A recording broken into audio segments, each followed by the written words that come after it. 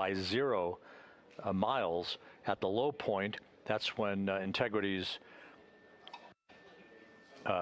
engine fired, the service module engine fired to break out of our Earth orbit and send humans en route to the moon for the first time since December of 1972. It also guaranteed what was known as a free return trajectory that the laws of orbital mechanics dictated would carry Integrity on a loop around the moon and its historic lunar flyby the other day, and then on the trip back to Earth, which will culminate with a splashdown this evening, 5 hours and 19 minutes from now.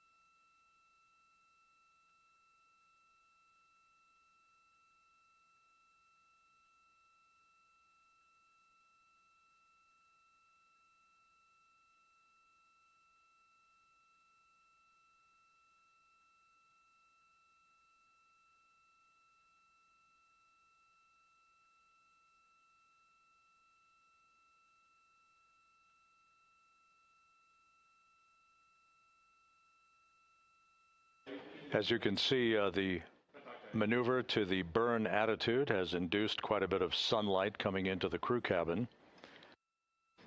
We're now under 5 minutes until the burn.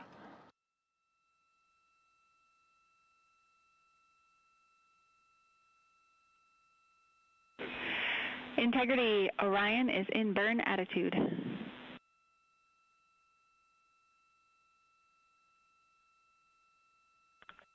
And it is an unbelievably spectacular view. Thanks, Jackie.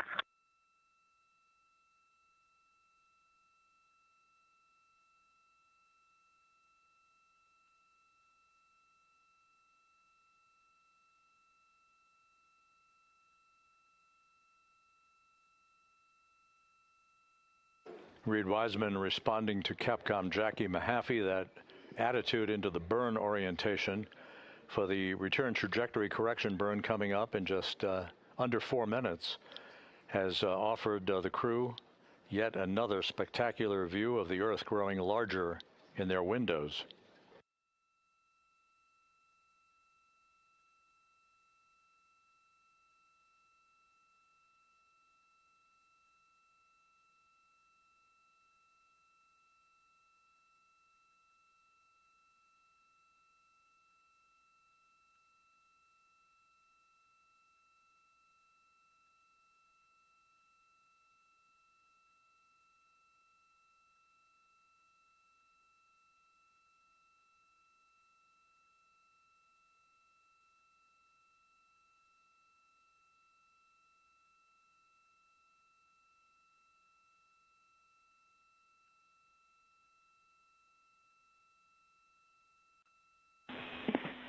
Integrity Houston in 22.3 critical Q card.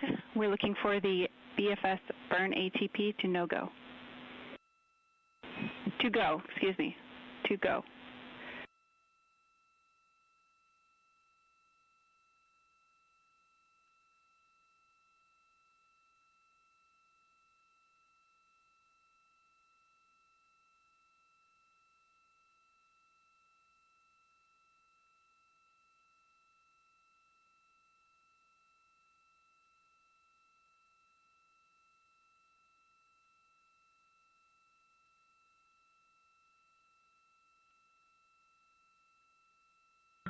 Good catch, Jackie. We are BFS burn ATP go, and we do not need to command the no-go on this because we're SM plus X. Good words. Sorry about the confusion, and we see a good config.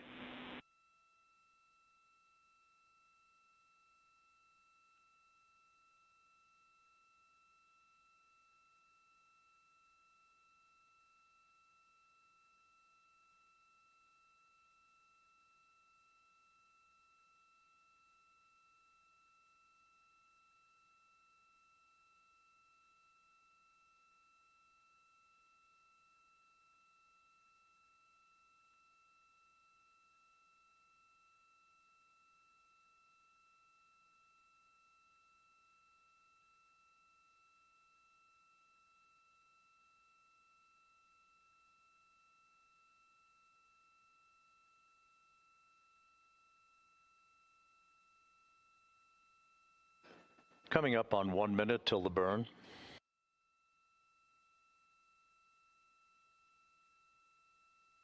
Mark, 1 minute.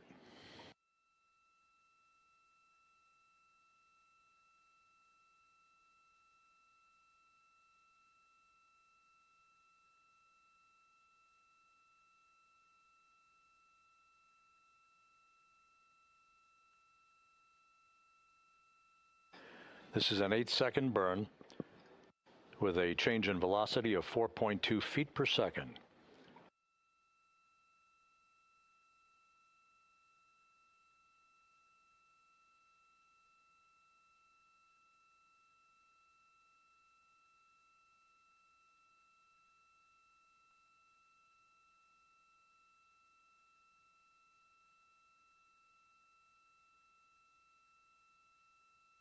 Ten seconds.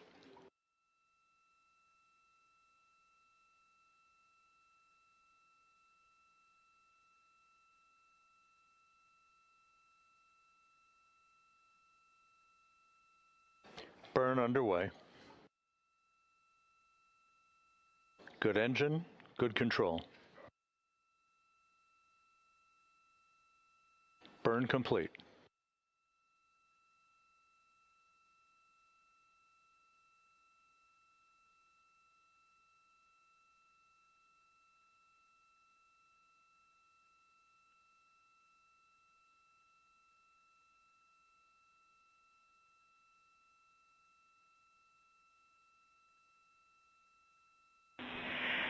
Integrity looks like a good RTC-3 burn, and we are assessing details. Hey, Jackie, we see the same on board, and we just wanted to give a huge shout out to that ESA Airbus team, to our friends in the Netherlands and Germany and at the Glenn Research Center. This vehicle powered us and it propelled us from the Earth to the Moon and back with extreme precision, and we are excited to be a part of your team. Houston and centers around the world, copy. Thank you.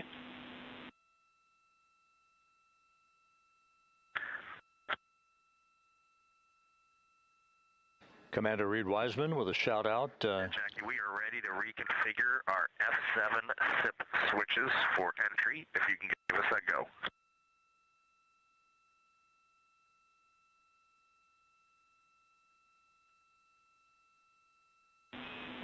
You are go for F7 switches.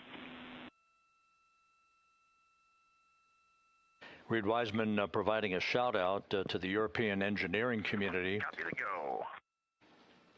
Which built the European service module. And you are now maneuvering back to biased tail to sun attitude. We see it. That European service module will separate from the crew module this evening at 6:33 p.m. shortly after we hand over communications from the Deep Space Network to the Tracking and Data Relay satellite system. And about 4 minutes before the crew module will use its thrusters in a 19-second raise burn to lift the aft end of the vehicle into the final angle of attack for entrance into the Earth's atmosphere and the mitigation of excessive heat loads on the heat shield of Integrity.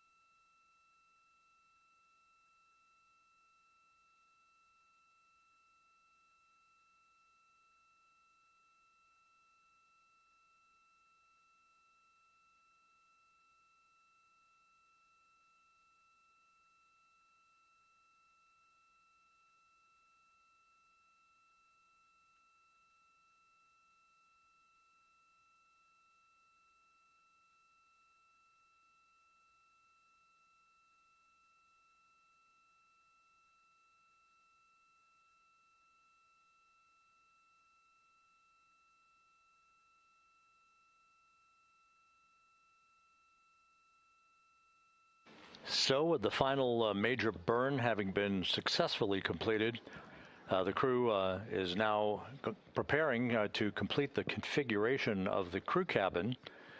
a final stowage capability, and an opportunity to put other items away that they will not need during the entry phase.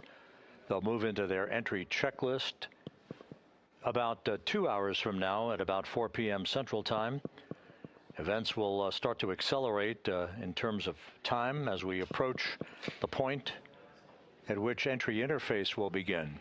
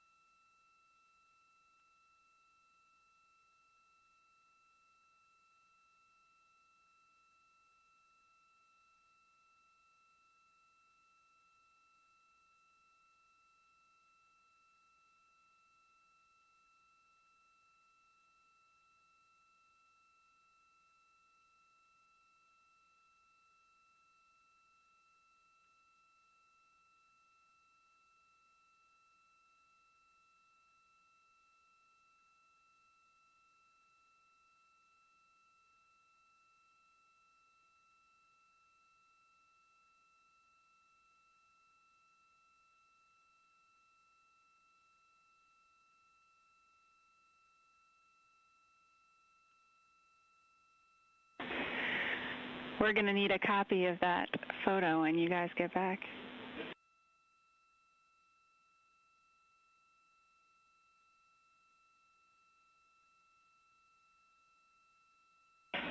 Copy them.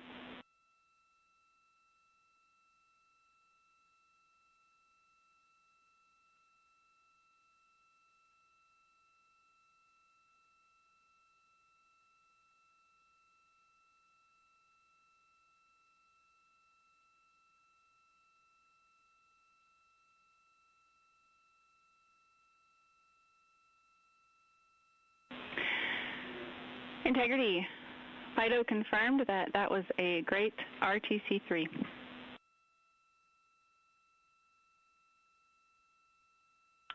Outstanding. Thanks, Fido. And a second thanks to the team. That's awesome.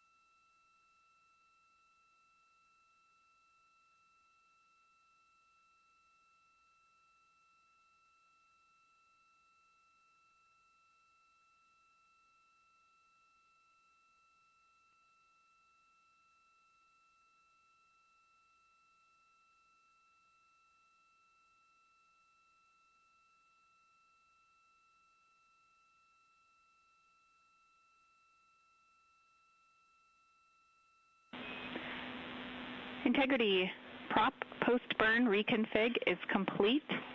And if you were hanging out in step 23.4, you can skip it. We are in a good config.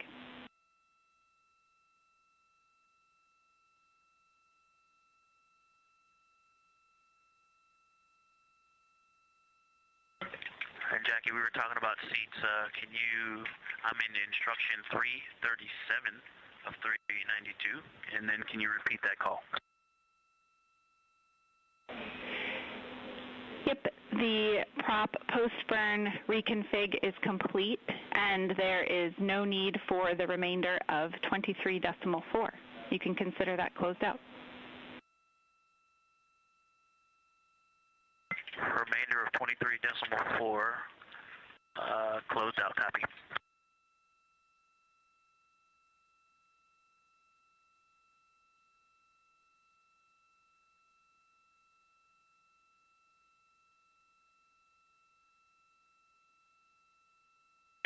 And Jackie, just confirm, I know you said the rest of 23.4.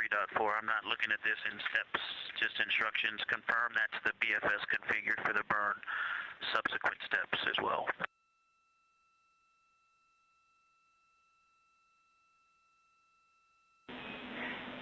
Affirm, all the way through instruction 347 can be skipped.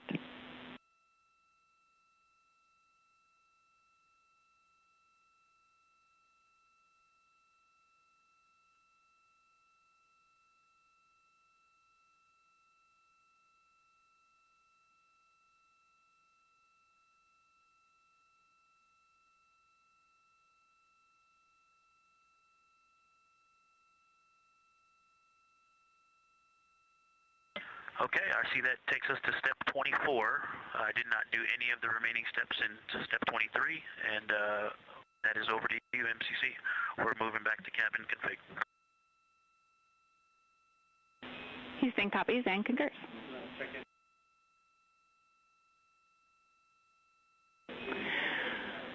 And Victor and the rest of the Integrity crew, the only DPC-related topic we had for you this morning was to sync up on cabin config and get a status of where you are in the procedure.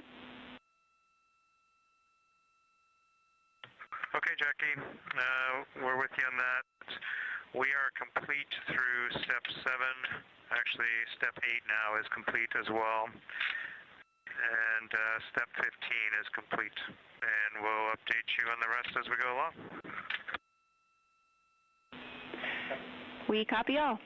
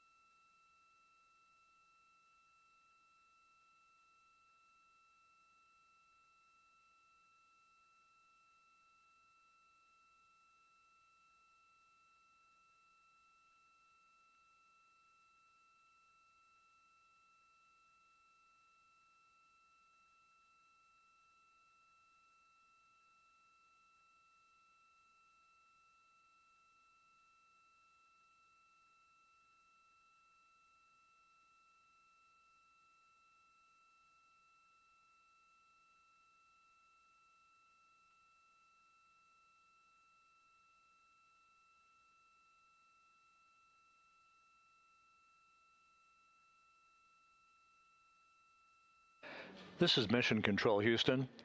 8 days, 20 hours, 33 minutes into the flight of Integrity on the Artemis II mission.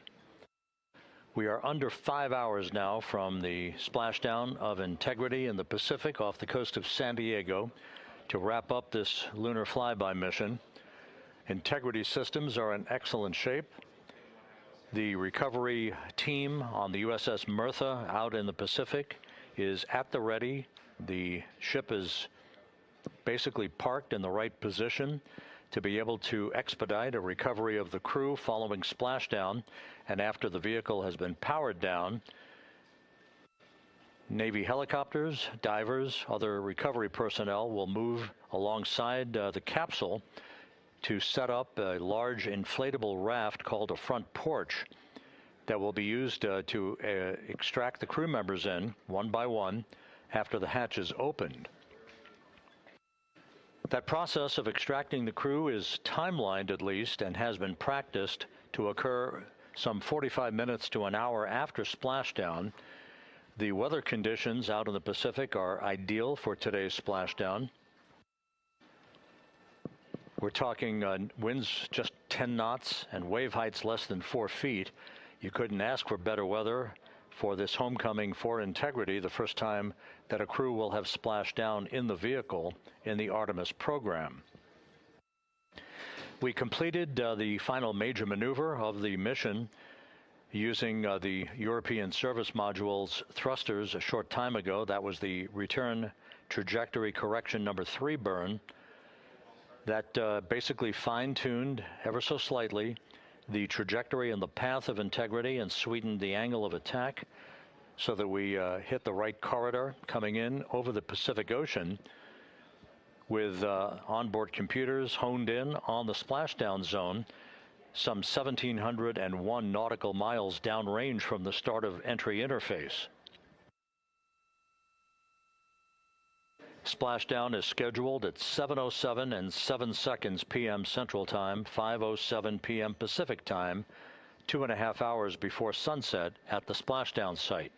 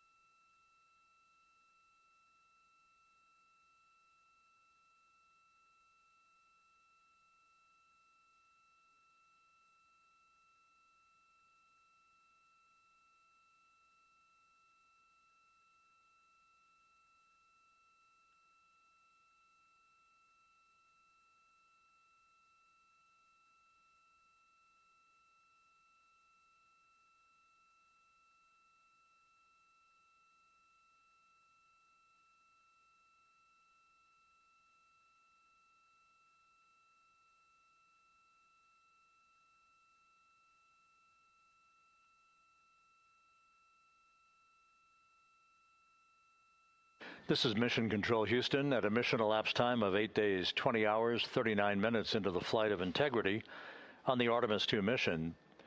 There is our planet growing larger in the field of view with each passing minute. We are currently 34,900 nautical miles from Earth and beginning to accelerate toward a splashdown in the Pacific for this four-person crew 4 hours and 52 minutes from now. Everything on board Integrity is in great shape. All the systems are functioning perfectly. The crew is in the process of wrapping up their cabin configuration, stowing final items that they no longer need for the remainder of their journey. They will also move into an entry checklist in about an hour and 45 minutes, reviewing entry procedures and the latest uplink messages to them before we begin the process of getting the crew suited up prior to the crew module, service module separation. All is well aboard Integrity, and the weather is go for splashdown. The USS John P. Murtha is in place in the recovery zone, ready to begin deploying its assets for imagery as well as for the recovery operations themselves.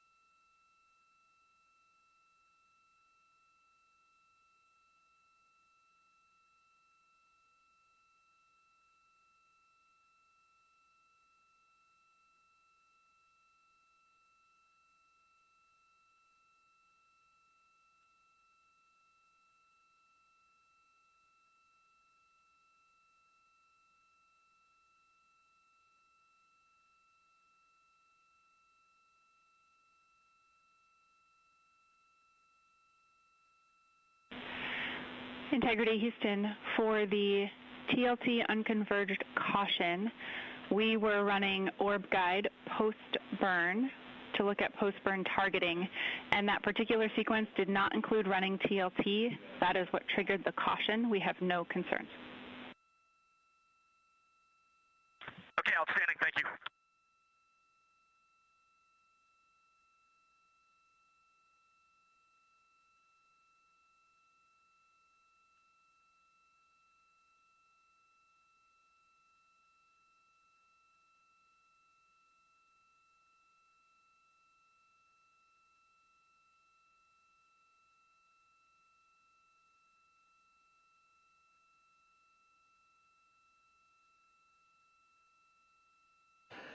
That call from Capcom Jackie Mahaffey to the crew, indicating TLT, which is a targeted landing trajectory.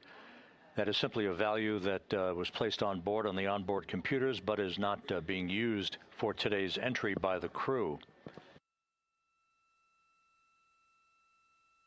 The last maneuver that will be conducted by Integrity will occur at 6:37 p.m. Central Time tonight. That is the crew module raise burn. That occurs about 4 minutes after the crew module will have separated from the service module. This will be about a 19-second burn with a velocity change of about 9.9 feet per second as the precursor to entry interface. The raise burn designed as a final opportunity to sweeten the flight path angle, the angle of attack, if you will, of the vehicle as it enters the Earth's atmosphere, placing the vehicle in the proper orientation perfectly with precision to mitigate any excessive heat loads on the heat shield of the spacecraft. Entry interface will begin at 6:53 and 31 seconds p.m. Central Time at an altitude of 400,000 feet, while Integrity is traveling 34,882 feet per second with a range to splashdown of 1,701 nautical miles. Within 24 seconds after entry interface, which is essentially the top of the Earth's atmosphere where the crew will begin to feel the tug of gravity, we'll start a 6-minute blackout period that is expected, in which we'll lose communications with the crew and data here in the flight control room.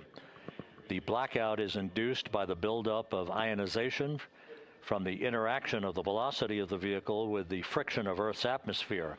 It creates a plasma shield around the vehicle, preventing communications from occurring. That 6-minute blackout is scheduled to end right around 7 p.m. straight up. And at that point, the vehicle will have descended to an altitude of 157,000 feet above the Earth, traveling at 13,300 feet per second.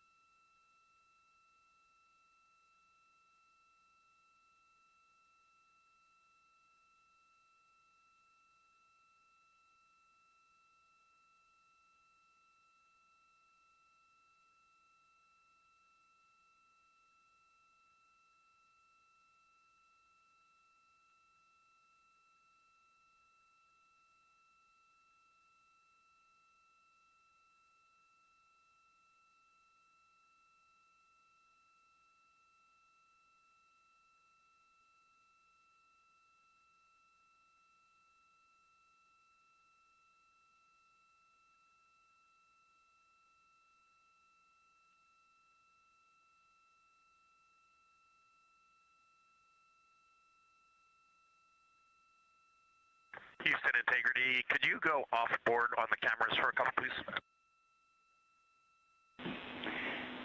In work.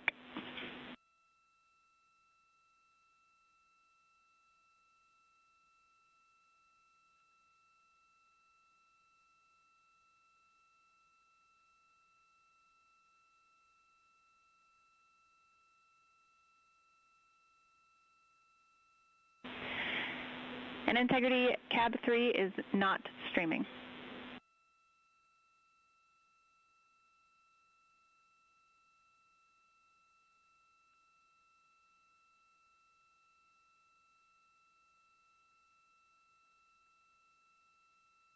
Thank you, Jackie.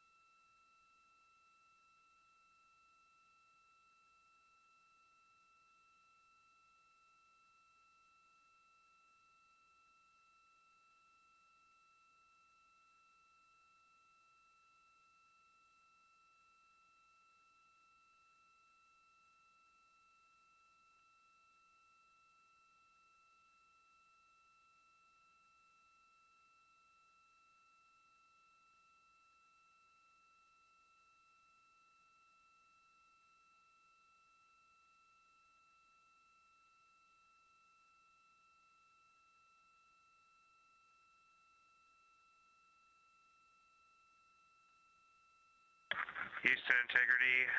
Step 9 is complete. The seats are configured. Houston, copy seats.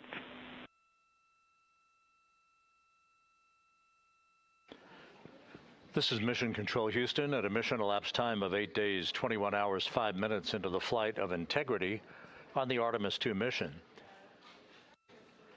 Several countdown clocks are ticking backward here in the flight control room as the Earth grows larger and larger in the field of view.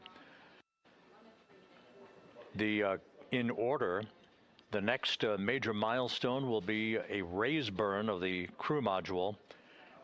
That raise burn will follow the separation of the crew module from the service module this evening.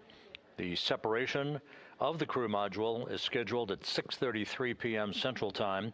4 minutes later, at 6:37 p.m. Central Time, we'll conduct about a 19-second raise burn. This is a slight maneuver to tilt up the aft end of Integrity and a final opportunity to fine-tune the angle of attack that Integrity will incur as it enters the Earth's atmosphere over the Pacific Ocean.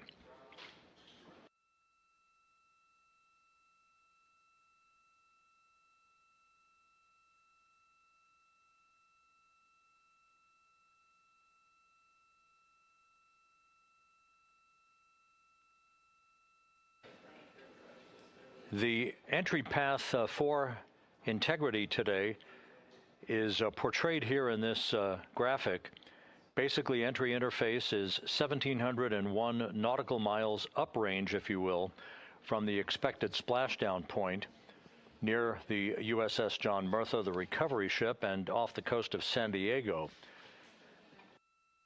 The entry interface point is critical because what we want to do is put Integrity in an orientation that will mitigate peak heating on the heat shield.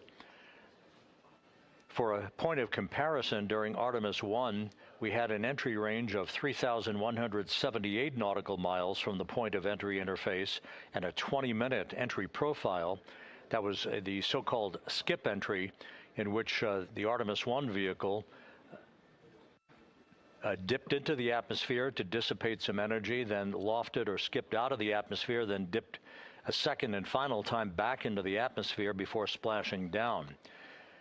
What that resulted in was a higher heat load on the heat shield, which caused unexpected char liberation. So rather than design the heat shield or replace it for Artemis II, we elected to go into a different trajectory profile.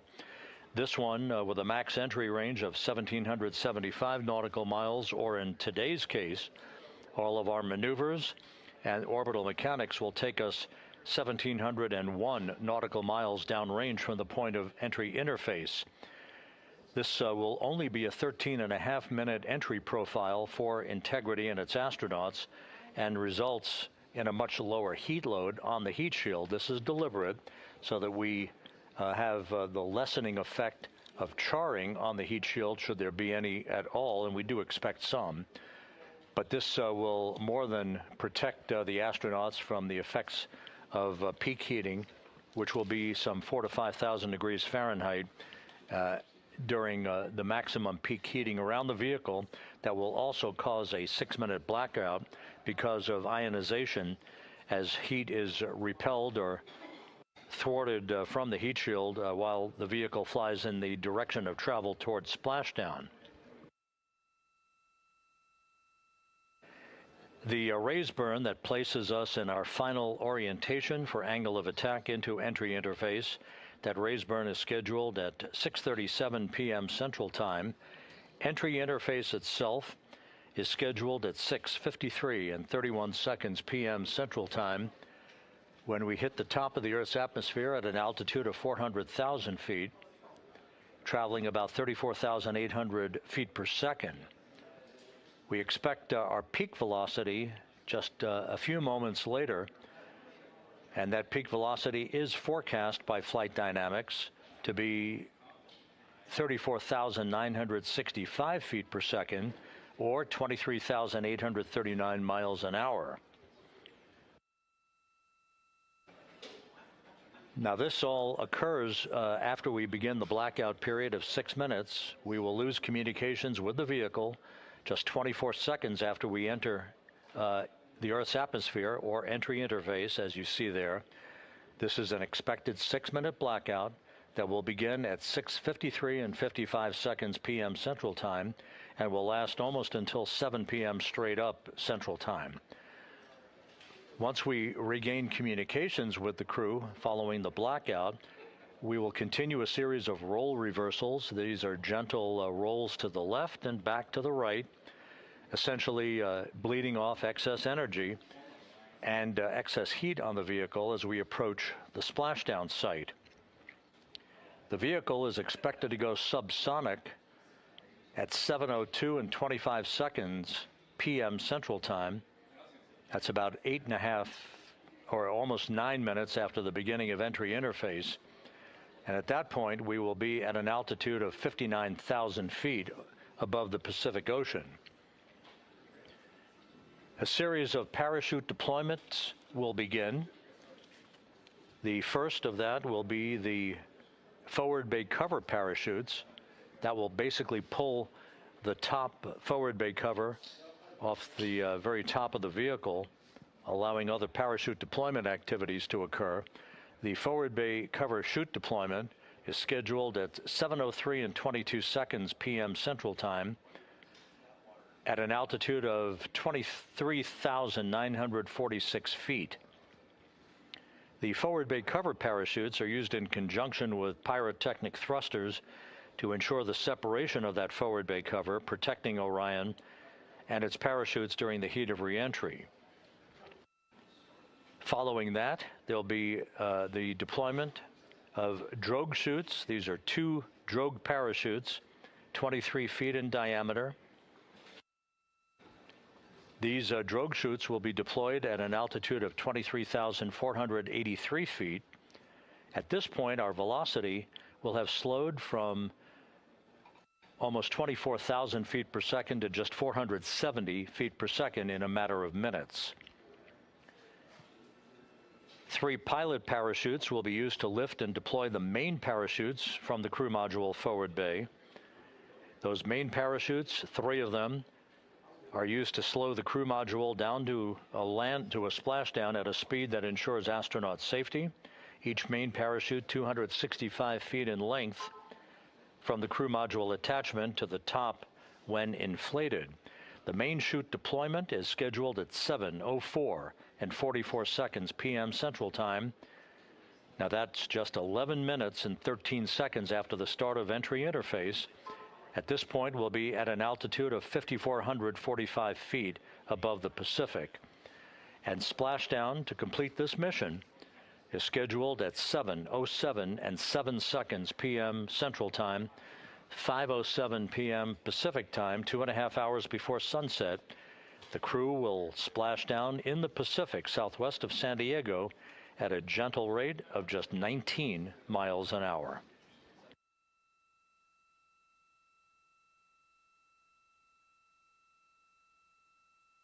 Following splashdown, the flight control team here in Houston is not done. Our work is just beginning at that point as we begin the process of powering down the vehicle. This is after we have established communications with the crew through a very low data rate system.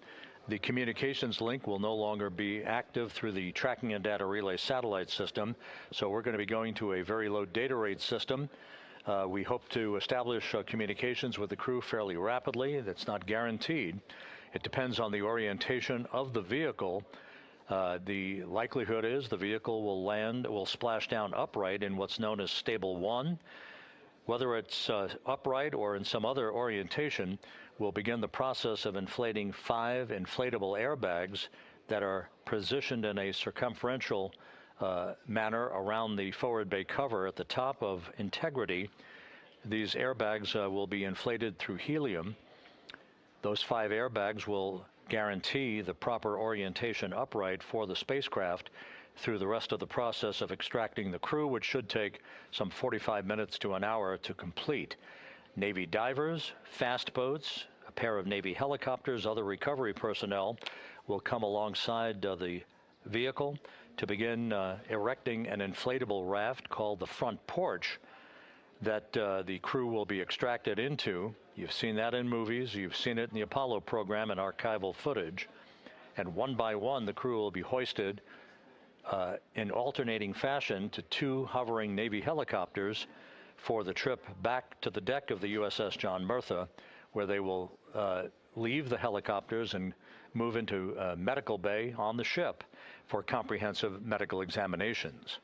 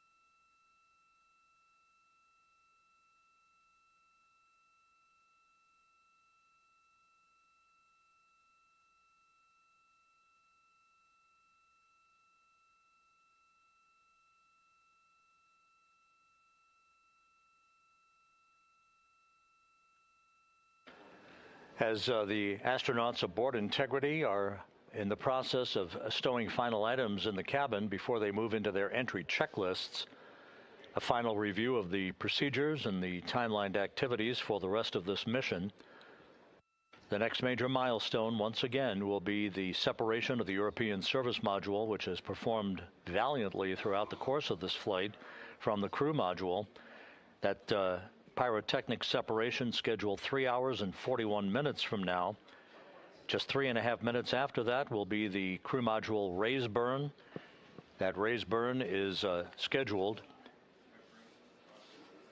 at 6:37 p.m. Central Time. It's expected to be about a 19-second firing of the crew module thrusters in one final opportunity to fine-tune the angle of attack for Integrity as it enters the Earth's atmosphere. Splashdown 4 hours, 14 minutes from now, southwest of San Diego, where the weather is forecast to be ideal. Just some broken and scattered clouds expected, 10-knot winds, wave heights less than 4 feet. You couldn't ask for a better day out in the Pacific for the homecoming of the first crew to fly aboard the Orion spacecraft. At a mission elapsed time of 8 days, 21 hours, 18 minutes into the flight, this is Mission Control Houston.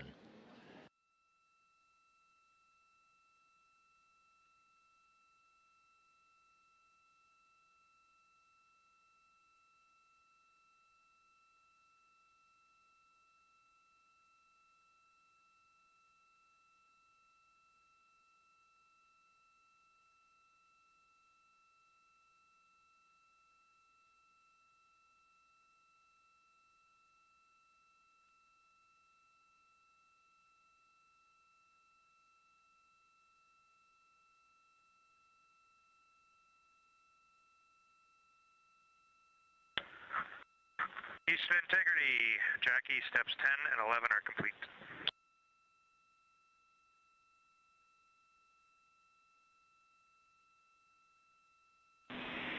Houston copies steps 10 and 11. You guys are on track, looking great.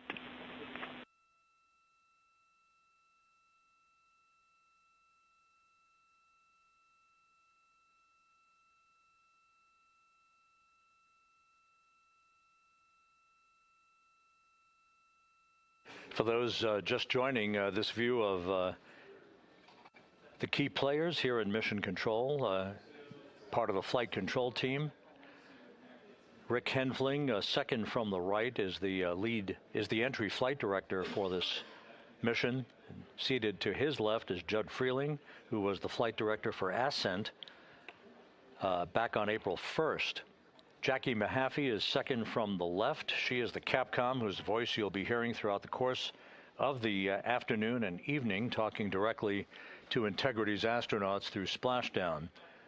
Stan Love, a veteran astronaut, is on the far left of your screen. He was the Ascent Capcom. He's joining Mahaffey today as a second set of eyes on all the data that we'll be discussing and hearing from the crew during the course of their high-speed entry back into the Earth's atmosphere.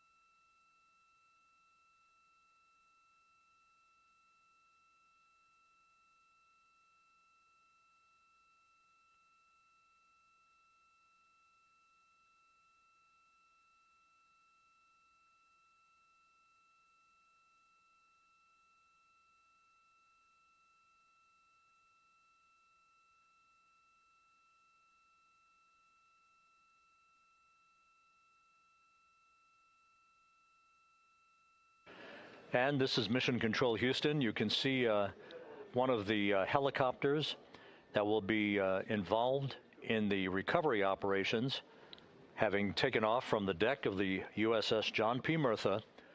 Recovery operations underway. Several helicopters will be employed not just for recovery, but for imagery activities.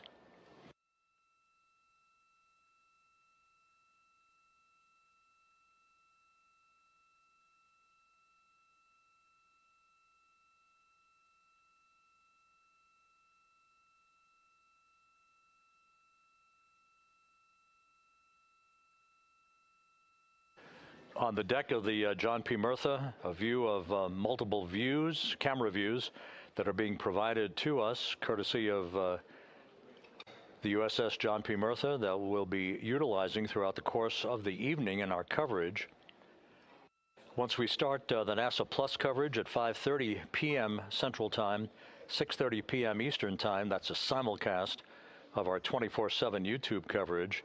My colleague from the Kennedy Space Center, Megan Cruz, is on the Murtha, and she'll be providing updates and interviews as well as we continue our operational coverage of the recovery of the Integrity astronauts following their lunar flyby mission.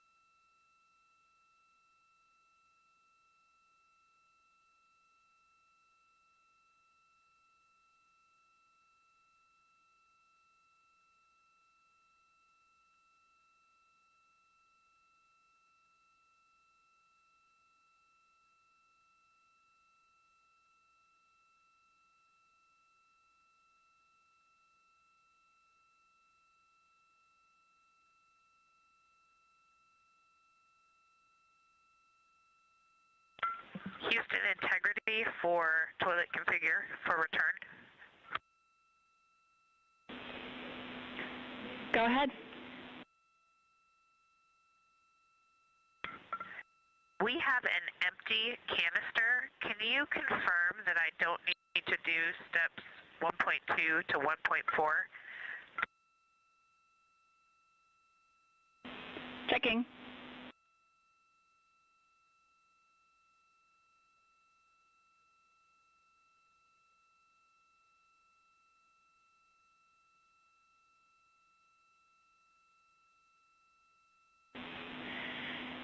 And Christina, we concur you do not need to perform the steps you listed. Thanks, Jackie.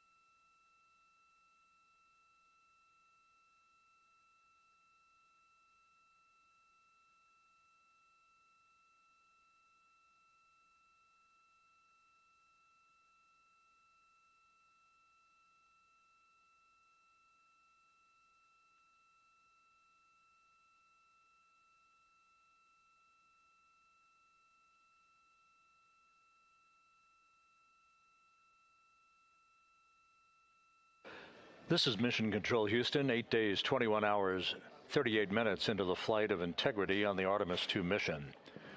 On board, all is quiet, as it is here in Mission Control, with everything moving along in trip hammer fashion, in good shape, all of Integrity's systems in great shape, and the weather at the splashdown zone off the coast of San Diego couldn't be better. A forecast of go conditions with winds of just 10 knots, wave heights less than 4 feet, ideal conditions for the recovery of Reid Wiseman, Victor Glover, Christina Koch, and Jeremy Hansen following their splashdown, which is just 3 hours and 53 minutes from now. The next major milestone coming up in 3 hours and 19 minutes, that will be the separation of the crew module from the European service module that has performed perfectly during the course of the flight. The service module separation from the crew module scheduled at 6:33 p.m. Central Time. Just 4 minutes later, there will be a slight maneuver, a raise burn as it is called. This will tilt the aft end of the crew module upward ever so slightly in one final opportunity to refine the flight path angle, the angle of attack, if you will, as Integrity enters the Earth's atmosphere at the point called entry interface. That is at 6:53 and 31 seconds p.m. Central Time, or some 16 minutes after the raise burn itself. All of these events will be happening fairly rapidly as we move over the next few hours toward a splashdown of the crew and a completion of a mission that will have totaled 694,481 miles from launch to splashdown.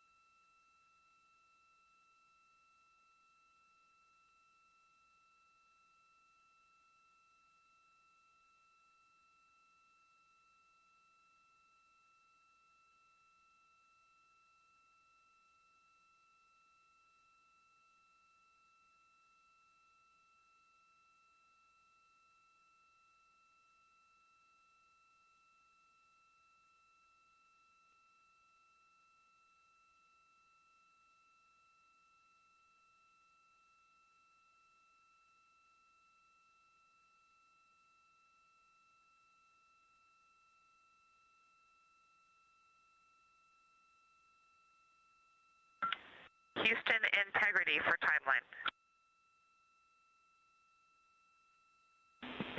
Christina, we're with you. Hey, Jackie. You guys okay if we start entry checklist 30 minutes early?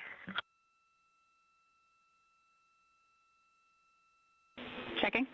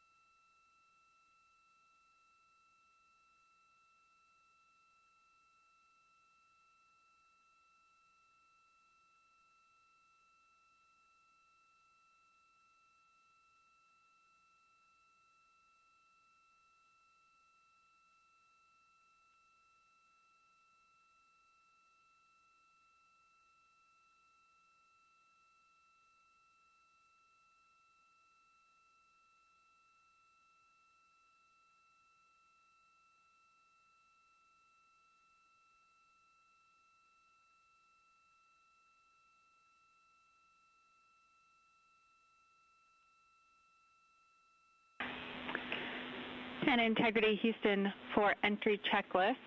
We are ready for you to begin 18.0.1 entry checklist, steps 1 through 6.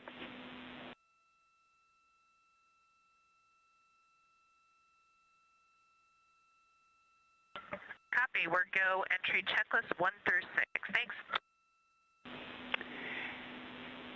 And step 3 for GPS can be skipped. GPS has been powered and it still looks good.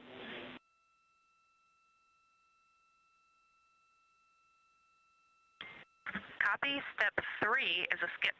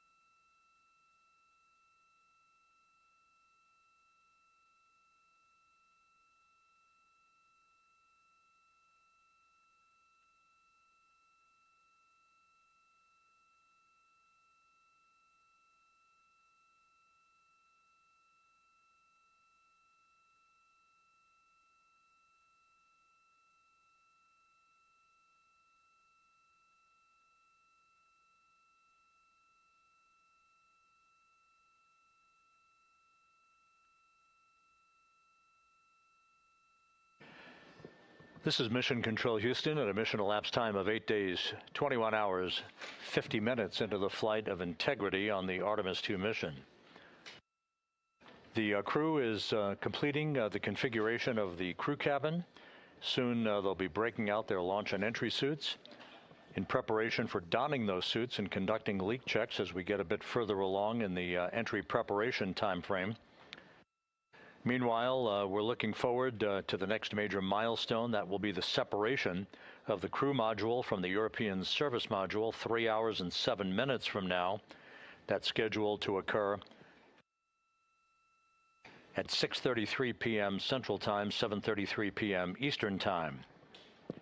4 minutes after that, we'll conduct a raise burn. This will be about a 19-second firing of Integrity's thrusters with a change in velocity of 9.9 feet per second. That will adjust the angle of attack of the vehicle by gently tipping the aft end of Integrity higher, if you will, like sitting in a reclining chair and basically leaning back a bit. This angle to dissipate some energy, and then we lofted back out of the atmosphere briefly, then dipped back in a second time before splashing down in the Pacific. After the flight, the post-flight inspection and video analysis showed that there was an area of mechanical char liberation that was not expected. And so after extensive analysis and the review of an independent review team, it was determined to adjust the entry profile for Artemis II, minimizing the range of entry from 3,178 nautical miles to a distance of just 1,775 nautical miles across the Pacific. So instead of 20 minutes of exposure to heating effects, today we're going to only encounter 13.5 minutes of heat loads on the vehicle. Our intended splashdown target is about 1,701 nautical miles downrange from the point of entry interface.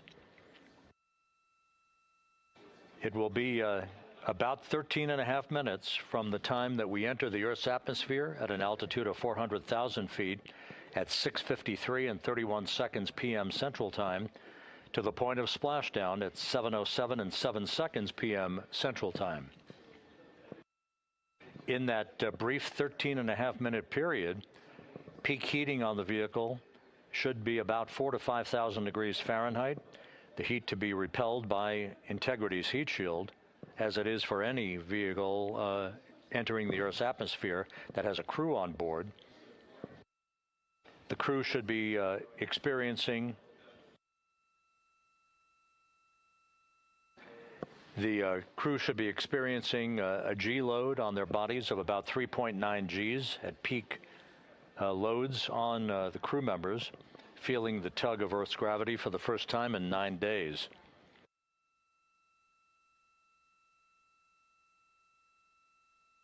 We will decelerate from a speed of 23,839 miles an hour just after we begin the blackout period of 6 minutes in duration to a splashdown velocity of just 19 miles an hour. All that happening in rapid fire succession. Splashdown now 3 hours and 36 minutes from now. 7:07 p.m. Central Time, 5:07 p.m. Pacific Time. The USS John P. Murtha is on station. Some of the airborne assets, helicopters and fixed-wing aircraft, are taking off in sequential fashion from the deck of the ship. These are imagery assets. The actual Navy recovery helicopters that will hoist the crew out of the front porch, inflatable raft that will be erected alongside the hatchway to Integrity. And there's a live view from the deck of the USS John P. Murtha. It is a bit overcast. We do expect those clouds to lift a bit over the next few hours. We should have some broken and scattered clouds. It won't be crystal clear blue skies out there in the Pacific, but the weather is go and forecast to be go by the Spaceflight Meteorology Group. The Navy helicopters will be hovering over the spacecraft once it is powered down and once it is guaranteed to be uprighted through the inflation of the 5 crew module uprighting system airbags that will take place shortly after splashdown. The Navy divers and a Navy flight surgeon will pull alongside the spacecraft to begin the process of erecting the front porch. Then they will open up the hatch and begin to extract the crew members one by one. They'll have an opportunity to get their land legs back a bit before they're hoisted one by one in harnesses up inside the 2 awaiting helicopters. They'll be hoisted up in alternating fashion. So there'll be two crew members for each helicopter for the short ride back to the Mertha. Once they arrive on the deck of the ship, they'll be brought into medical bay for comprehensive medical exams. That is all part of the post-flight medical evaluation of these crew members as they complete their mission around the moon and back to Earth.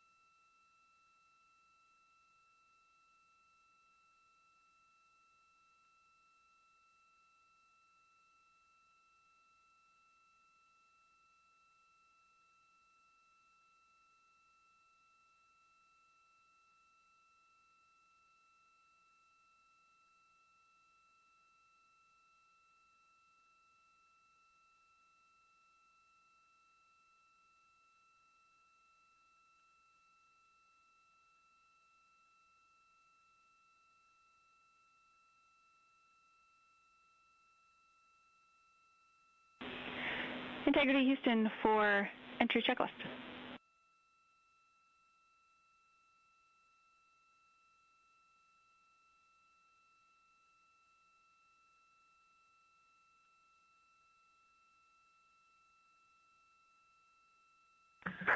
Go ahead, Jackie.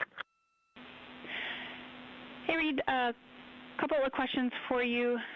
We realized we didn't give you an explicit thumbs up to perform step 1.2 for the flight path angle hash mark update, so we wanted to confirm that you did in fact perform the set EI FPA limits procedure.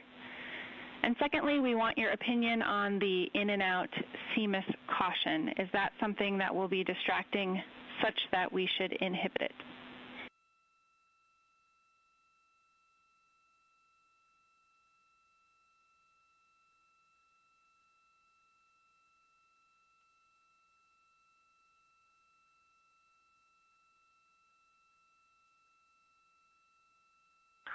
Okay, we are going to go execute 1.2. We had skipped that, and we would prefer to inhibit the CMIS caution on board.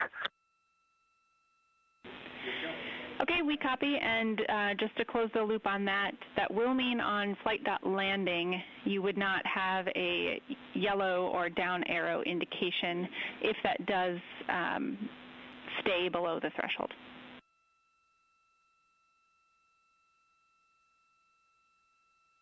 And that is totally fine.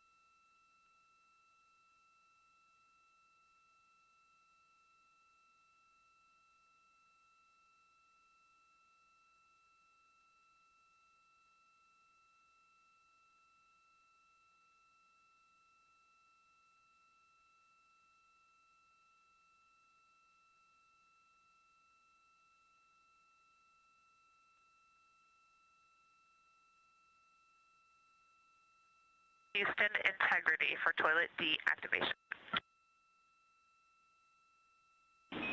Integrity, Jackie had to step off for a second. Go ahead for toilet.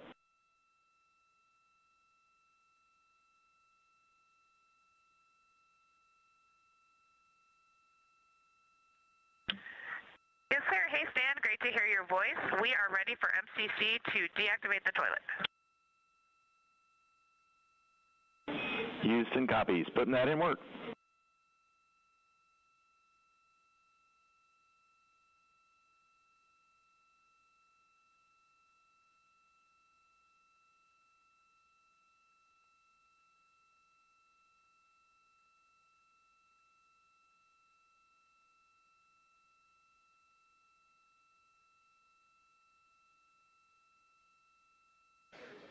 This is Mission Control Houston. That communication from Christina Koch on board Integrity to spacecraft communicator Stan Love. Integrity for burn telemetry on CM raise burn. 2 questions.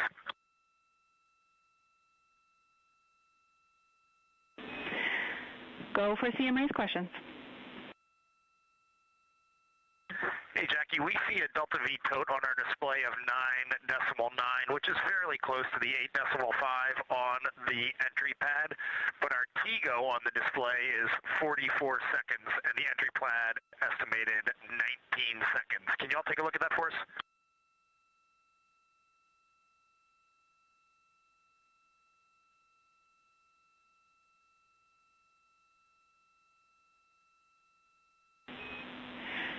Hey, Reid, good catch. The explanation there is that Delta V is about what we expect update-wise, but the TGO calculation is not understanding that you will not have the SM when you burn CM raised. So it's doing a different mass calculation there. I remember that class in November of 2023 in Building 5 on the 3rd floor. Thank you very much.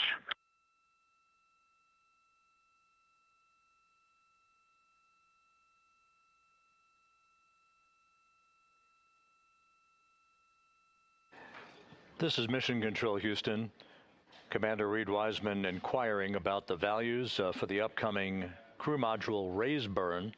Again, as we've explained, this burn that's scheduled 2 hours and 51 minutes from now is designed to tilt the angle of attack a bit upward, basically raising the aft end of the vehicle prior to entry interface to improve the angle of attack and minimize heating effects on the heat shield for the Orion vehicle. The crew module raise burn will occur about 4 minutes after the service module is separated from the crew module, and we're expecting about a 19-second burn. Integrity, Houston, the toilet is unpowered.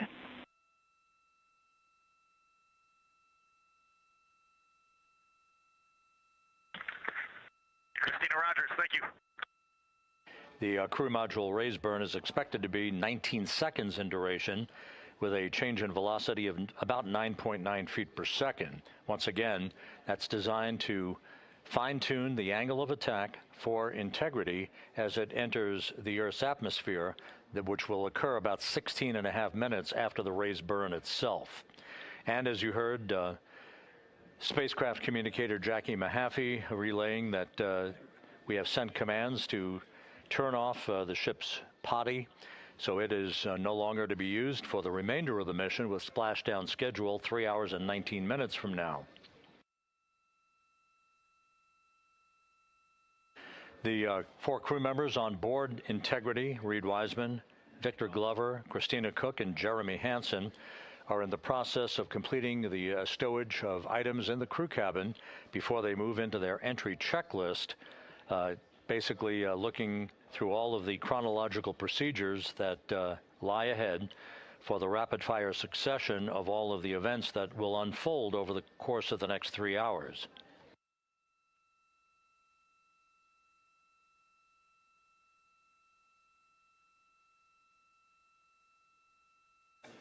Integrity is about 25,000 nautical miles from Earth, continuing to accelerate towards a splashdown in the Pacific 3 hours and 18 minutes from now.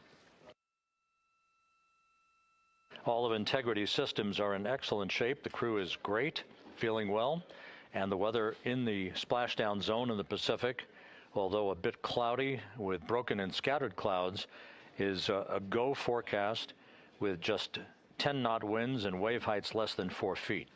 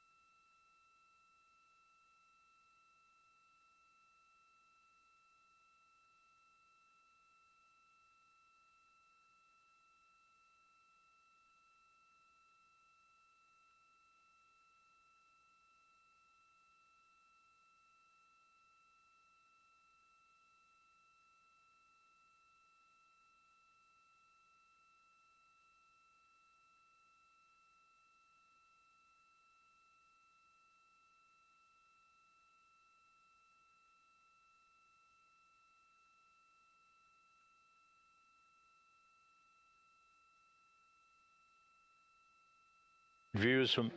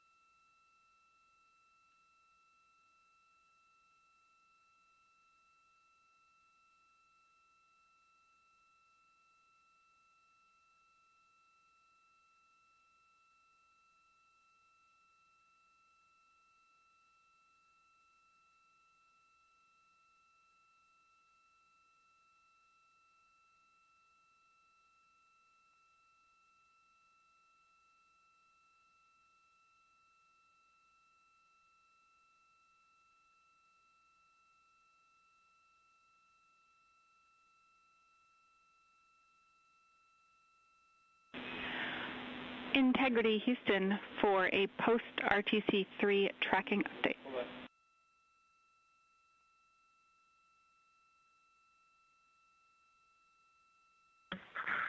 Go ahead, Houston.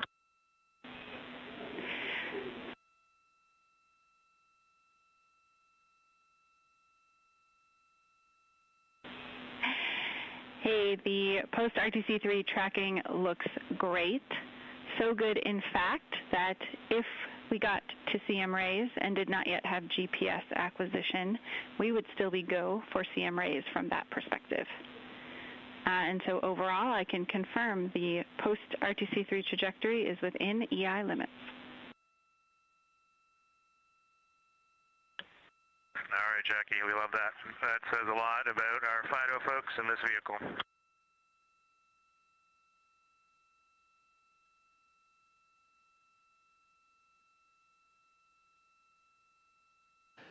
This is Mission Control Houston. A tip of the hat from Canadian Space Agency astronaut Jeremy Hansen to the flight dynamics folks and the guidance, navigation, and control officer. The RTC3 burn that was conducted just over 2 hours ago, which was basically a final fine-tuning of the trajectory of integrity to hit the sweet spot in the corridor over the Pacific Ocean for entry interface, was so perfect that we are dead on the center line down the corridor.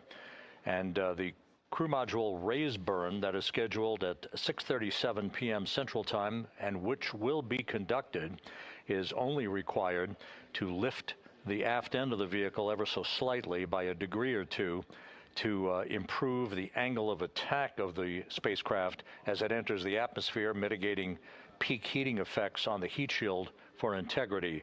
But our trajectory is dead set, right on the money, right down the pike, heading for a splashdown 3 hours and 10 minutes from now at 7:07 p.m. Central Time, 5:07 p.m. Pacific Time.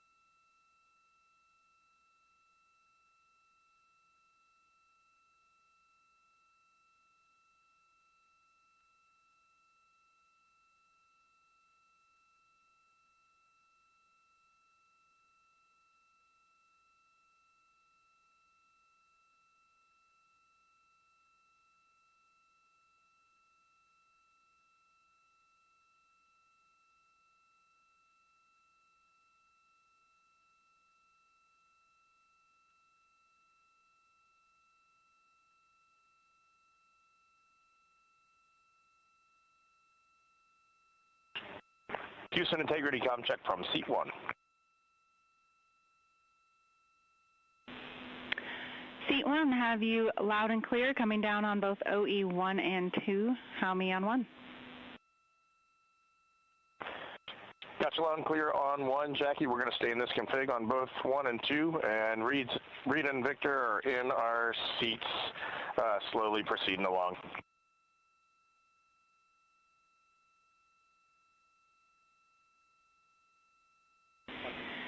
Okay, we copy, and just to confirm, that means that you've got the bulk of your suits donned, is that correct?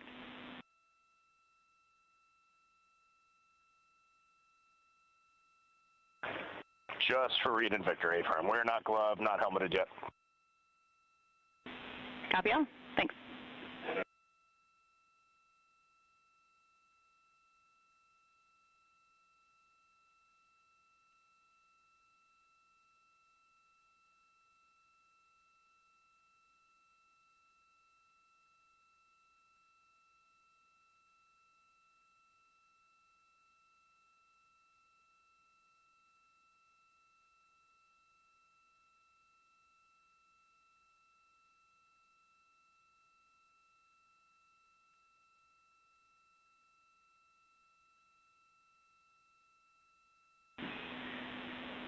Integrity BFS is configured for entry with outputs inhibited. And a reminder, when you get to step 9.3, use your separate instance of 18.3.101 to save off the time. 100%, thanks.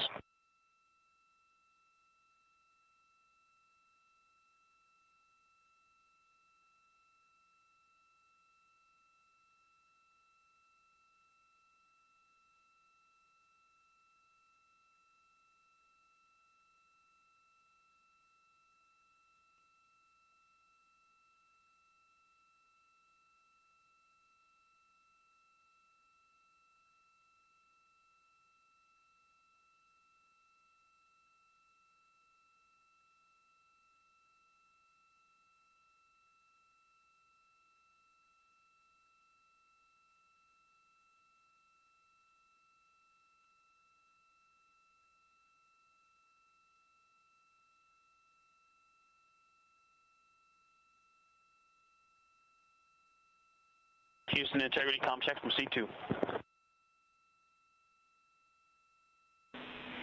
Victor, have you loud and clear? I'm coming up on 1. How me?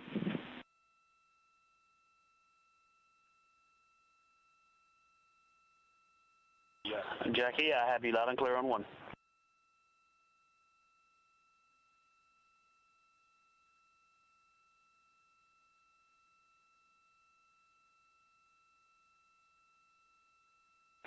You are loud and clear on 2, Jackie.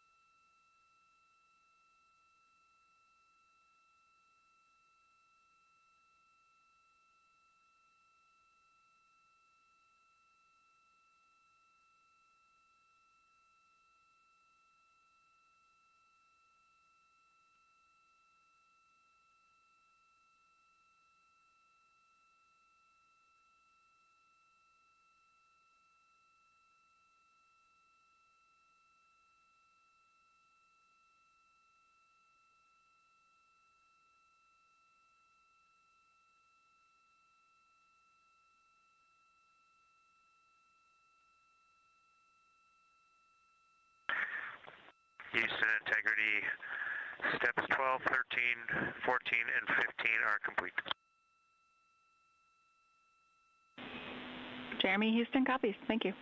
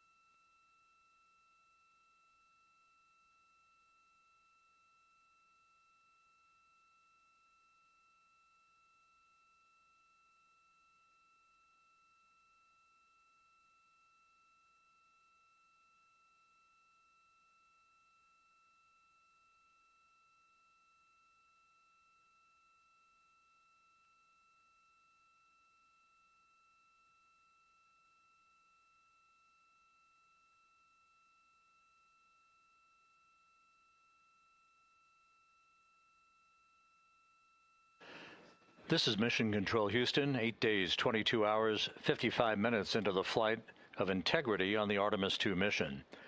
On board the vehicle, the four crew members, Commander Reid Wiseman, pilot Victor Glover, and mission specialists Jeremy Hansen and Christina Koch are suiting up in their Orion crew survival suits, the launch and entry suits that they also wore during their launch from the Kennedy Space Center back on April 1st. Once the crew is all suited up, they'll conduct a series of leak checks to make sure that they have good suit integrity, aboard integrity, before they strap themselves into their seats for the final phase of this mission that will culminate with a splashdown in the Pacific 2 hours and 35 minutes from now at 7:07 p.m. Central Time, 5:07 p.m. Pacific Time, about 2.5 hours before sunset, southwest of San Diego. And the suits are in the process of being leak checked at the present time. We'll relay all that to you in just a few moments. Right now, Integrity is just about 20,000 nautical miles from the Earth, continuing to accelerate towards the next major milestone, which will be the separation of the crew module from the European service module 2 hours and 1 minute from now. That separation maneuver, pyrotechnically, will occur at 6:33 p.m. Central Time. That will be followed just 4 minutes later by a raise burn, a 19-second burn of Integrity's thrusters to induce a change in velocity of 9.9 feet per second, slightly raising up the aft end of the vehicle to improve its angle of attack as it enters the Earth's atmosphere, and in the process mitigates the peak heating effects on the heat shield of the vehicle. Out in the splashdown zone, out in the Pacific Ocean, the weather is forecast to be go by the Spaceflight Meteorology Group here at the Johnson Space Center. Winds of just about 10 knots and wave heights less than 4 feet, which should be ideal for the recovery forces that are being deployed from the USS John Murtha to recover the crew, extract them, hoist them into 2 Navy helicopters, and fly them back to the deck of the Murtha to be brought into medical bay for post-splashdown medical checks. We now have a report from the environmental systems officer here that we have good suit leak checks. All 4 suits have passed the leak check, so we are in good shape here for entry and splashdown coming up just over 2.5 hours from now. One data point, just an update on some numbers that we've just received from Flight Dynamics, and these are unofficial and will not become official until post-flight.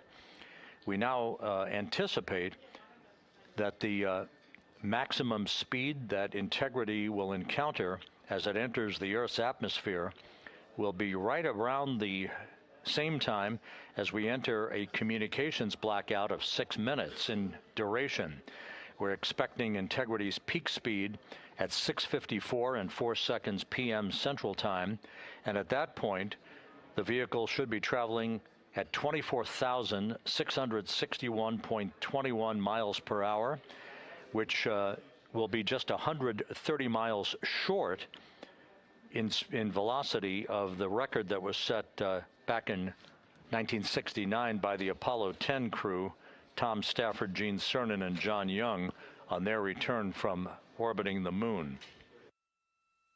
Once again, that peak speed expected to be reached just a few seconds after the start of entry interface, as the vehicle plummets back into the Earth's atmosphere. The peak speed expected to be reached at 6:54 and 4 seconds p.m. Central Time, and that peak speed now estimated by Flight Dynamics to be 24,661.21 miles per hour, which equates to about Mach 33. Houston Integrity, seat 1 and 2, leak check complete. Also, we powered up the AGA, and it's giving us a CO2 alarm at 4.4.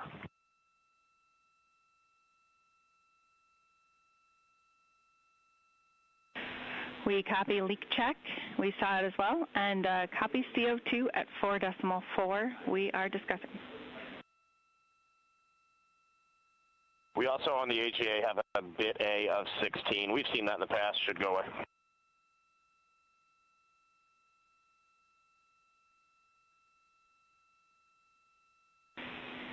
And Reid, is the AGA been powered for 5 minutes yet, or are we still in that wait period?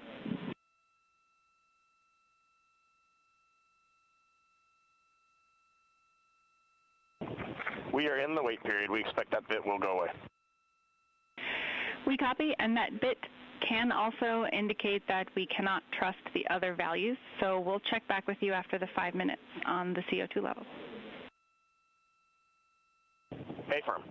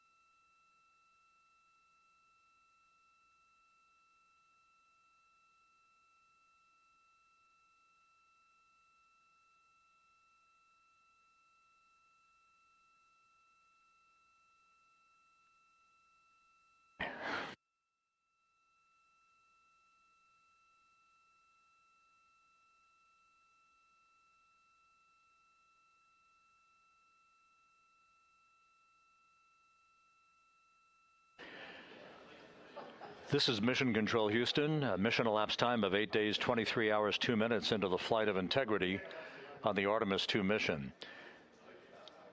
While we have a moment here, just an opportunity to run down some of the chronological highlights that lie ahead over the next 2.5 hours before Integrity splashes down in the Pacific Ocean.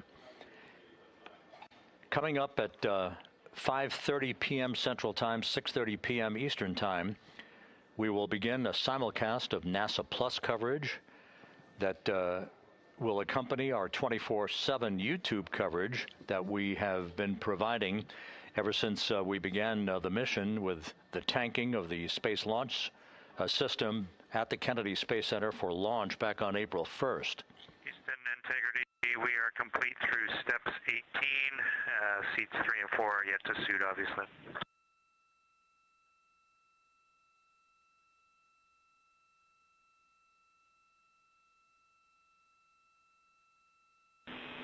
Jeremy, we copy you completed 16 through 18 and confirm for us whether you needed any adjustments of CIAS in step 17.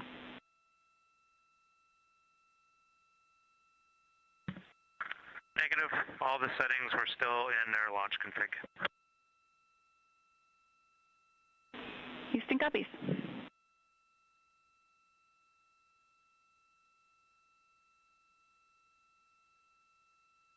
Once again, with the leak checks having been successfully completed on the 4 launch and entry suits for the crew members on board Integrity, once again we'll begin our NASA Plus coverage as a simulcast to our 24/7 YouTube coverage in less than an hour at 5:30 p.m. Central Time, 6:30 p.m. Eastern Time. At 6:15 p.m., we're going to hand over communications from the Deep Space Network to the Tracking and Data Relay Satellite System as Integrity continues to approach the Earth. Currently, Integrity is less than 20,000 nautical miles from its destination and a splashdown in the Pacific. We will separate the European service module from the crew module at 6:33 p.m. Central Time. And just 4 minutes later, we'll conduct a raise burn, a 19-second burn of the Integrity thrusters to slightly tilt the vehicle's orientation upward, with the aft end being tilted upward. That will also change the velocity by 9.9 feet per second and complete the orientation of the vehicle for its angle of attack as it enters the Earth's atmosphere. Entry interface, where we reach the first traces of Earth's atmosphere and where most of the dynamic operations will then begin. Entry interface is scheduled at 6:53 and 31 seconds p.m. Central Time, where Integrity will be at an altitude of 400,000 feet above the Earth, traveling at about 34,882 feet per second with a range to splashdown of 1,701 nautical miles.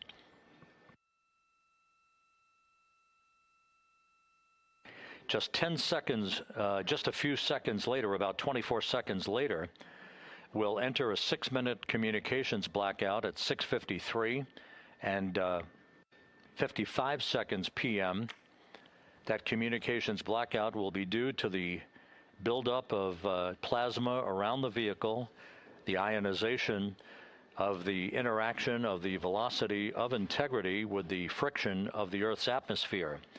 So the communications blackout, to last about 6 minutes in duration, will start 24 seconds after entry interface. At 6:54 and 4 seconds p.m., we'll reach our peak velocity. This is an estimation from Flight Dynamics. We should be reaching a peak velocity of 24,661.21 miles per hour, or somewhere around Mach 33. This will fall about 130 miles per hour short of the speed record set by the Apollo 10 command module, the Charlie Brown, during the Apollo 10 mission of Tom Stafford, Gene Cernan, and John Young back in the spring of 1969.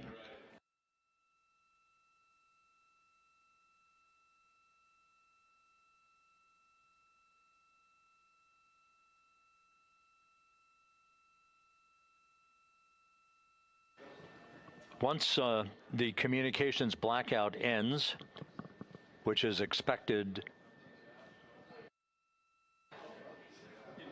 just a few seconds before 7 p.m. Central Time, 6:59 and 56 seconds p.m. Central Time, we will be at an altitude of 157,000 feet over the Pacific Ocean, and at that point we should be traveling at about 13,300 feet per second with a range to splashdown of just 147 nautical miles. There will be a series of roll reversals, first to the left, allowing integrity to bank to the left. These are computer-commanded, not crew-commanded, but computer-commanded roll reversals to bank the vehicle first to the left, then to the right. That bleeds off excess energy and helps to reduce the speed and the heating effects on the vehicle during the final phase of flight. Starting at 7:03 and 22 seconds p.m. Central Time, we'll begin the series of chute deployments. In all, there are 11 parachutes associated with this mission. The first 3 will pull off the forward bay cover from the top of the vehicle. The forward bay cover chutes are 3. That'll be followed by the deployment of the drogue chutes at 7:03 and 23 seconds p.m. Then 3 pilot parachutes will pull the main parachutes, 3 of them, from the forward bay cover. The forward bay housing all of the parachutes at the very top of Orion. The main chute deploy is scheduled at 7:04 and 44 seconds p.m. The vehicle will have slowed to just a very glacial speed of 198 miles per hour, feet per second, I should say, at that point, at an altitude of 5,400 feet above the Pacific Ocean. The splashdown velocity, of course, will be 0. 19 miles an hour is the velocity that the crew will feel under the 3 main parachutes as they splash down in the Pacific,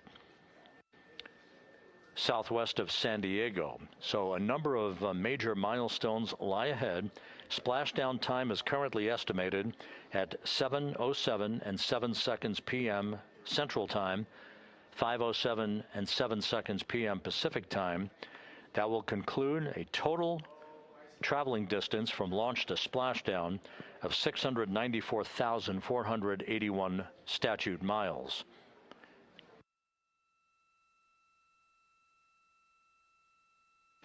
We're just 1 hour and 48 minutes away now from crew module, service module separation. The crew has donned their launch and entry suits. They've conducted leak checks. Everything is in order, and the weather is go at the splashdown site. Some of the flying assets that will collect imagery of the descent of Integrity towards splashdown have already been deployed from the deck of the USS John Murtha. The actual recovery team members will be deployed in helicopters and fast boats a bit later on as we approach splashdown, and of course after splashdown itself. Once the vehicle splashes down, we'll be deploying the 5 inflatable airbags at the top of the vehicle with helium. That will ensure that the vehicle is upright throughout the course of the recovery operations. The team here in Mission Control will check all of the systems on Integrity, make sure that we are not leaking any toxic gases from the spacecraft, and that will be the signal for the start of the power down of Integrity systems and the ability of the first members of the recovery team to approach the vehicle to set up the inflatable life raft called the front porch, which will be used to bring the crew members out of the vehicle into that front porch one by one after the hatch is open to Integrity. We expect the extraction of the crew to be some 45 minutes to an hour after splashdown, which would be about 30 to 45 minutes after the vehicle is powered down.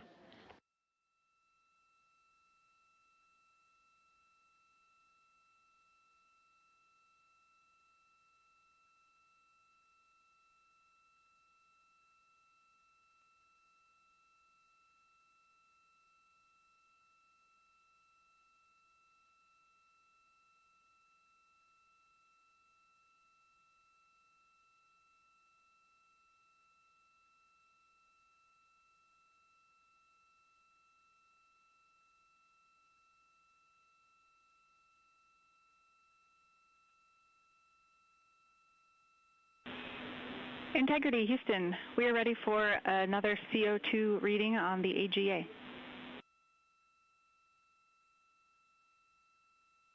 It is 5.1.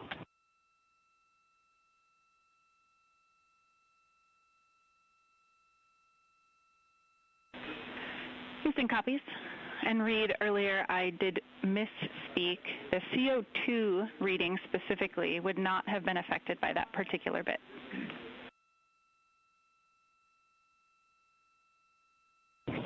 Okay, sounds good. We just know we're in an ARS suit, and that's very likely contributing to that.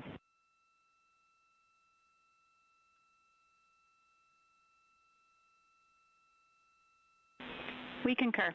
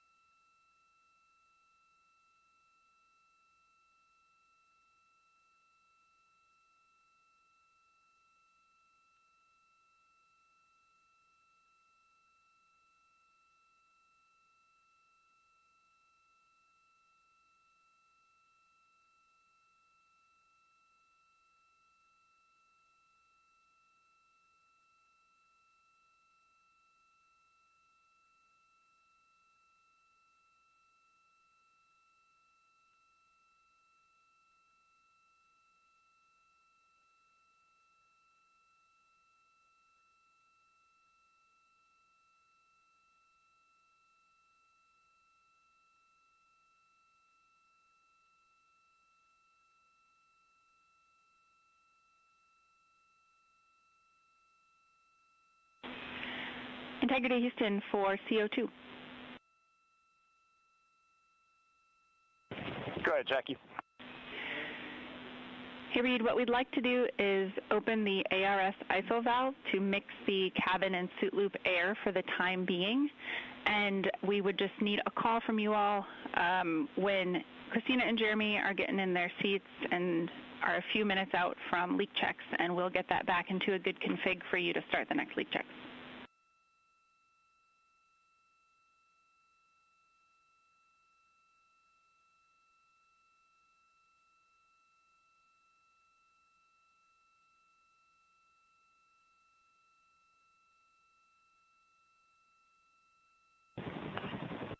Hey, Jackie, that's a reasonably good idea. Can we just hang on that for a little bit and see how we're doing? Yep, up to you. We will wait. Let us know if you'd like that cabin air mixing.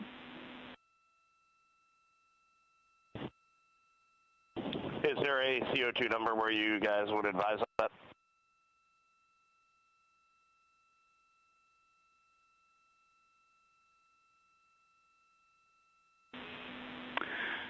Reid, we would not want to go above 7. Yeah, that's perfect. Let us monitor it for just a couple minutes here.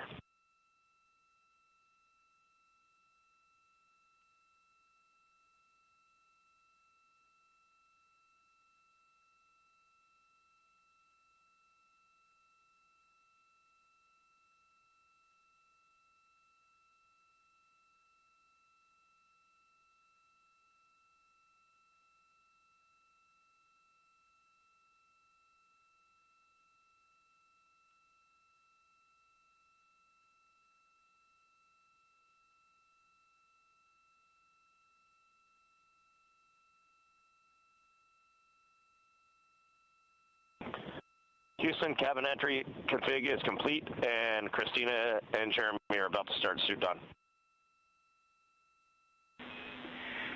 Excellent on cabin config and copy suit down.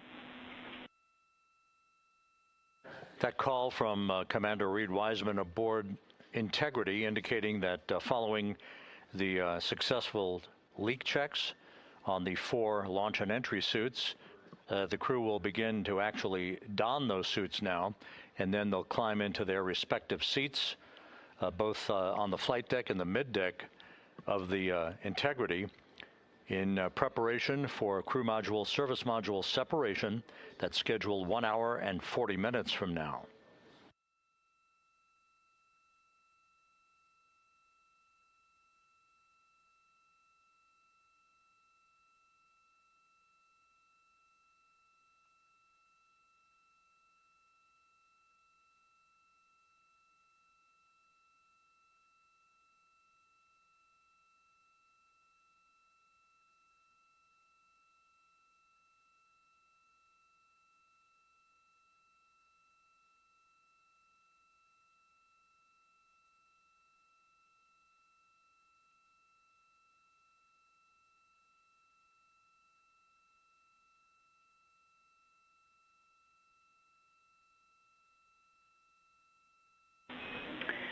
Integrity, Houston, for entry checklist. Your CMSM SEP ATP is set to go. We see that on the PFD, Jackie. And the call from Capcom Jackie Mahaffey here in Mission Control to Reid Wiseman, indicating that the pyros are armed for crew module, service module separation coming up 1 hour, 38 minutes, 52 seconds from now.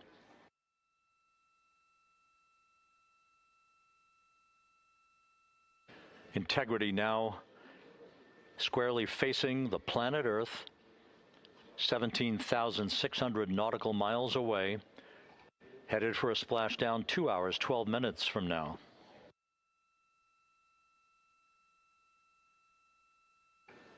All of the recovery assets, the helicopters, the Navy P-3s, the para-rescue divers, they're all in place, ready to recover this crew following splashdown. And again, the chronology after splashdown will call for the flight control team here in Houston to assess integrity systems, make sure no toxic gases are leaking from the spacecraft. And first order of business will be the command to inflate the crew module uprighting system bags, the 5 inflatable airbags that will be inflated with helium to maintain its upright position as it bobs in the Pacific before the recovery forces reach the crew. About 15 minutes after splashdown is when we expect the green light to be given to power down integrity systems, at which point the recovery teams will begin to make their way toward the vehicle to set up that inflatable life raft called the front porch, buttressed alongside the spacecraft. That will be the precursor to the opening of the hatch and the extraction of the crew members, one by one, into that raft, giving them a chance to get their land legs back as they feel the first sensations of Earth's gravity in 9 days and their high-speed return to Earth, with their peak speed reaching some 24,661 miles an hour.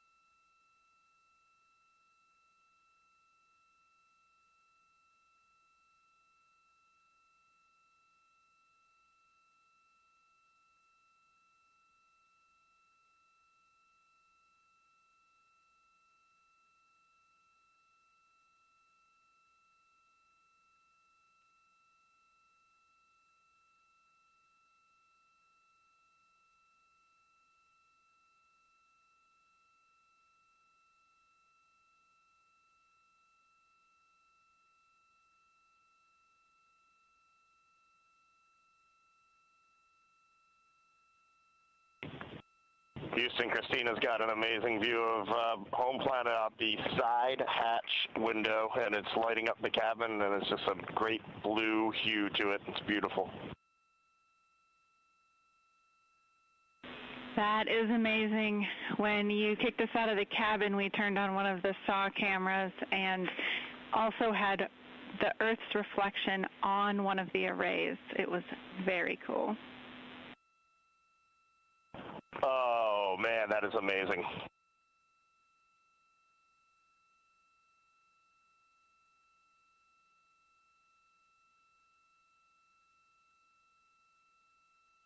This is Mission Control Houston.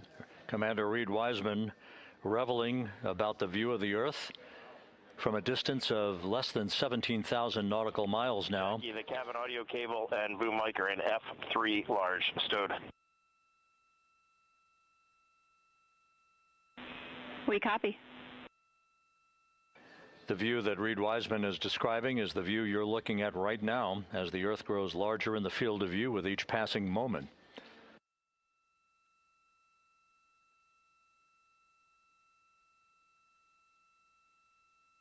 We're about 29 minutes away from the start of the NASA Plus coverage, joining our 24/7 YouTube coverage as a simulcast for the remainder of the evening through the time the crew is on the deck of the USS Mertha and in medical bay. So we'll be looking forward to additional reports and other video coverage from the deck of the USS John Mertha and other assets in the splashdown zone as we continue toward splashdown and the return of Integrity's astronauts just 2 hours and 5 minutes from now.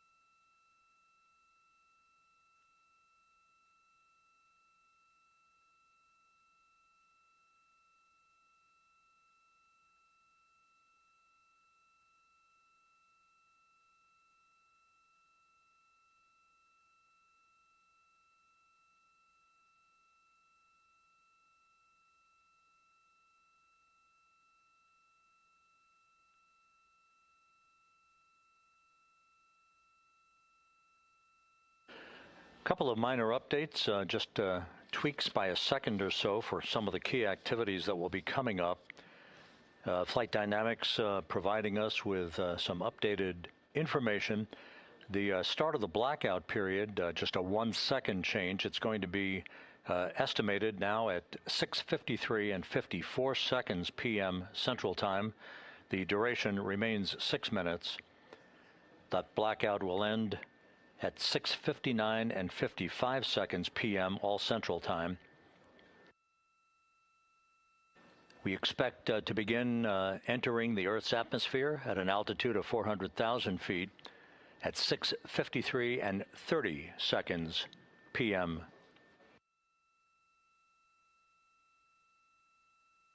And 1 second difference now in our splashdown time, if everything unfolds the way we believe it will. Splashdown now scheduled at 7:07 and 8 seconds p.m. Central Time, 7:07 and 8 seconds p.m. Central Time, 5:07 and 8 seconds p.m. Pacific Time at the splashdown zone off the coast of San Diego.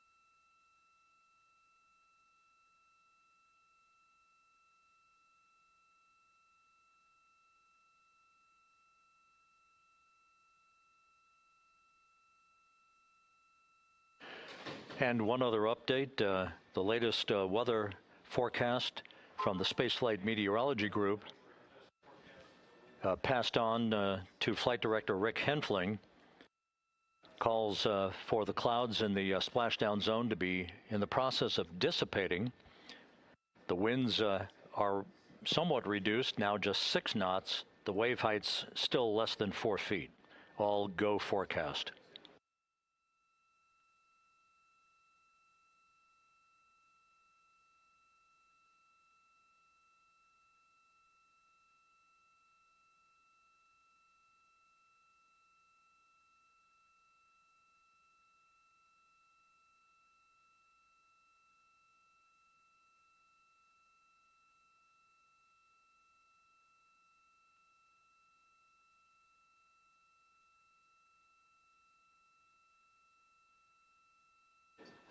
So once again, the stage is set as Integrity continues its inexorable march toward a splashdown in the Pacific 2 hours from now. 16,000 nautical miles away from the Earth. We are just 1 hour and 26 minutes away from crew module, service module separation, followed by a raise burn to tilt the aft end of the vehicle up ever so slightly and improve its angle of attack into the Earth's atmosphere as a mitigating action to reduce heat loads on the heat shield of the vehicle. This is all pre-planned, pre-flight. There's no differentiation between what we had designed this mission to do. We are expecting to reach the first traces of Earth's atmosphere at entry interface and 400,000 feet above the planet 1 hour and 45 minutes from now.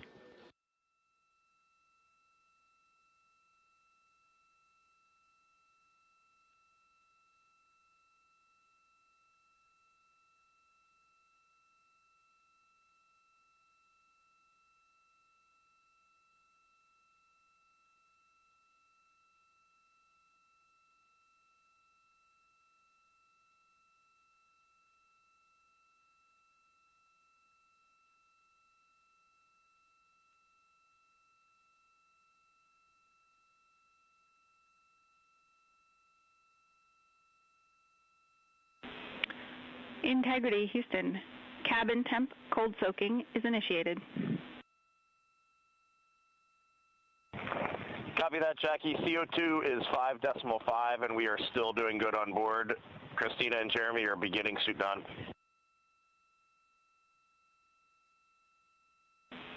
Houston copies all.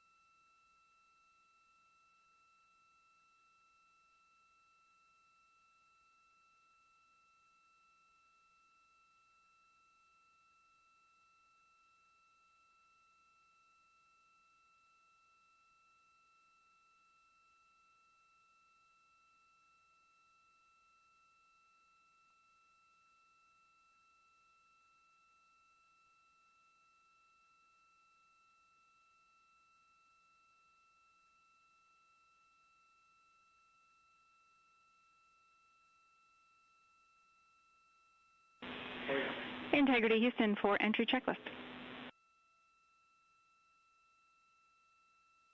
Go ahead, Jackie. Reid, with this time to EI, we expect you're about to be stepping into steps 9 and 10 in the entry checklist. In step 10 for the SIP switch config, there are no deltas. No deltas to step 10. Copy all.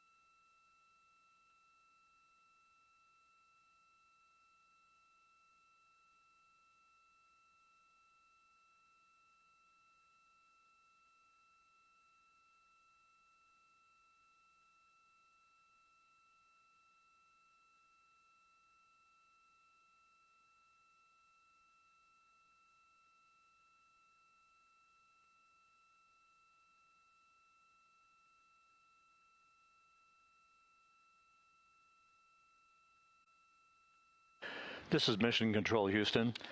Once again, a great view of the planet Earth from Integrity from one of the solar array wing cameras. Now just 14,000 nautical miles from Splashdown. Splashdown schedule for 7:07 and 8 seconds p.m. Central Time, 5:07 and 8 seconds p.m. Pacific Time. At a point to the southwest of San Diego in the Pacific Ocean, where the USS John Murtha is on station and where recovery team assets are being deployed to the predicted splashdown site to complete the mission of Integrity's astronauts and their lunar flyby. With the Earth growing larger in the field of view, the next major milestone, just 1 hour and 13 minutes from now, will be the separation of the crew module from the European service module. Houston copies. The separation of the crew module will set the stage just 3.5 minutes later. One question. Go ahead. When I was looking at the BFS-SM SEP, it was the exact same time as our predicted SM SEP. Can you just confirm we don't need that to be a touch later?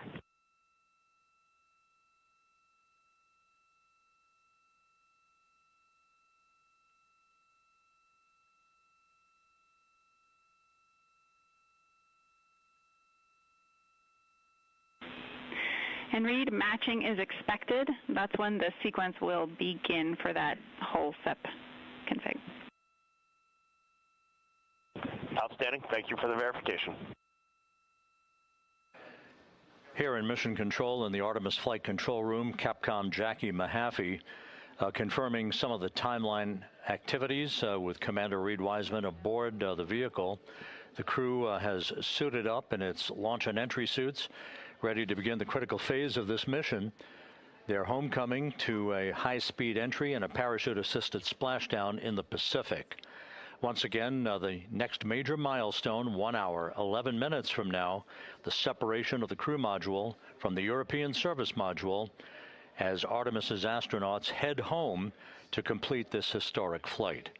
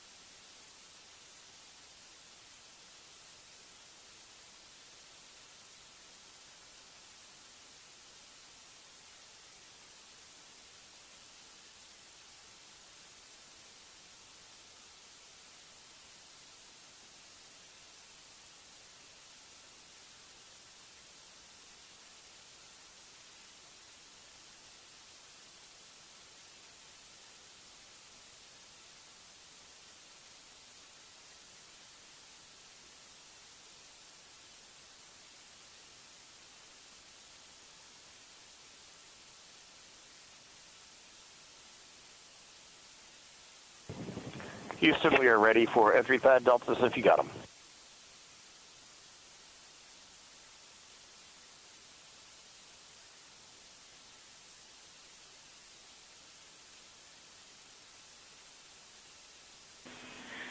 Reid, we are taking a quick scan of those deltas, and we'll have them up to you in just a minute.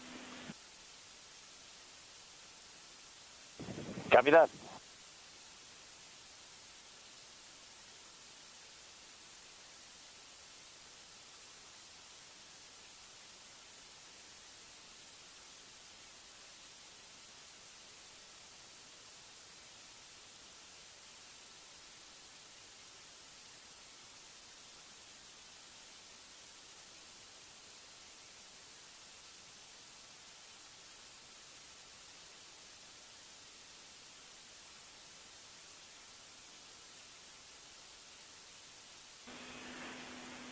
In Integrity Houston with entry pad deltas.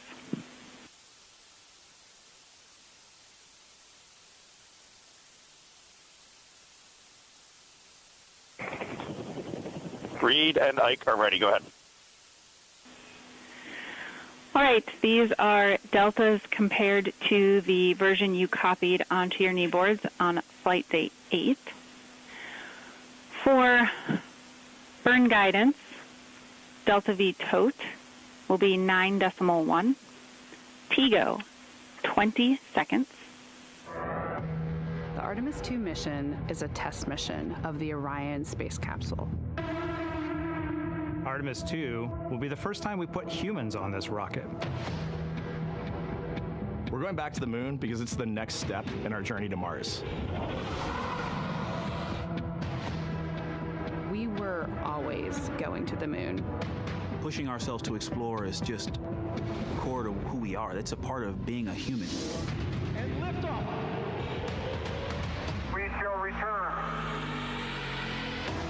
Continuing to test out every bit of Orion. Coming back to Earth, 7 miles a second.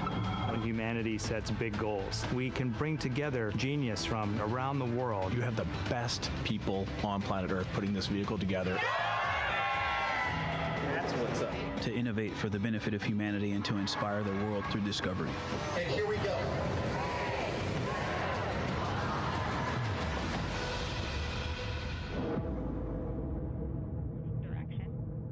19th, 1972, 2:25 p.m. Eastern Standard Time.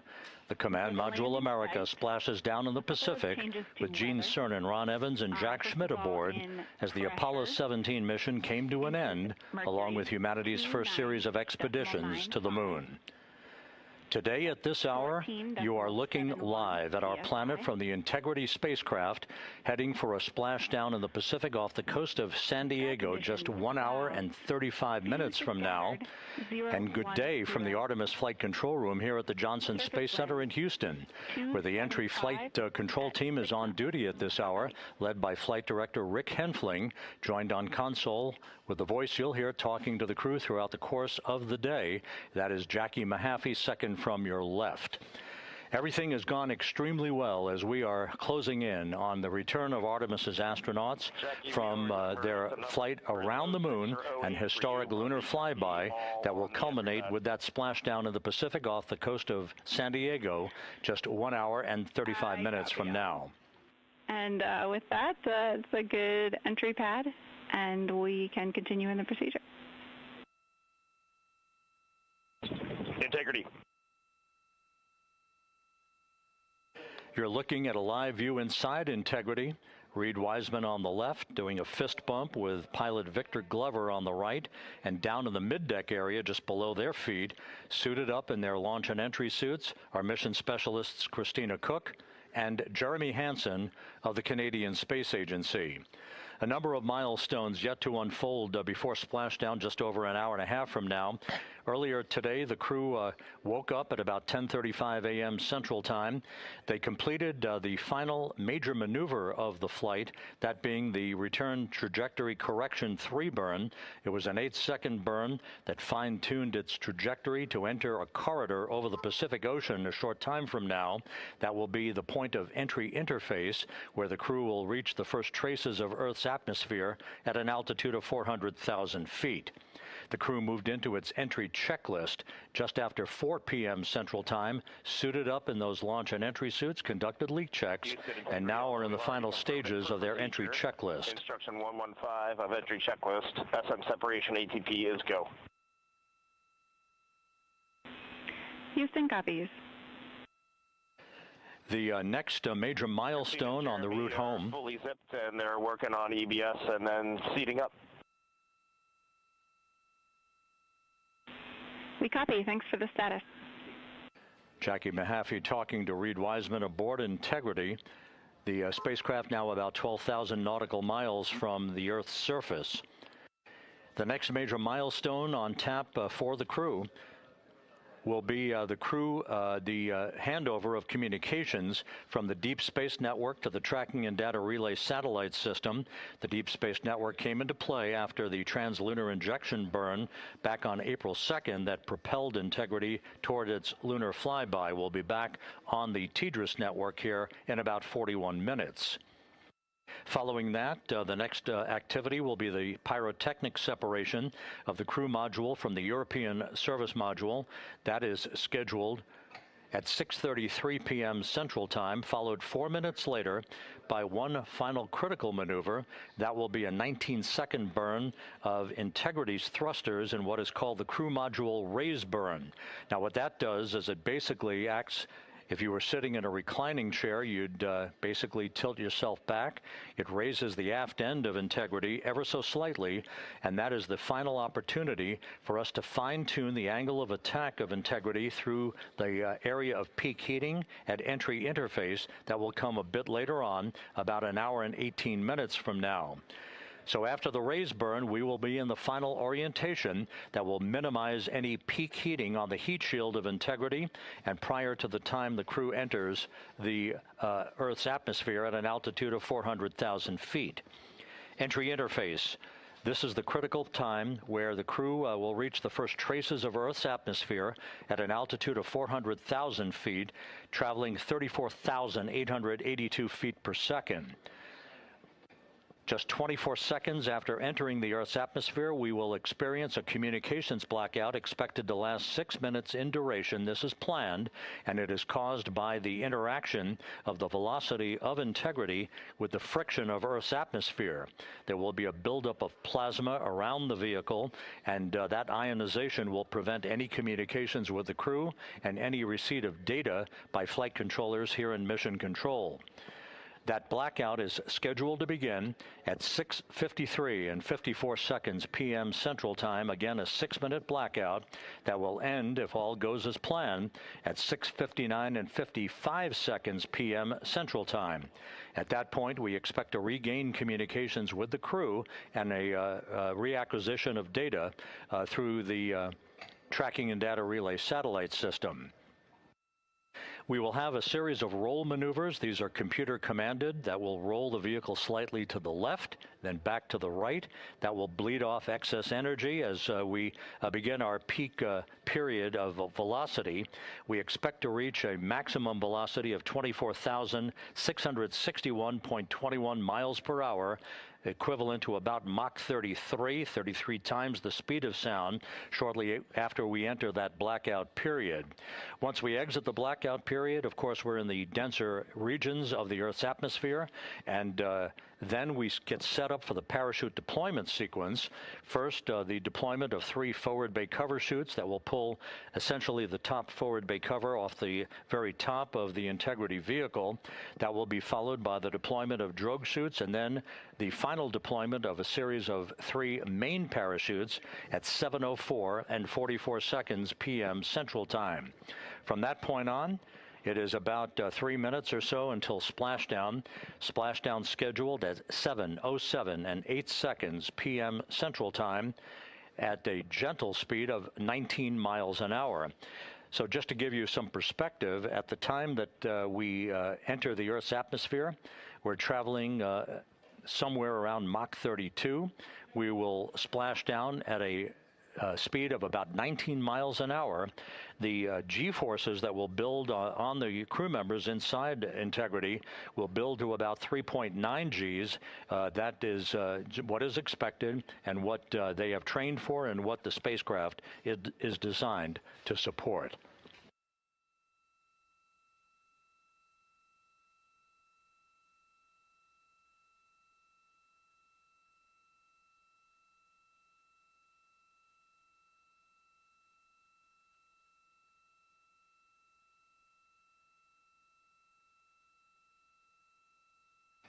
The latest weather forecast out in the recovery zone off the coast of San Diego is a go forecast from our meteorologists here at the Spaceflight Meteorology Group at the Johnson Space Center. And standing by on the deck of the USS John Murtha is my colleague from the Kennedy Space Center, Megan Cruz. Megan?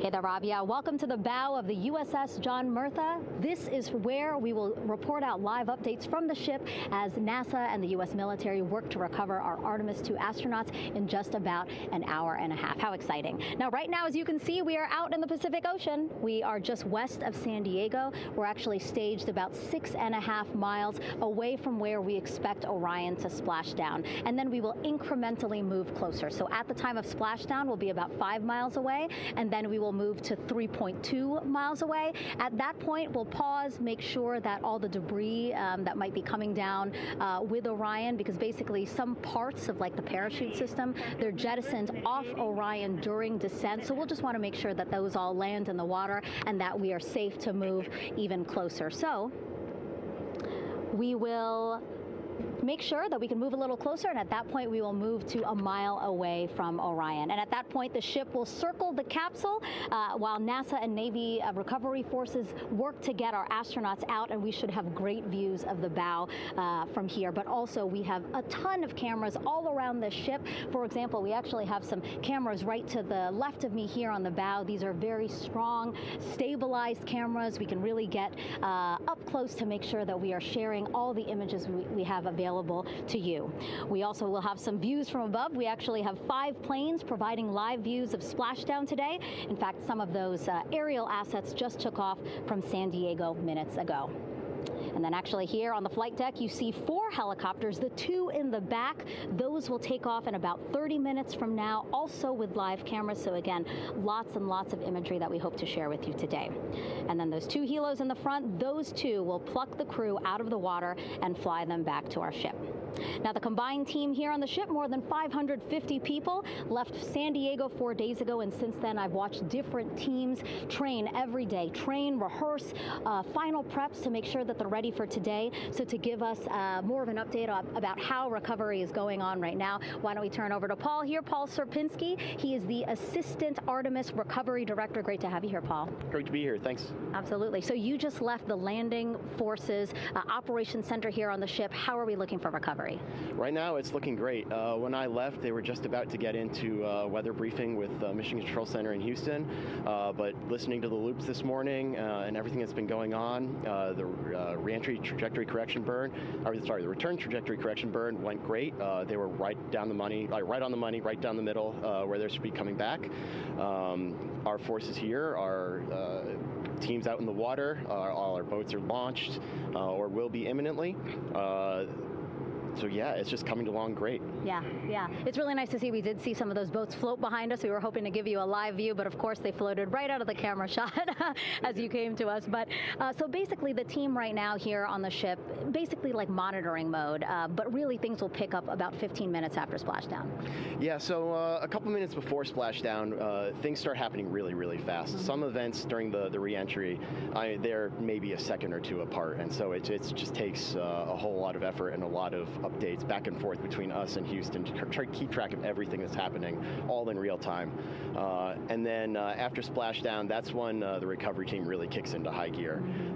We have our boat teams, our boat crews going out, our divers doing hazardous assessments as they get progressively closer to the capsule, making sure it's safe for all of our people to go in, and it's also safe for the astronauts to come out, because really at the end of the day, that's what we're here for, is we're to make sure that the astronauts get home safe after their tremendous tremendous journey to the moon and back. But then also we have, like you mentioned on a minute ago, all of our imagery helicopters are taking imagery, camera shots of it as it's coming in all the way through Splashdown. I mean, they'll see it as soon as it crosses the horizon, all the way to the ocean here. And then afterwards, we have to recover actually Orion to bring it into the well deck of the ship. Absolutely, yeah. And so once the astronauts are safe on board, then those same dive teams are going to transition into securing the capsule. They'll position some equipment around it to kind of facilitate that. The ship will move into position. We'll attach a really big winch line to it and then a bunch of tending lines. We'll pull the capsule around behind the ship and then start to slowly bring it in. And then, yeah. Orion comes in, goes hard down, and everyone cheers. Yeah, great day. Great day, exactly. Lots to coordinate, a lot to manage. Basically, planning for this recovery, Artemis II recovery, started a month after Artemis I launched. That was the uncrewed test flight of the Space Launch System rocket, as well as the Orion spacecraft. That was November 2022, a month later, all the planning for this. How does it feel to be so close to welcoming our friends, our astronauts home? I mean, for the whole team, I walked around the ship this morning, just kind of visiting with a lot of people, a lot of groups, and just kind of get the feel of them. And everyone has that same kind of mentality. Everyone's excited. Everyone's thrilled to see all that work that we've been doing, like you said, for the last 3 years, since right after the last one came back till now. And some people even further back. Some of them go back a decade or more. So everyone is just excited, and they're ready. They're really ready for this, and just to be able to see our crew come back, that's going to be a thrill for everyone. How are you feeling? Are you ready? Is this something you ever thought you'd be doing? I'm ready. I'm excited. This has been the pinnacle of my career so far. It really has. I've seen a lot of firsts, a lot of lasts, but I can't think of ever topping seeing the first crew to go to the moon and back in 50 years, and to be here and be a part of that. And it's just a tremendous privilege. And on behalf of the whole team, I'm thrilled, and so are all of us. We're ready. Yeah, I definitely think that those words really embody how everybody on the ship is feeling. So thank you so much, Paul. I appreciate you being here. And so, Rob, we'll toss it back to you again. We will continue to join you with live updates from the ship as much as possible. Thank you, Megan. Back here at the Johnson Space Center, the entry team of flight controllers looking over the shoulders of Reid Wiseman and Victor Glover there on the flight deck of Integrity, and again, just below their feet in the mid-deck area, if you will, Christina Koch and Jeremy Hansen of the Canadian Space Agency. They're in the final review of their entry procedures and all of the activities that will follow here very shortly in trip hammer fashion. We should note that after splashdown occurs, the flight control team here in Houston will be monitoring the orientation of the Integrity spacecraft. We are expecting it to splash down upright in what is called the Stable 1 configuration, with the top of the spacecraft pointed upward. Stable 2 would indicate that it is upside down in the water. Regardless of the orientation, there will be 5 inflatable airbags called the CMOOS system. That's the acronym for Crew Module Uprighting System. We are suit on complete.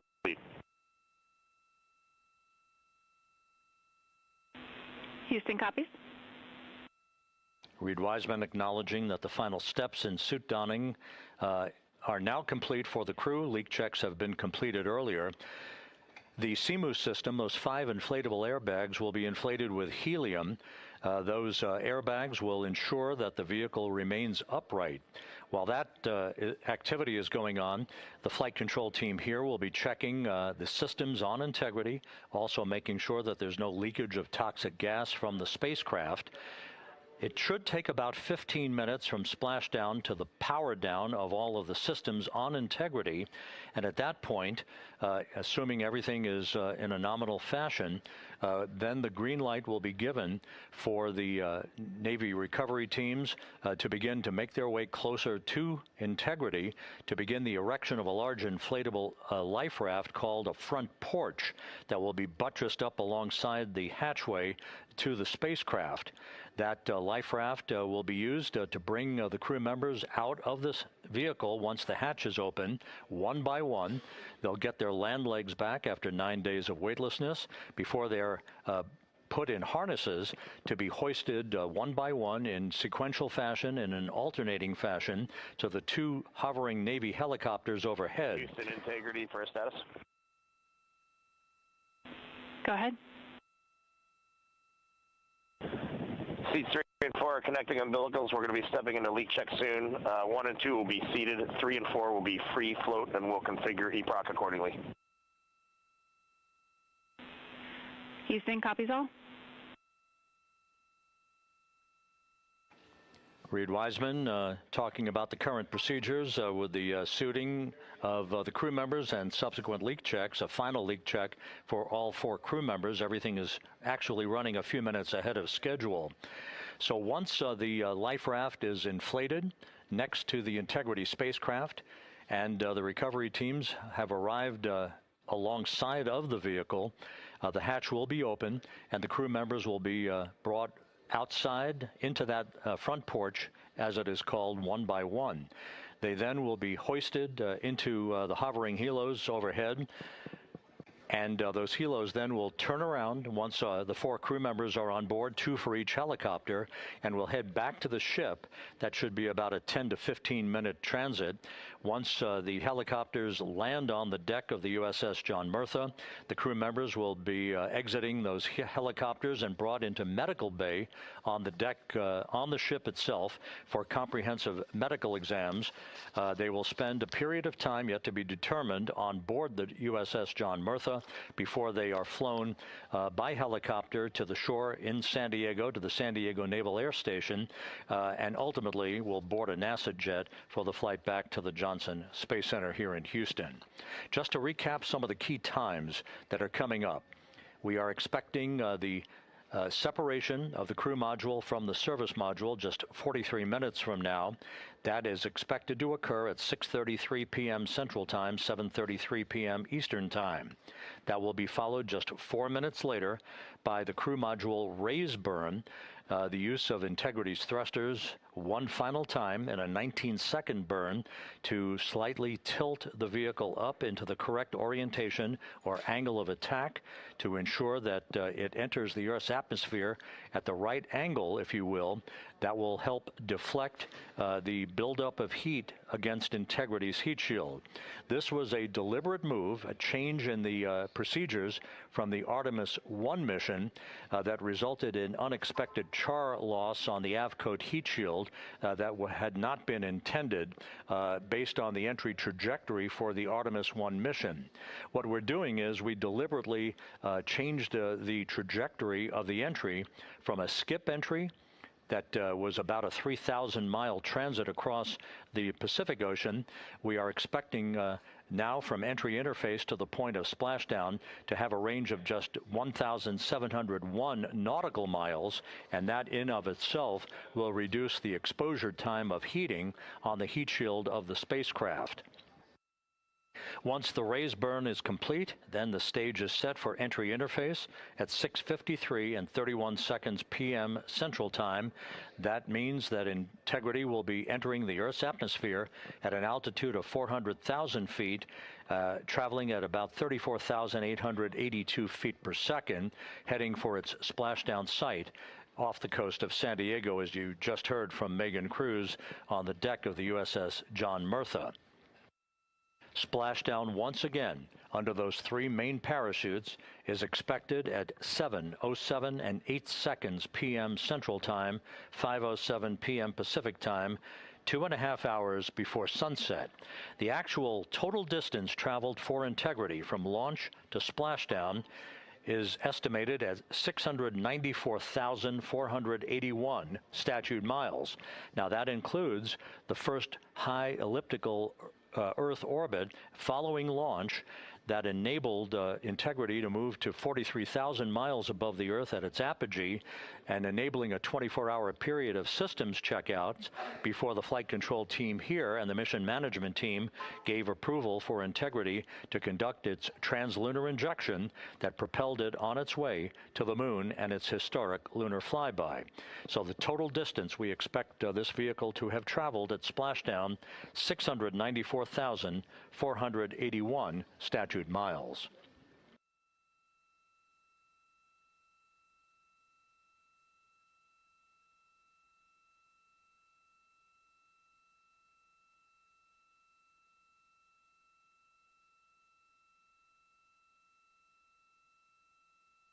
With everything proceeding on track and on time aboard Integrity, the vehicle system's in excellent shape as the Earth grows larger in the field of view. Let's go back to the USS John Murtha and Megan Cruz, who is standing by.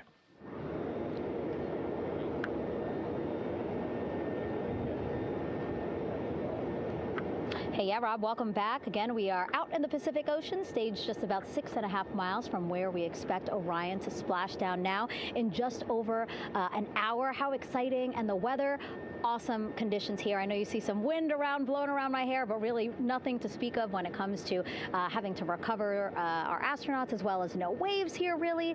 So yeah, we're expecting a really great day. Also, hopefully, some really great views. You can see behind me that some of the clouds are starting to break up, so that's really exciting.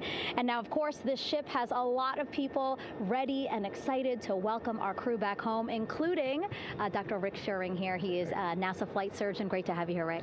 You too, Megan. It is a blessing to be out here this day with our teams. We've trained 3 years for this, nonstop with the U.S. Navy, and along with EGS, and we've so looked forward to this day. And you know, just by God's grace, everything's parting, the skies and everything. The crew's doing great.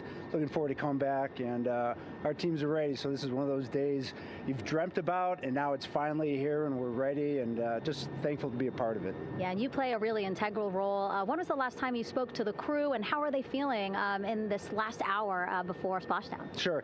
Yeah, so the crew woke up, when they splashed down, they will have woken up about 8.5 hours ago.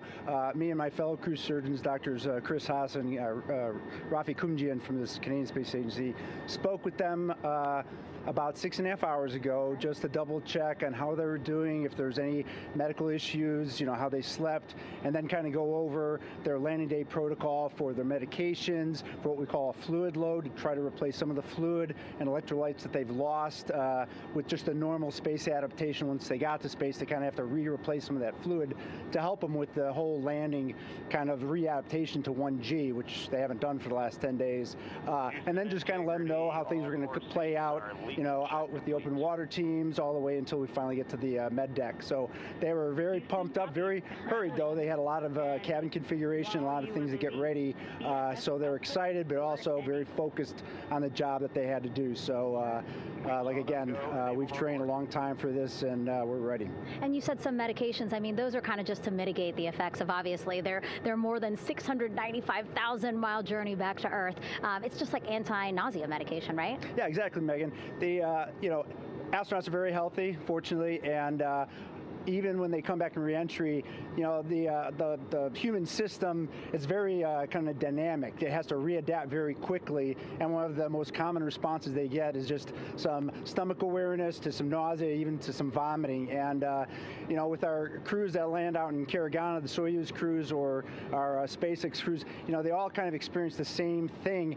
This will be the first time we're landing in water since December 1972, and I worked with all the Apollo astronauts years ago, and they all told me that, you know, landing in the water, especially in the Pacific, can be very provocative. So we take steps to give them medicines to really mitigate some of that nausea, vomiting, help them feel a little bit better, and also sometimes just use a little anti-inflammatory medicine just to help with coming back to 1 Earth, or 1G. The effects of microgravity, especially as you age and you have a little arthritis, you feel great in microgravity, and everyone kind of curses coming back to the ground, like, oh, dang, 1G, but so that helps a little bit. But for the most part, the main thing is just replacing that fluid and then trying to help them with that transition back to 1G, and then we're ready to go. Yeah, and their health is assessed almost immediately after they splash down. Yeah, so we have Dr. Jesse Wang, and we have our independent duty corpsmen, who are the Navy version of paramedics, extremely highly trained, highly experienced Navy medics and divers, who will go out there, open the capsule about 28 minutes after splashdown, and do the first initial assessment. So Jesse and his team will go out there and look at each crew, kind of do their assessments, get vital signs, report back to Drs. Haas and Kumji and I back in the med bay, let them know how they're doing, and then you know, if they've got the normal kind of space adaptation kind of things, we expect that they're good to go on that. If anything, you know, didn't go the way we want, they're all prepared for that as well. And Jesse and his team, I mean, you know, this is their full-time job, taking care of, you know, sailors and folks who might be injured. We don't expect any injuries, but coming back, you know, going 25,000 miles an hour down to, you know, 20 60, miles an hour is still a dynamic process. I've heard it described as, kind of like a car crash. And then the crew will be ready to go, and Jesse and his team will make that transition to get them out to the front porch, do assessments on them again, call it to our med bay, and then once we have that and they're all good to go and the crew's feeling okay, we'll hoist them up in the helos. It's about a 3-minute flight back to the flight deck, and that's where me and the astronaut chief, Scott Tingle, will actually meet them. I'll get eyes on them, make sure they're all good, just take very slow transitions, and then one by one we'll either get them out with the SMTs, the SAR med techs under each arm, just kind of just walk them very slowly to med bay, which actually helps them acclimate back to 1G. Or if they really don't have their sea legs back yet, then we might put them in what we call a stair chair, which will be right behind them, and then just very slowly kind of get them back into med bay to start our full assessments with the team. Yeah, so a really great team here to support them as soon as they get back, and also all throughout the mission, of course. You talked a little bit about this, but obviously, we have seen astronauts return from the International Space Station for over 25 years, so we kind of know that that journey, how it affects the body. But yes, we're talking about humans returning from the moon for the first time since 1972. How is this different from your perspective? So it's different in one very significant respect. On Apollo, for exercise, they had something called the Apollo Exergenia, which was basically just a little canister with some ropes, and they would have some resistance and kind of do that. And the Apollo astronauts really liked that. They liked the ability to exercise, because you decondition from a musculoskeletal standpoint, you lose your strength and your stamina very quickly. We had something called the Orion flywheel, which was able to impart much greater loads in terms of resistance, so they're able to do squats, deadlifts, different things, not dissimilar to what the ISS astronauts do, but with a lot less room to do it. And they also did rowing activities for cardiovascular health, and the crews loved it. But for the lunar crews, the future lunar crews, maintaining that physical conditioning, which our astronaut strength conditioning rehabilitation specialists, affectionately known as the ACERs, back in Houston, really work hard to get them in the best shape they're going to have to be in to get to the moon. That device hopefully will maintain that. And Apollo only had about a 4.3-day journey to the moon. Our astronauts are going to have about a 10 to 14-day journey. Right. So maintaining that physical fitness, that strength and stamina is going to be crucial for the success of being able to do those very physically demanding lunar EVAs. Right. So we're very excited about what the astronauts have said about the device and what they have to say about the role exercise plays, going to the moon. And also the mental benefit. Sure. They just really like sweating, breaking the sweat, and actually just feeling like they're just getting a workout. Right. Thank you so much, Rick. I really appreciate it. I know they're going to be in good hands, so we'll let you get back to it. Thank you so much. Megan, thanks for the time. Back to you, Rob. Okay, Megan, back here in Mission Control in Houston, everything is moving along in order. This view of Reid Wiseman on the left, Victor Glover on the right. We have good suit leak checks. Everything aboard integrity is in excellent shape. The vehicle, with the Earth growing larger and larger in the field of view, we're now just about 8,200 nautical miles away from Earth and closing in for a splashdown just 1 hour and 5 minutes from now.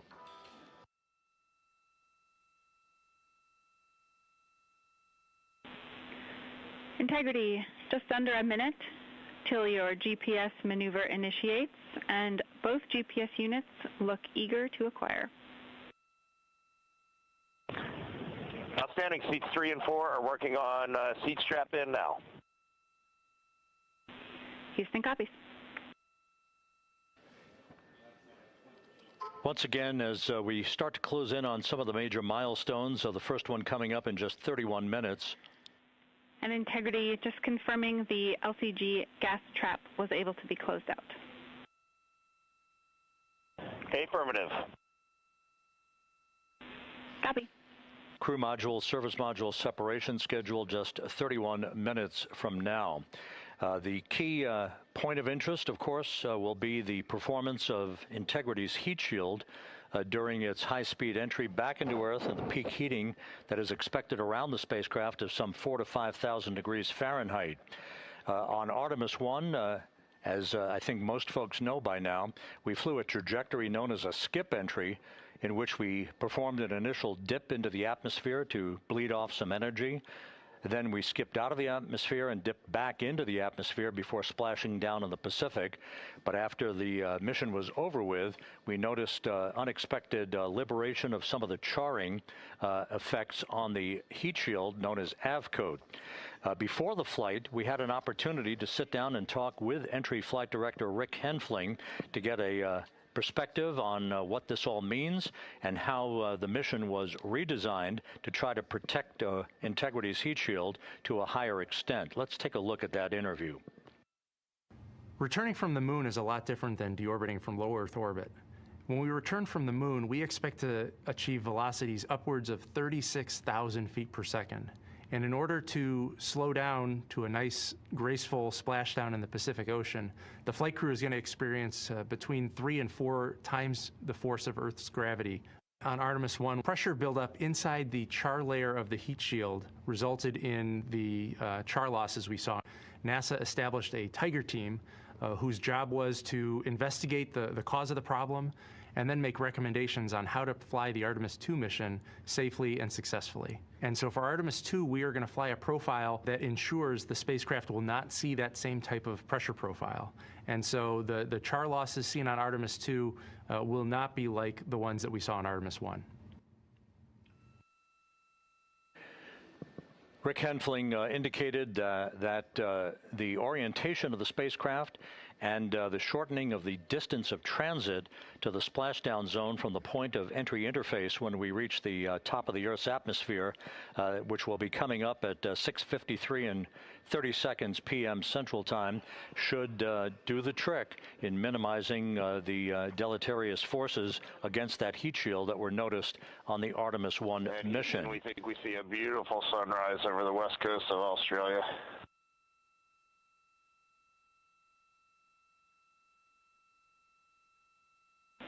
We copy. Commander Reid Wiseman reveling in his final hour in space on this mission as Integrity is passing over the southwest coast of Australia now at an altitude of some 7,600 nautical miles. That will begin the southwest and northeasterly transit across the Pacific Ocean. Let's talk a little bit more about some of the highlights and some of the numbers associated with the points of interest here. We are 27 and a half minutes away from crew module, service module separation. That will be followed about 3.5 minutes later by the raise burn that we've discussed, a 19-second burn of Integrity's thrusters to fine-tune its angle of attack as it enters the Earth's atmosphere. Entry interface is scheduled 47.5 minutes from now. That's the point at which we will reach the top of the Earth's atmosphere, traveling about 34,882 feet per second at an altitude of 400,000 feet. Just 24 seconds after entry interface, we will begin a blackout period of 6 minutes in duration at 6:53 and 54 seconds p.m. Central Time. Now, about 10 seconds after the blackout period begins, we are expected to reach peak speed, which would be 24,661 miles an hour. That'll be about 103 miles an hour short of the velocity record set by the Apollo 10 astronauts, Tom Stafford, Gene Cernan, and John Young, when they returned from the moon on the Apollo 10 mission in 1969. That blackout period is expected to last 6 minutes in duration. At 6:54 and 52 seconds p.m. Central Time, we'll reach our peak heating period of about 4,000 to 5,000 degrees while we're in a communications blackout from Integrity and its astronauts. That blackout should end at 6:59 and 55 seconds p.m. Central Time, at which point we expect to regain communications with the crew. Capcom Jackie Mahaffey here in the flight control room will be talking to the crew, calling them, and we'll await a response from the crew as they come out of that blackout period. And at that point, their altitude will be just 157,000 feet above the Earth, traveling at 13,000 feet per second with a range to splashdown of just 147 nautical miles.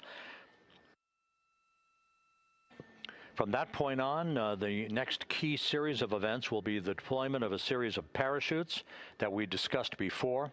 First, the forward bay cover chute deploy that will pull the forward bay cover away from the top of Integrity, followed by drogue chute deploy and then the main chute deploy that's expected at 7:04 and 44 seconds p.m. Central Time.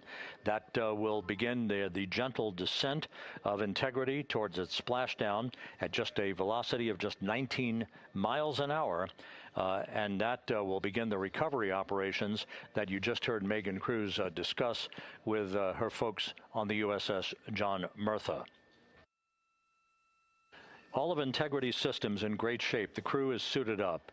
Leak checks complete as we stand by for the next major milestone, which will be the crew module service module separation just 24.5 minutes from now.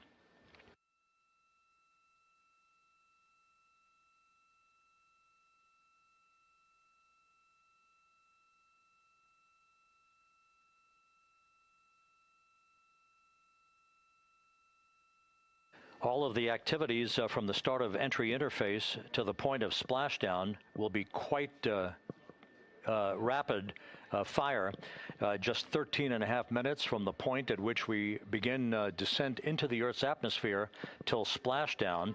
And just to show you, as Rick Shearing, the flight surgeon, alluded to in his interview with Megan Cruz, all of this happens to decelerate the vehicle from traveling around Mach 33 to just 19 miles an hour at splashdown. All of that happening in just 13.5 minutes.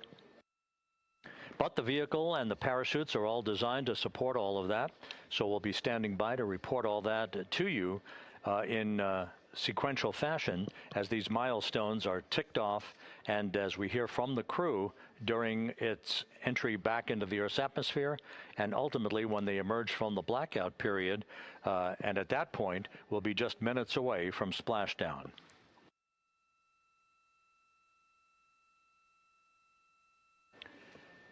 So with all of those preparations ongoing, we can return here briefly for another report from the USS John P. Murtha and Megan Cruz. Megan?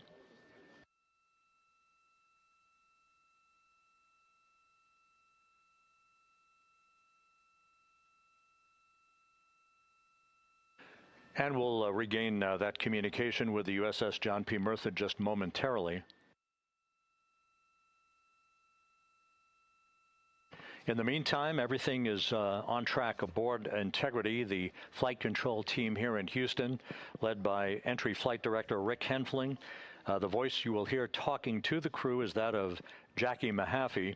She will be reporting everything to the crew and receiving their reports as they enter the Earth's atmosphere for their 13.5-minute plunge back into the atmosphere for splashdown off the coast of San Diego.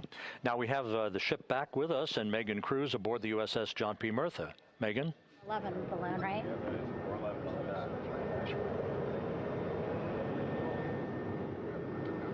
Hey, Rob, yeah, the excitement is really building here on the ship. I'm watching right now one of the weather balloons being lofted up from the ship. Again, weather balloons, very important for us to make sure that we are tracking the right kind of weather and also the data that's needed for what's called our Sasquatch team. Again, it's a team out of NASA that basically makes sure that the debris that comes off of Orion, again, some of those pieces of the parachute system, make sure that they don't fall on us here in the sea, and also our aerial assets, our folks in helicopters. So watching that float away right now. But with me right now is Captain Eric Kenny. He's the commanding officer of the John P. Murtha naval ship. Thank you so much for being here. There are so many moving parts that you have to keep an eye on. That's absolutely right, yeah. But first of all, on behalf of the crew of USS John P. Murtha, Megan, thanks for having me on today. Happy to tell you what we're doing and excited to get the interview started. Yeah, absolutely. Why don't we actually take a look at the flight deck here? We'll start there. Basically, we also, while watching this weather balloon float away, we noticed all 4 helicopters leave the flight deck. We now have an empty flight deck. We had 2 imagery helos as well as the 2 crew helicopters that will go recover the crew. This is just one of the many things that, again, our ship of 550 people, it's something that you oversee as commanding officer. Yeah, absolutely. Every commanding officer, I would say really every naval service member, our priority is always safety. And as the commanding officer, I take that as one of my primary roles here on board. Mission accomplishment is important, safety always. So my day really has, I would say my message to the crew has sort of changed over the past 24 hours. As we're leading up to today, we've been building up the excitement and motivating the team for the training that we've executed. But really over the past 24 hours, now I'm trying to get us to slow down a little bit. Trust our training, right? Don't believe all the hype. Don't believe everything that's going on. Just let's trust what we've done to get to this point, and if we do that, we'll be successful today. Mm-hmm. And also part of the big success is obviously the coordination between NASA and the U.S. military. How does it feel being able to support the human space program we have? Yeah, I mean, since 1959 with Mercury, Gemini, Apollo, the history between NASA and the Navy has been in lockstep. But like any other skill, if you don't practice it regularly, that skill atrophies. So we've had a few decades off from that. But, over the past 4 or 5 years, really with this ship over the past year, we've constantly trained and working for this moment right here. Building up the hype, but to get to this point today, to be able to trust all the training we've done. We've worked with, working with NASA, the Air Force, the medical team, dive team. You want to talk about high-performance organizations coming together, working in unison? We are seeing that here on board the USS John P. Murtha, and I can't be more proud of all the work everyone's doing. Yeah, you had some great words this morning saying just that, again, that it's really nice to see everybody working together and so excited. I mean, you just became the commanding officer of this ship back in February. How does it personally feel for you to be a part of this historic moment today? Yeah, I mean, first and foremost, I'd say any opportunity to command any warship in the United States Navy is a tremendous honor, is a pinnacle of any naval officer's career. That being said, as my change of command was approaching, and I realized that Artemis was going to be in the window here, to say that I'm humbled and honored to be here is an understatement. What really just excites me is the opportunity to see this crew, who has been training so hard over the past year plus, come together.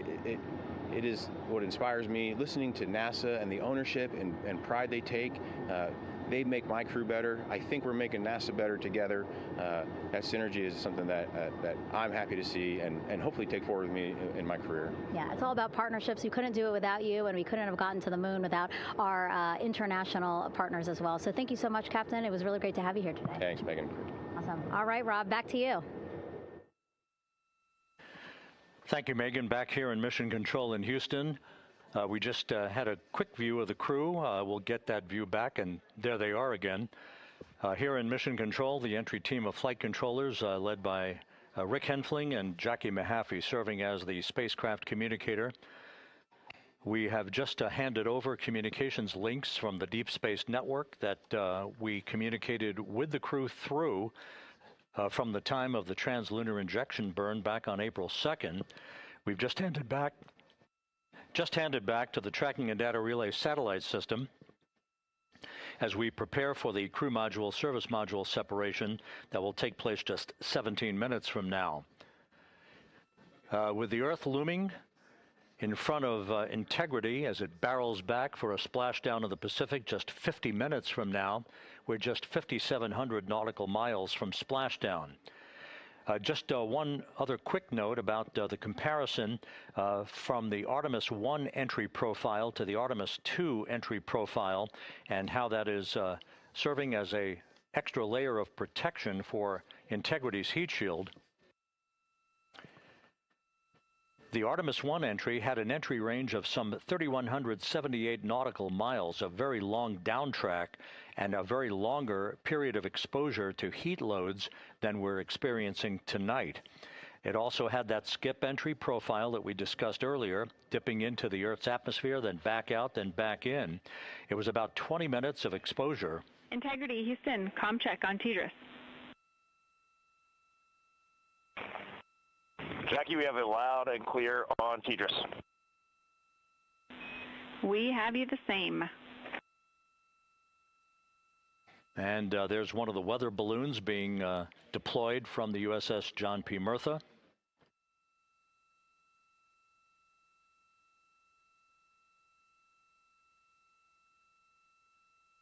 So the Artemis I entry had the vehicle. The update on GPS, we haven't seen a track in yet.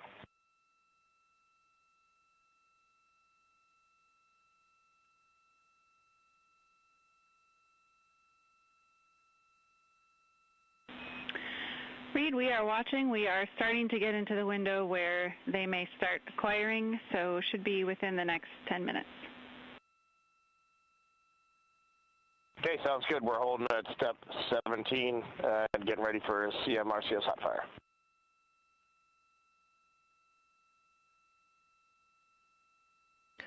And that exchange indicating that we are expecting to acquire data from the GPS system on board. That'll be a navigational tool that will basically tell Integrity's computers that they're on track down the center line of the corridor for the entry interface that will lead them to their splashdown point. Once again, the Artemis I entry exposed the heat shield for about 20 minutes of peak heating. For Artemis II, we're going to reach a downtrack distance of 1,701 nautical miles from the point of entry interface, with just 14 minutes of duration, and it's basically a different angle of attack, a little bit steeper angle of attack that will protect the heat shield from excessive heat loads. So that is the difference between Artemis I and Artemis II, all designed into this mission to gather data to protect the heat shield, since the Artemis III mission and beyond will have a different designed heat shield that will allow that skip entry type of profile to be resumed for all of the future missions coming back from the south pole of the moon when we initiate lunar landings. So we've handed over to the tracking and data relay satellite system. That's where we'll have communications for the rest of the flight. Just to give you some time hacks here, we're 13.5 minutes away from crew module, service module separation, and just 17 minutes away from the raise burn, that 19-second firing of the thrusters that will basically be the final fine-tuning of the angle of attack for Integrity as it enters the Earth's atmosphere.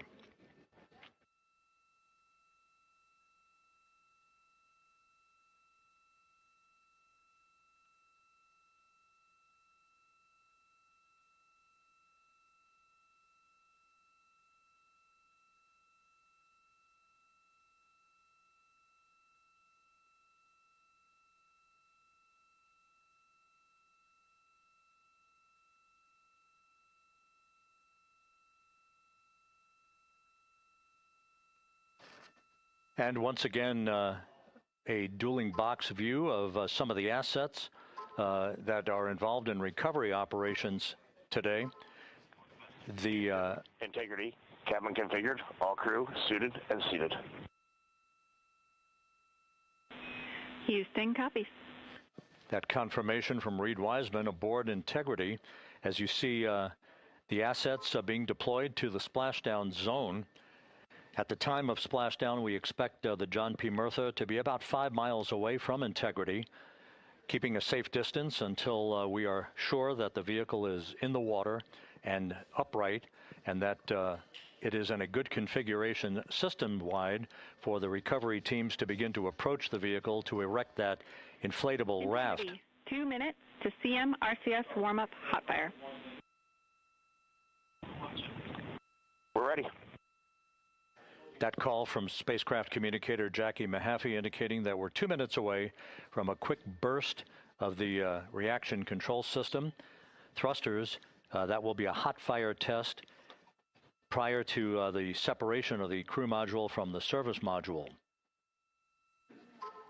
The European service module has performed flawlessly throughout this flight. Everything, all the burns that had been prescribed for that service module have been executed on time and without a problem. There is the European flight control room that has overseen the manufacturing, the design of the European service module. They deserve quite a bit of credit on this mission for not only propelling the Integrity and its astronauts toward the moon, but also conducting the fine-tuning of its trajectory to bring it to this point where we are dead spot on down the middle of the corridor trajectory-wise to bring Integrity down for its splashdown in the Pacific just 44 minutes from now.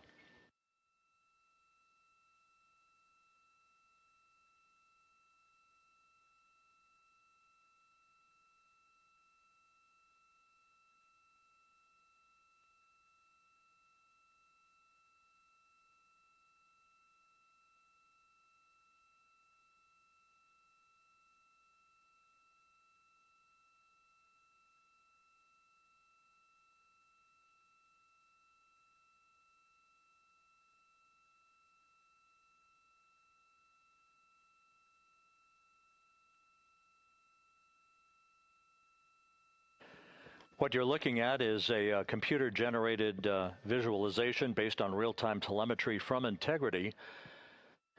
Currently traveling about 16,000 miles an hour.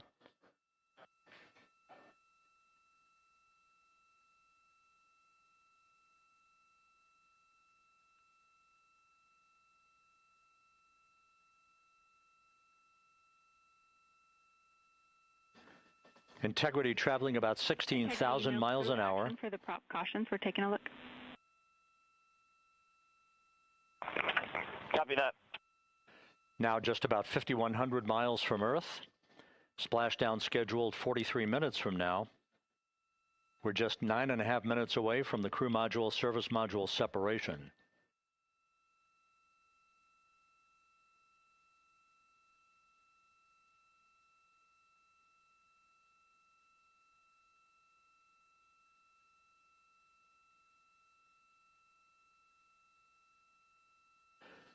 We are confirming. Integrity, we are assessing details, but so far looks like a good hot fire. Looks good on board, Jackie. Thank you. And Jackie Mahaffey took the words out of my mouth. I was just about to say that we had a good hot fire test of the thrusters in advance of the crew module service module separation that's coming up just 8.5 minutes from now. This will begin the period in which we will have rapid-fire succession of critical activities on board that will lead to entry interface just 28 minutes from now, where the vehicle will enter the Earth's atmosphere at an altitude of 400,000 feet. The time of entry interface, 6:53 and 30 seconds p.m. Central Time.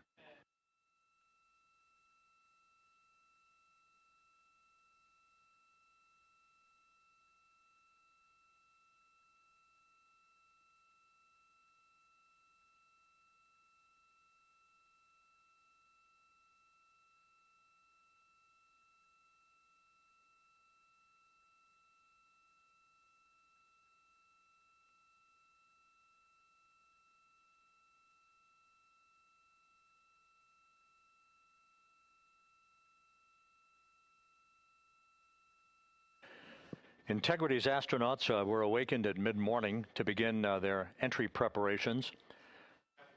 And propulsion officer now reports a good hot fire test in preparation for the crew module service module separation.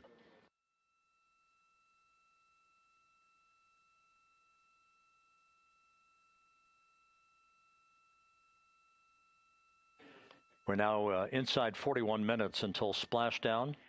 Integrity Houston, we have confirmed a good CMRCS hot fire, and although we are not seeing GPS acquired yet, you can skip the troubleshooting steps in 157 for now. Integrity copies.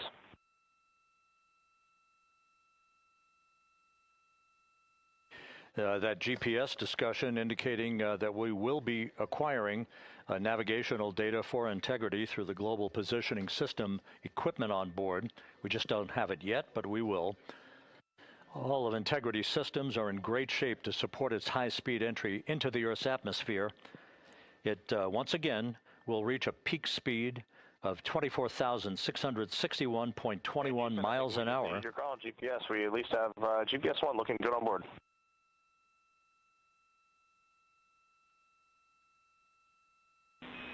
We are confirming.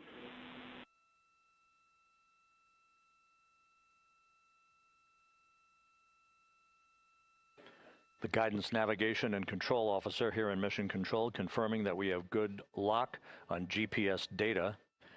We are on a communications link now through the tracking and data relay satellite system. Now, following splashdown, we're going to lose that link and go to what's called a VLDR, a very low data rate communications link, so that we can talk to the crew inside Integrity as they are on the water. Integrity, confirm we do see good GPS. We do too, especially GPS 1 is accepting in nav channels 1 and 3. That GPS data is basically telling Integrity's onboard computers its position relative to the Earth, but its trajectory and its orientation according to flight dynamics and the guidance, navigation, and control officer is spot on. We have now armed the pyros for the crew module service module separation coming up less than 5 minutes from now.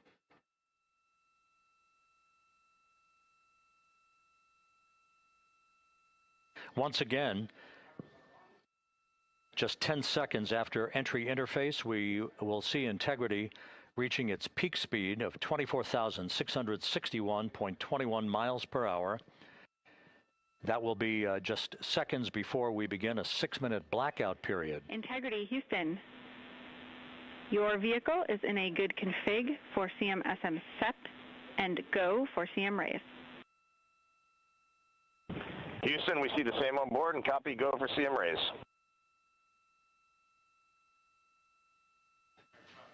That CM raise referred to as the slight firing of 19 seconds by Integrity's thrusters with a change in velocity of 9.9 feet per second, a slight nudge of the aft end of the vehicle so that it's tilted a bit upward, providing the final angle of attack as the vehicle enters the Earth's atmosphere.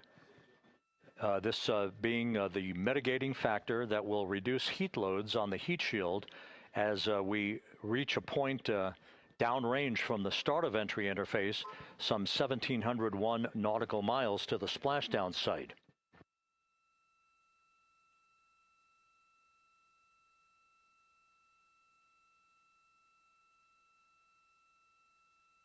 Integrity systems in excellent shape. We are currently 3,300 nautical miles left in this mission. Splashdown scheduled 36 minutes, 39 seconds from now.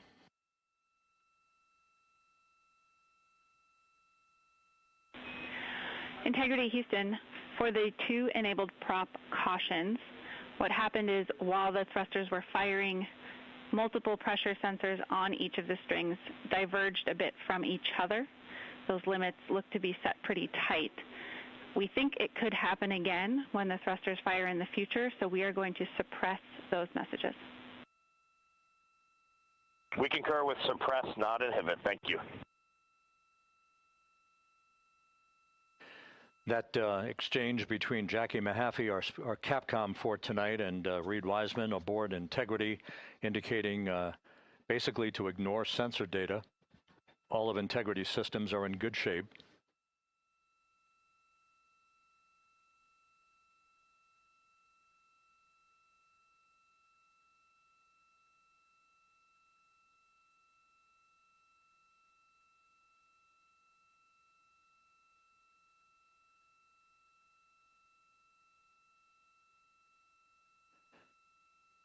Now, coming up on about 90 seconds till the crew module, service module separation.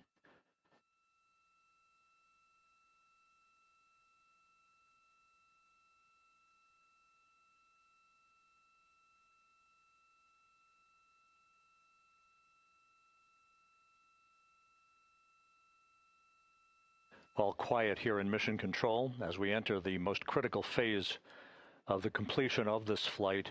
All of the preparatory activities leading up to the vehicle entering the Earth's atmosphere just 21 minutes from now.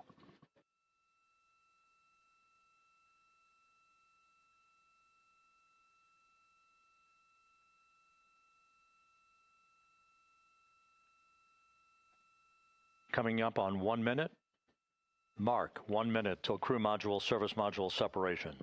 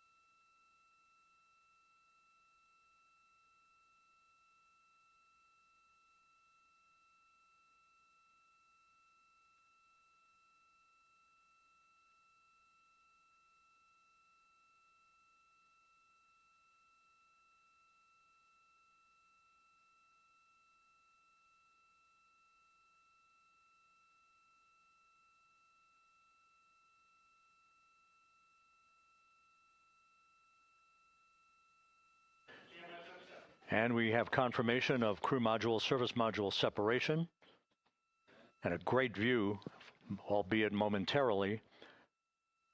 Houston, good step on board. Houston copies and concurs. The European service module now separated from Integrity, a job well done. Integrity, no action for the 4 CDH cautions. Those are SM related, not applicable. Integrity.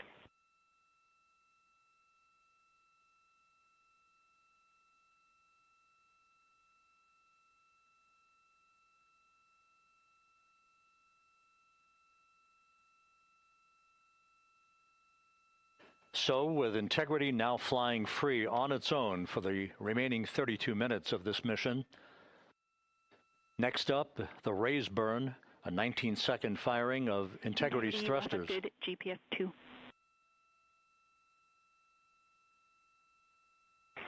Integrity copies, good GPS 2. Coming up on the 2-minute mark until the raise burn. Again, this is the final tweaking of the orientation of Integrity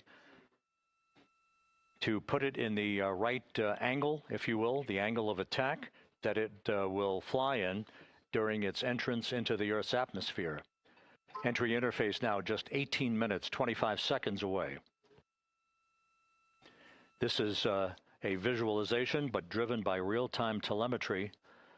This is the maneuvering of Integrity to the raise burn orientation. Just 2,800 miles from Earth.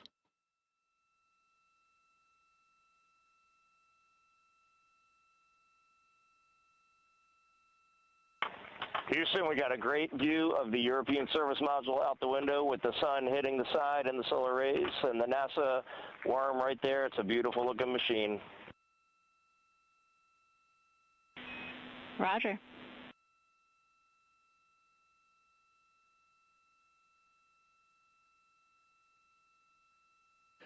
And we have completed the maneuver to the raise burn orientation, 1 minute away from the raise burn.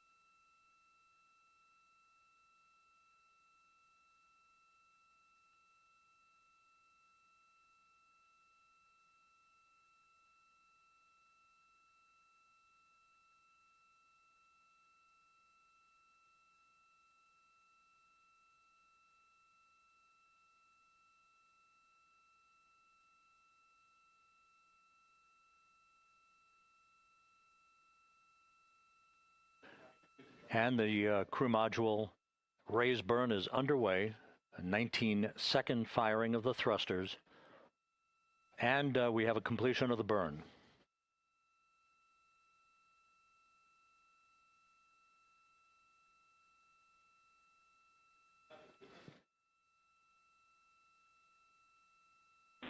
Integrity, good. CM raise burn. Your flight path angle is within limits.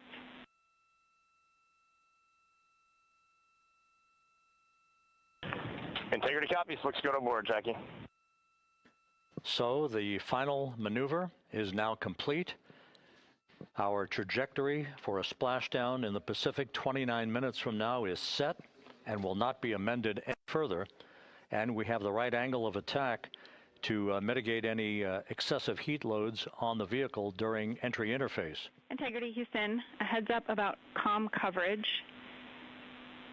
When you perform the 180 roll, for the first minute or so in that attitude, we expect about a minute LOS. We copy.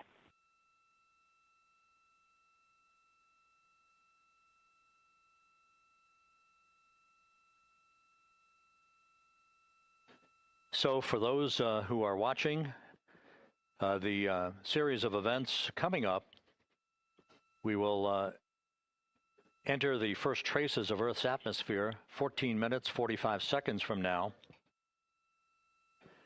6:53 and 30 seconds is what is pegged for entry interface at an altitude of 400,000 feet, traveling at approximately 34,800 feet per second, range to touchdown or splashdown 1,701 nautical miles.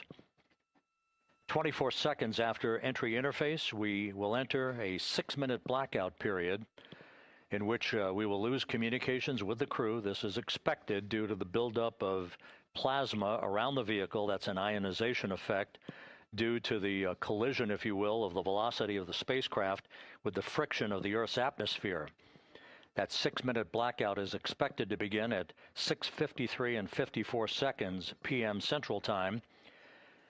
During that period of time, we will reach our peak speed of 24,661 miles per hour. That comes just short, based on unofficial data from the flight dynamics officer right now, will come just short of the velocity record set by Apollo 10 of 24,791 miles per hour in 1969. We expect peak heating on the vehicle at 6:54 and 52 seconds p.m. Central Time, a minute and 22 seconds into entry interface. At that point, we will be just 204,000 feet above the Earth, traveling at 33,000 feet per second. The blackout period is expected to last 6 minutes. We expect that blackout period to end at 6:59 and 55 seconds p.m. Central Time.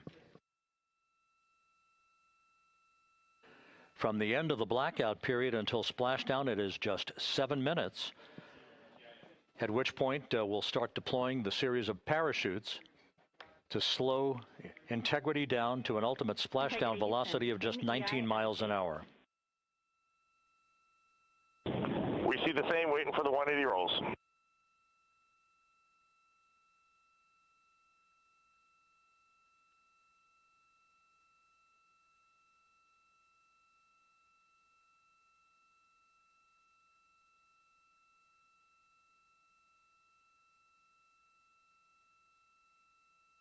The parachute deployment sequence, once again, will come in several segments, but in rapid fire succession. And we have a great view of the moon out window 2. Looks a little smaller than yesterday. Guess we'll have to go back.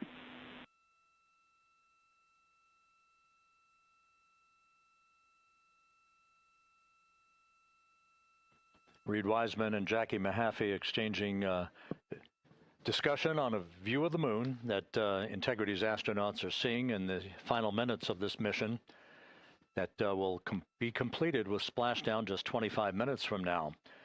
3 forward bay cover parachutes will be used to pull the forward bay cover off the top of the vehicle. Then 2 drogue parachutes will be deployed to slow and stabilize the crew module during its descent, followed by 3 pilot parachutes that will lift and deploy the main parachutes from the forward bay. The final sequence will have 3 main parachutes deployed. These will be 116 feet in diameter, each main parachute approximately 265 feet long when reefed. The parachutes will ultimately slow Integrity down from its peak speed of almost 33 times the speed of sound to a gentle 19 miles an hour at splashdown.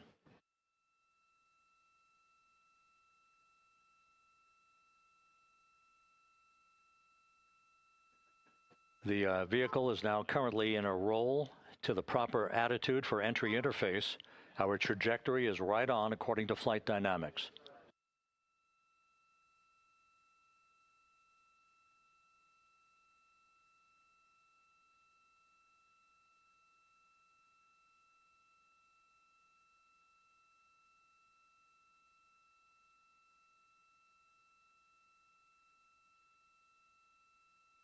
Integrity is on a trajectory from southwest and northeast across the Pacific Ocean, descending at a rate of 15,000 feet per second.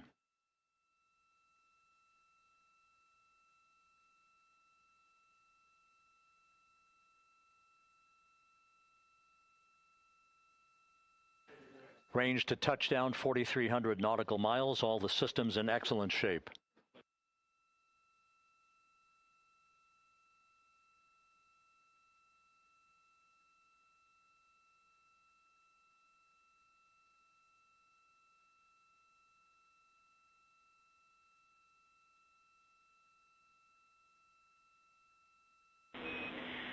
Integrity, Orion in the EI roll 180 attitude.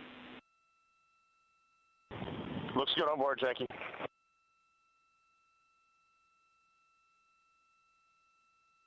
This view out of one of Integrity's windows.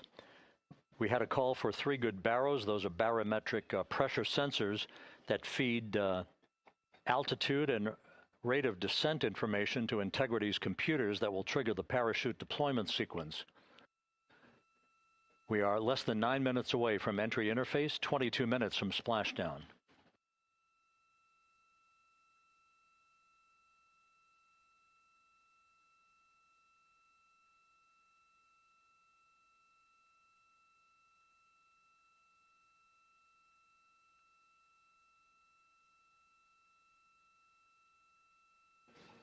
You can see the reflection of one of the crew members in the window.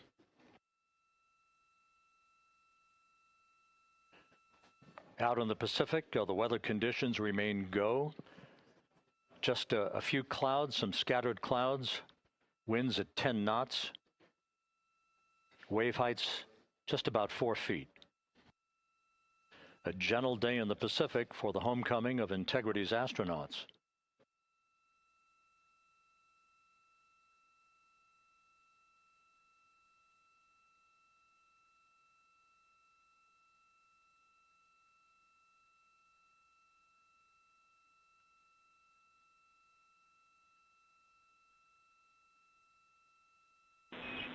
Integrity back in EI attitude.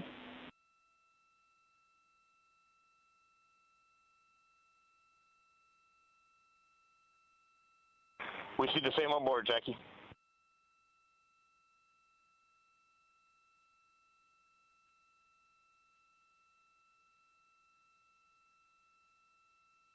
Houston, purge is complete. Crew and vehicle are configured for entry. Houston copies. And we're in step 37, transferring nav state to BFS.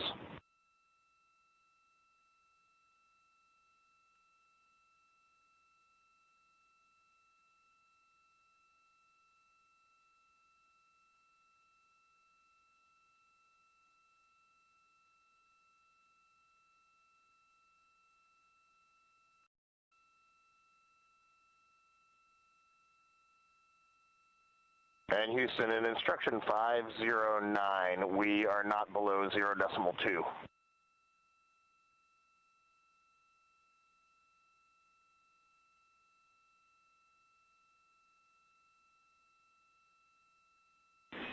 Integrity, no action required. Integrity.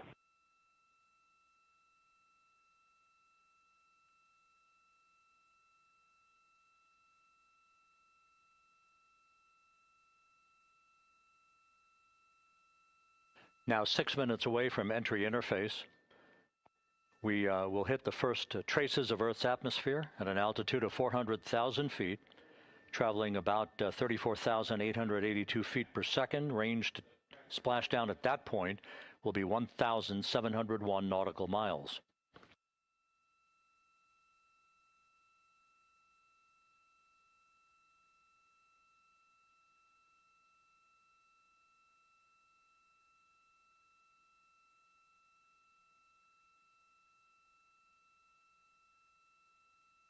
And once again, just a reminder, some 24 seconds after entry interface, we do expect to lose communications with the vehicle and the crew during a 6-minute blackout period when a plasma shield will build up around the spacecraft due to the ionization, due to heating effects.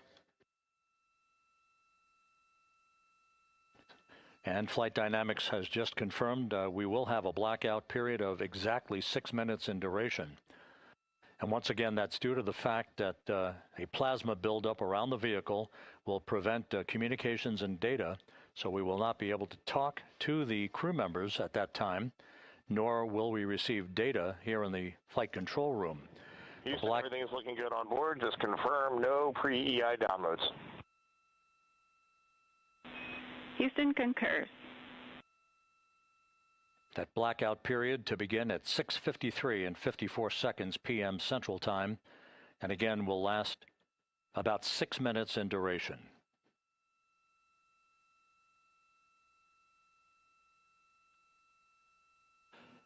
We're 4 minutes away from entry interface.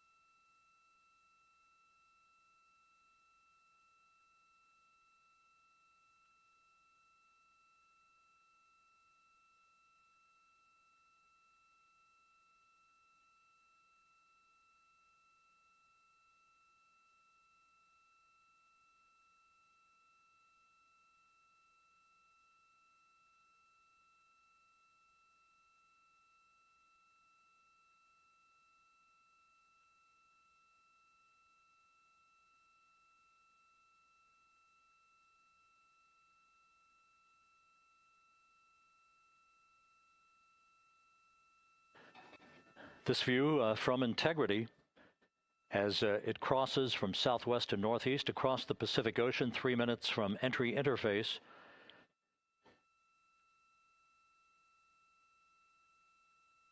"16.5 minutes till splashdown."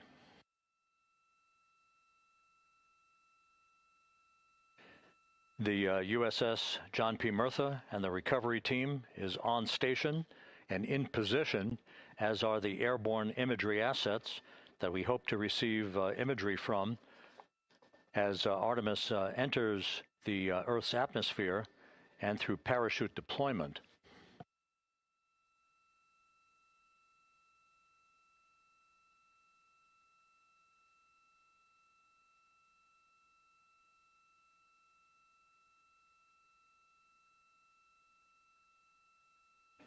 All of Integrity's systems are in great shape. The crew is ready to complete its mission just 15.5 minutes from now.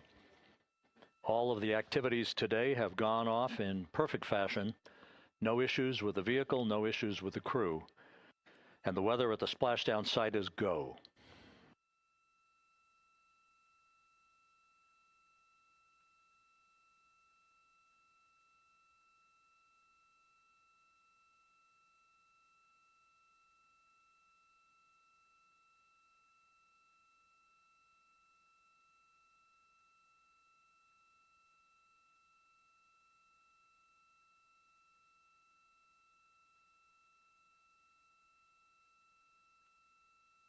Coming up on 1 minute until entry interface.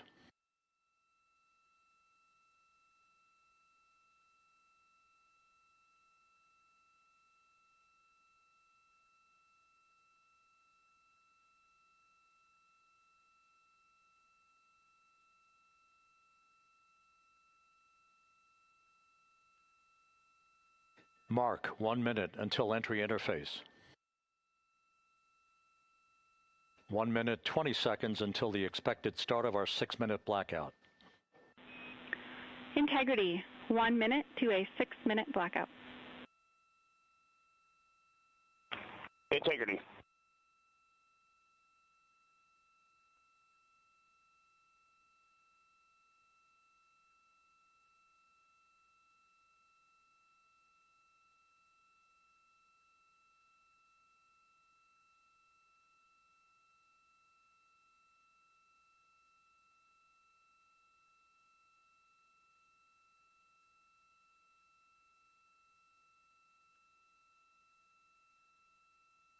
Ten seconds till entry interface.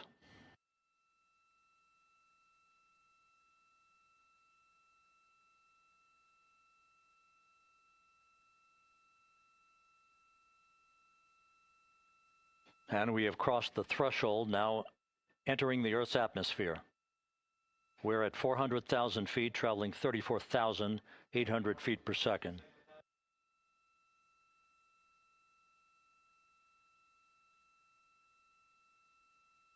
Time to splashdown, 13 minutes, 10 seconds.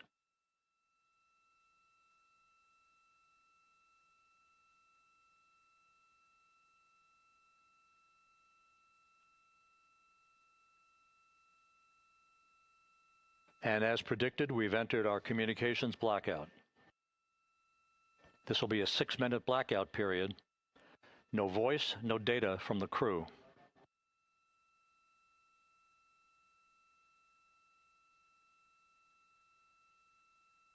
We're 30 seconds away from the anticipated point of peak heating on the vehicle, where temperatures will rise to about 4,000 to 5,000 degrees Fahrenheit. This is the true test of our trajectory.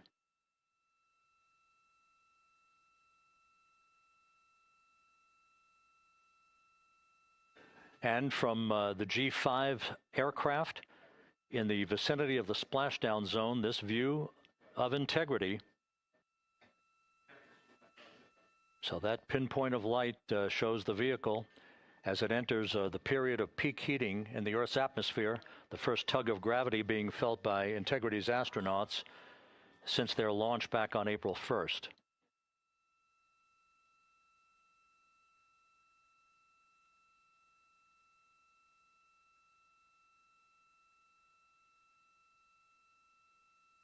Four and a half minutes until the end of the blackout period. Time to splashdown, 11 minutes, 33 seconds.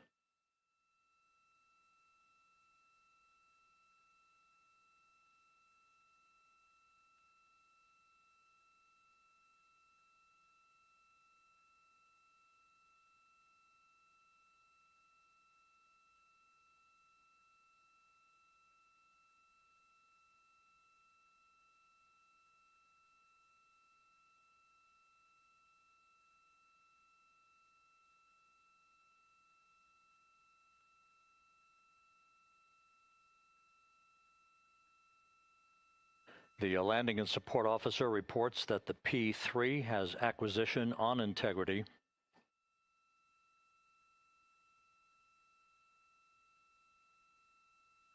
Three and a half minutes left in this blackout period. This is a visualization of the plasma buildup around the spacecraft and the repelling of that heat on Integrity's heat shield.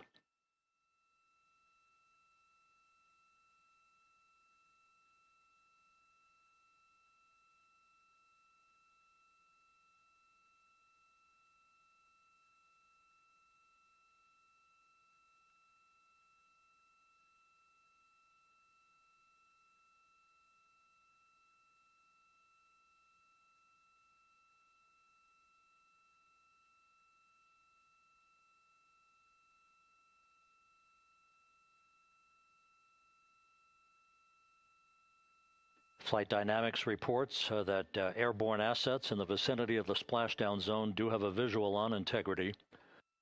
Still 2 minutes and 40 seconds left in our blackout period. Time to splashdown, 9 minutes, 35 seconds.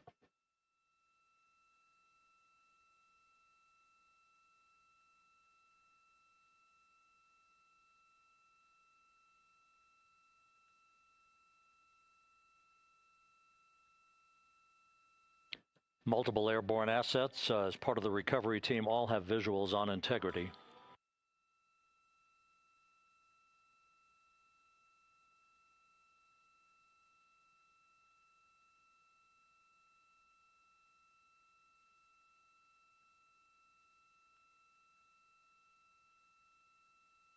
And the WB-57 flying in the splashdown zone also has a visual. And the Navy helos also have visuals.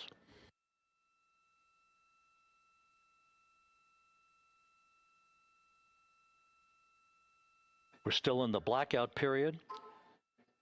Still do not have communications from the crew.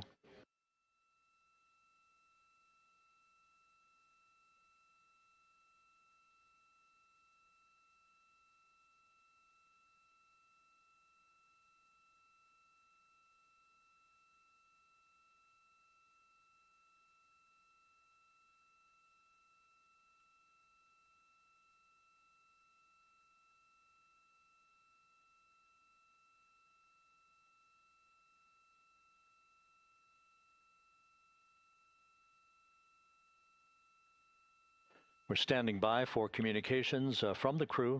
We should be out of the blackout period less than a minute from now.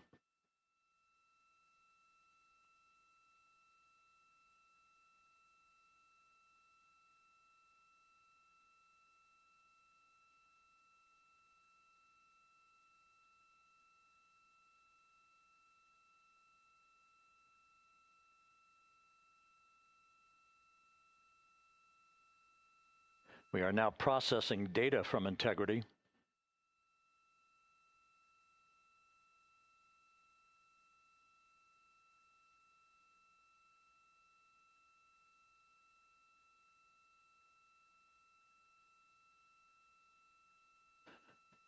Landing and support officer reports the small boats are en route to the splashdown target zone.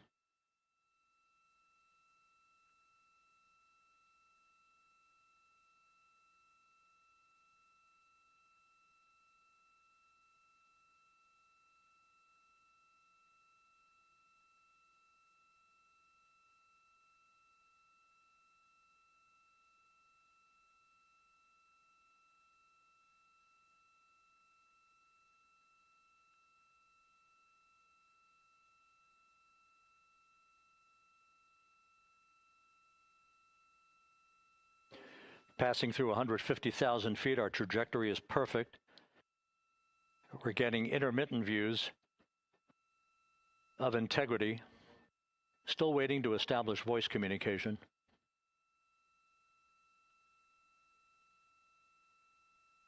Integrity, Houston, comm check, post-blackout. Houston, Integrity, we have you loud and clear.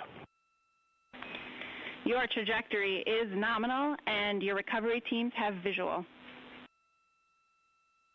Guidance looks good. No action for the enabled internal camera controller fail. Big cheers from the viewing room here in Mission Control as voice communication reestablished with Commander Reid Wiseman. For America and a waiting world, Integrity is 5.5 minutes away from coming home.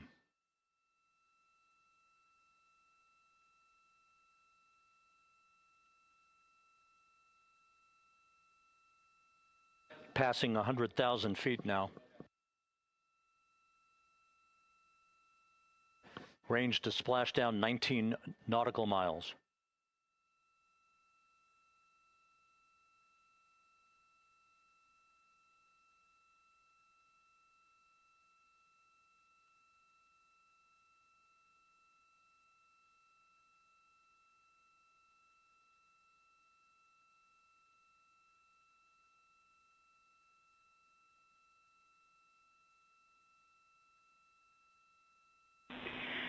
Integrity, impact to the camera controller fail is no Cab 1 views of the chutes.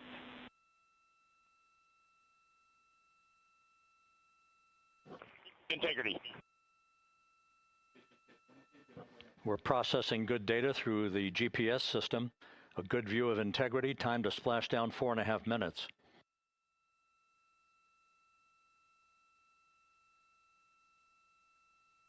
And a view of Integrity from the WB-57. We're at 50,000 feet.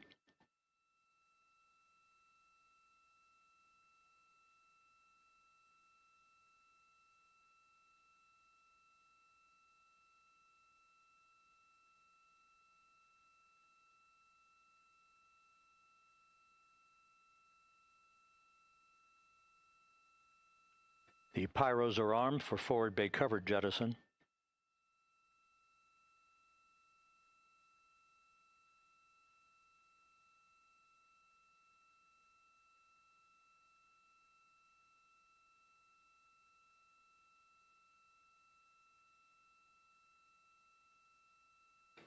And there go the first series of parachutes.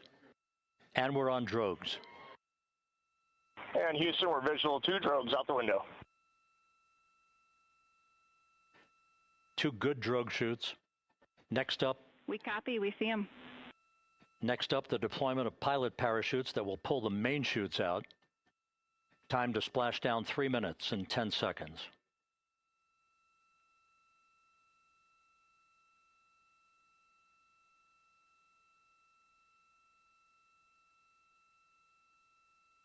Perfect descent rate according to flight dynamics. Good rates on 2 drogues. We see the same on board.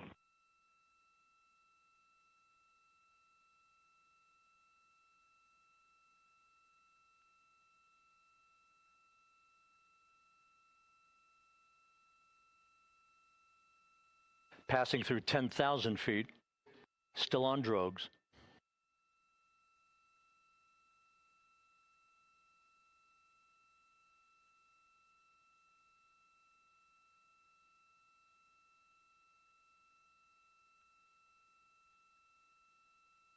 Main chute deploy. We're at 5,000 feet.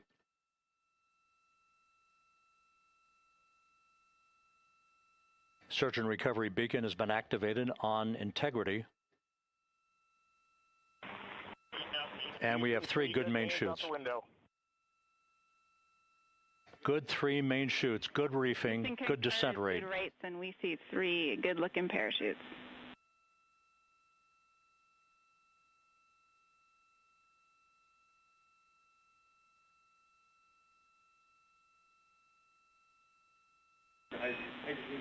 Integrity. Cabin pressure indicates no need for hydrazine checks. Integrity copies. This is a perfect descent for integrity. Its crew sounding hale and hearty on board. Time to splash down 1 minute, 15 seconds.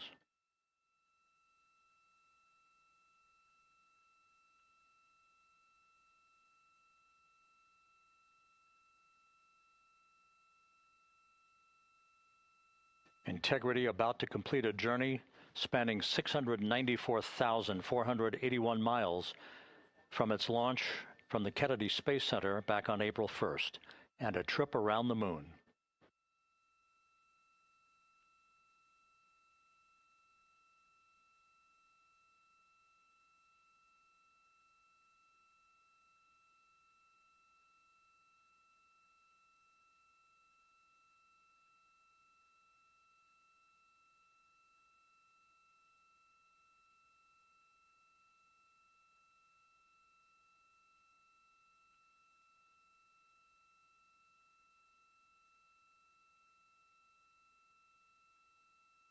Passing through 1,000 feet.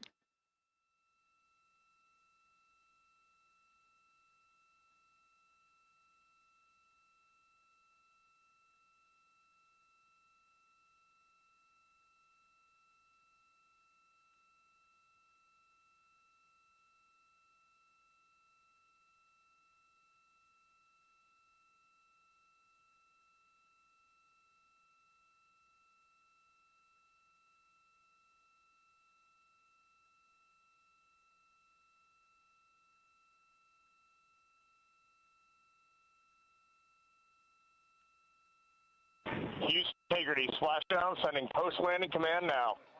Splashdown confirmed. Copy splashdown, waiting on VLDR. Splashdown confirmed at 7:07 p.m. Central Time, 5:07 p.m. Pacific Time. From the pages of Jules Verne to a modern-day mission to the moon, a new chapter of the exploration of our celestial neighbor is complete. Integrity's astronauts back on Earth.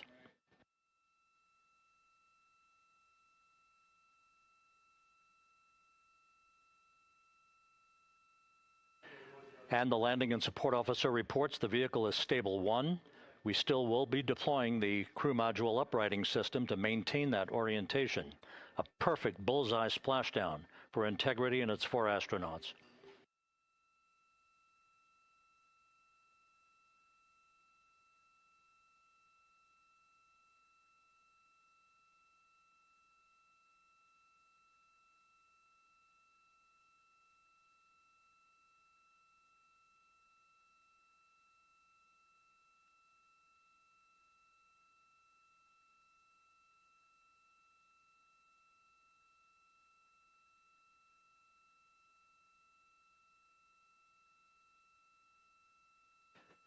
The unofficial splashdown time, 7:07 and 47 seconds p.m. Central Time. We'll get that refined for you.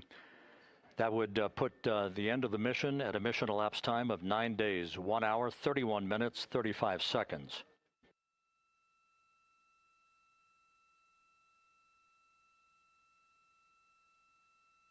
And we're configuring for very low data rate.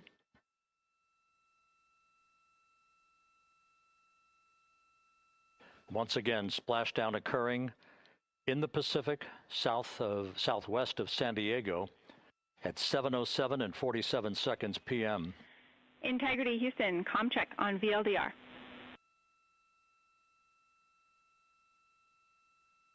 Houston, we have you loud and clear on VLDR. How else? We have you the same. We'll meet you over in post-landing. Perfect communications established. A journey. We are stable 1, 4 green crew members. Houston copies all. Reid Wiseman reporting 4 green crew members. That is not their complexion. That is the fact that they're in great condition. That's what that means. So stable 1, upright. The crew module uprighting system is being deployed. The 5 airbags being inflated through helium to maintain the upright configuration for the vehicle. This was a textbook entry and a textbook touchdown for Integrity. Reid Wiseman, Victor Glover, Christina Koch, and Jeremy Hansen back on Earth after a journey around the moon.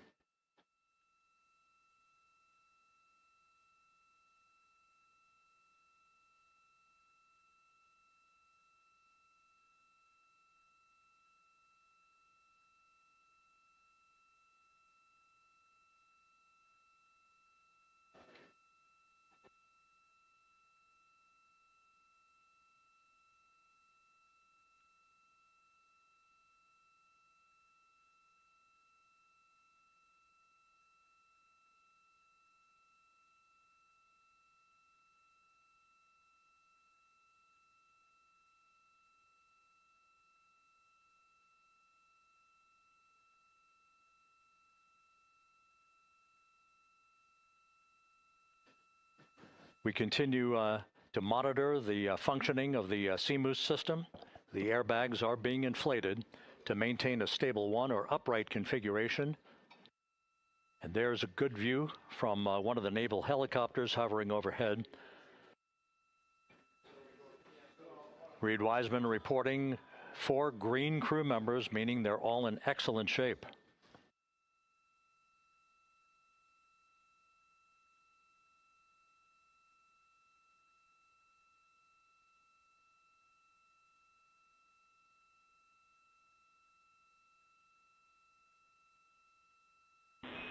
Integrity Houston for SAR beacon and radio. SAR beacon is in for 06, and we're powering the radio now. Go ahead. We see the beacon on. However, the recovery team is not seeing the signal. Your SAR radio uses the same antenna, so you may run into trouble with the radio. Okay, copy. We are also powering up the sat phone now.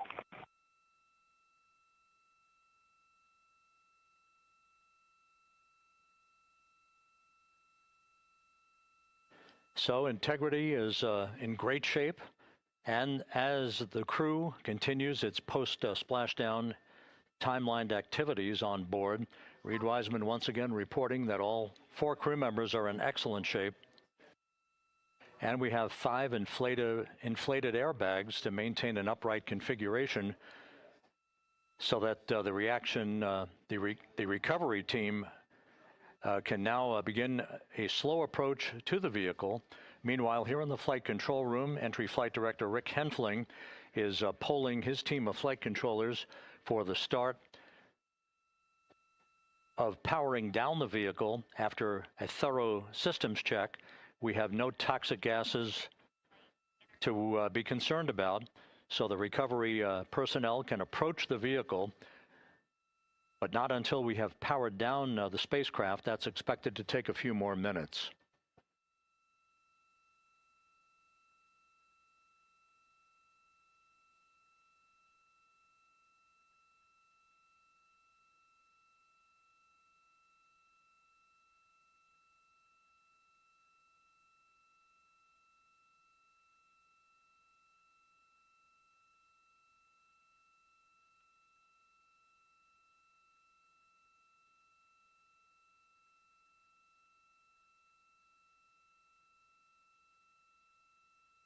Integrity back on Earth following its historic flyby of the moon. It was, for all intents and purposes, a textbook mission. On 28 but I'll remain on this frequency. We copy.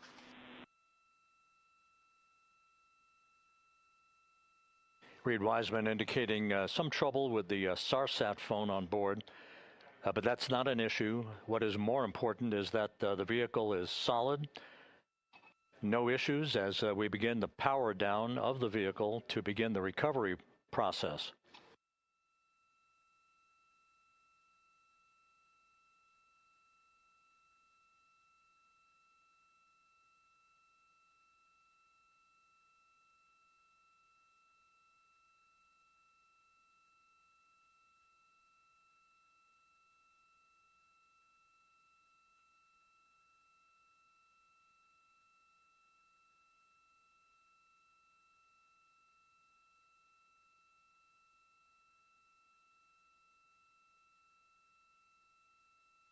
The propulsion officer here in Mission Control reports that we have safed the prop system on integrity. Can you say again? That was very weak and broken.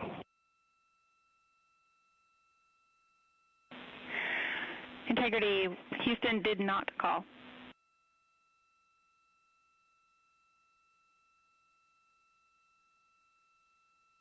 Copy that, Houston. It might have been on the SAR radio. Stand by.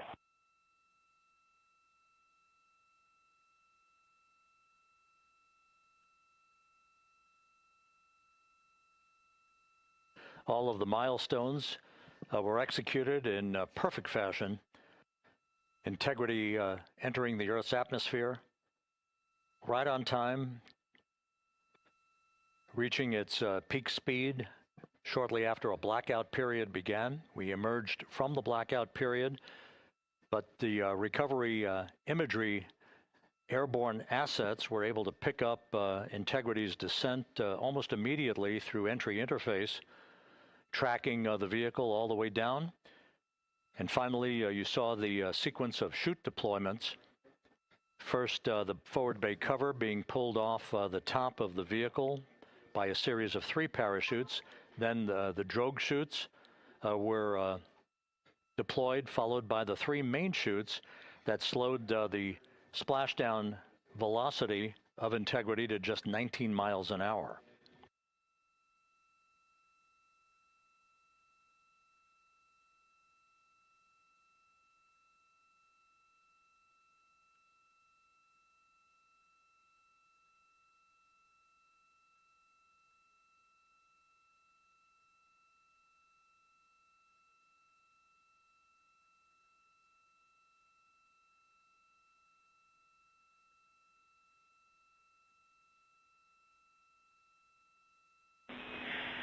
Integrity, Houston, with no joy on SAR and SAT phone, we'd like you to command an additional 15 minutes for a total of 30-minute power down delay.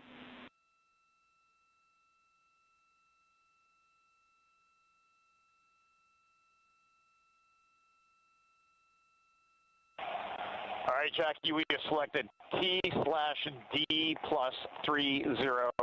No joy on SAR radio or sat phone.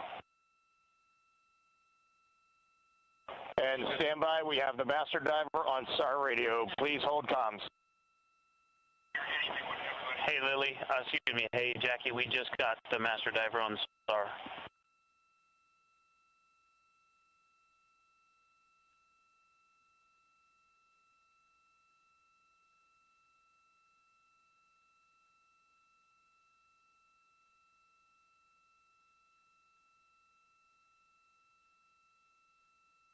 A good view of one of the fast boats. Integrity, Houston, if you are happy with your comm with Master Diver, you can go back to the 15-minute power down. Okay, stand by. Yeah, we'll confirm here in a second. The crew on board Integrity coordinating with the flight control team in Houston here in Mission Control on the timing of the power down of the vehicle, which will be the precursor to the recovery teams approaching the spacecraft. There are no issues with integrity. We've had a bit of broken capability in establishing a SARSAT or satellite phone communications capability between the crew on board Integrity and the recovery team. That will get sorted out here shortly. There's plenty of cooling on board Integrity, so there's no rush to begin the power down. I'm trying to call you on the sat phone and not getting an answer there either. Concur. We haven't had anything come through.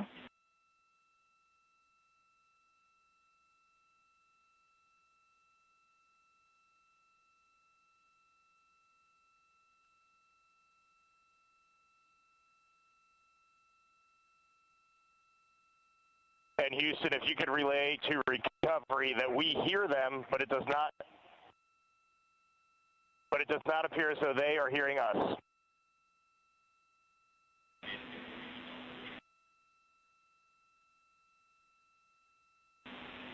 Houston copies, and Reid, just to confirm, you are pushing the PTT on the radio.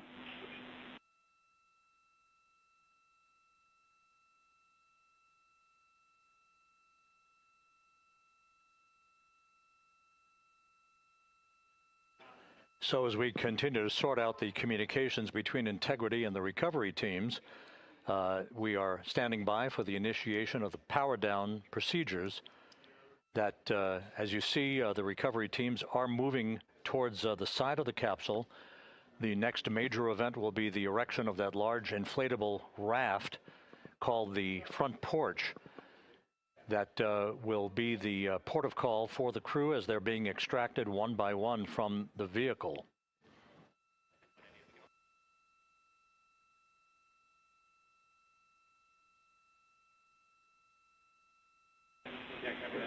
Integrity, Houston, for sat phone, we are going to attempt to call you.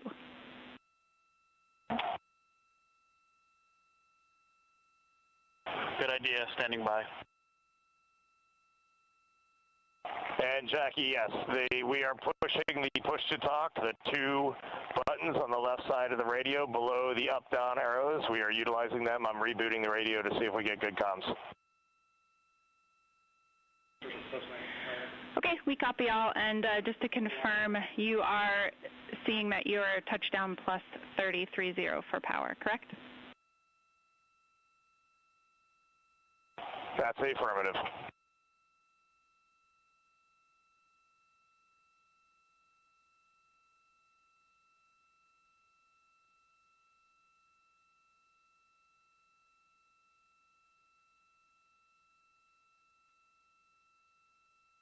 We are trying a backdoor approach to have mission control here call the crew on their satellite phone.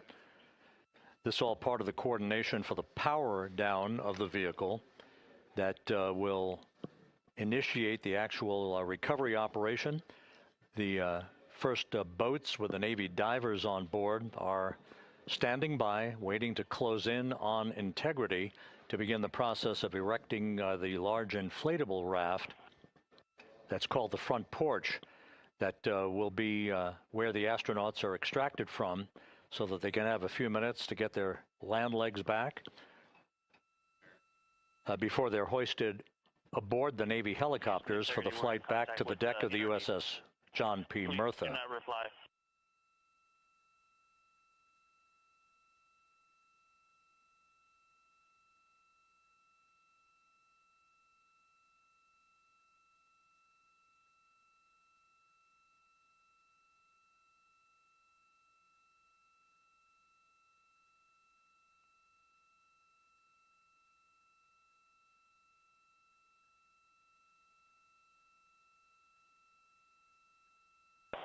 And Houston, please don't reply. NRD, very weak, but readable. Master Diver, we can hear, but they cannot hear us.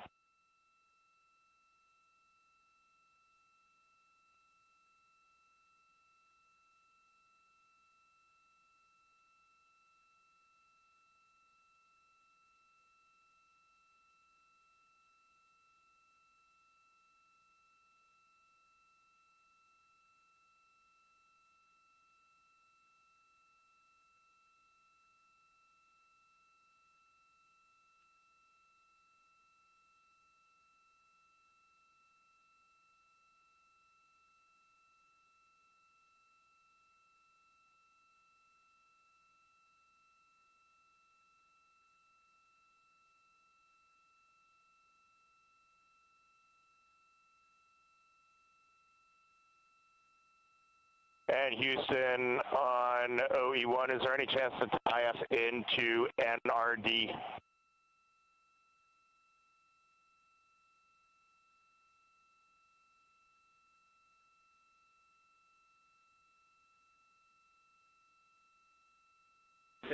Checking.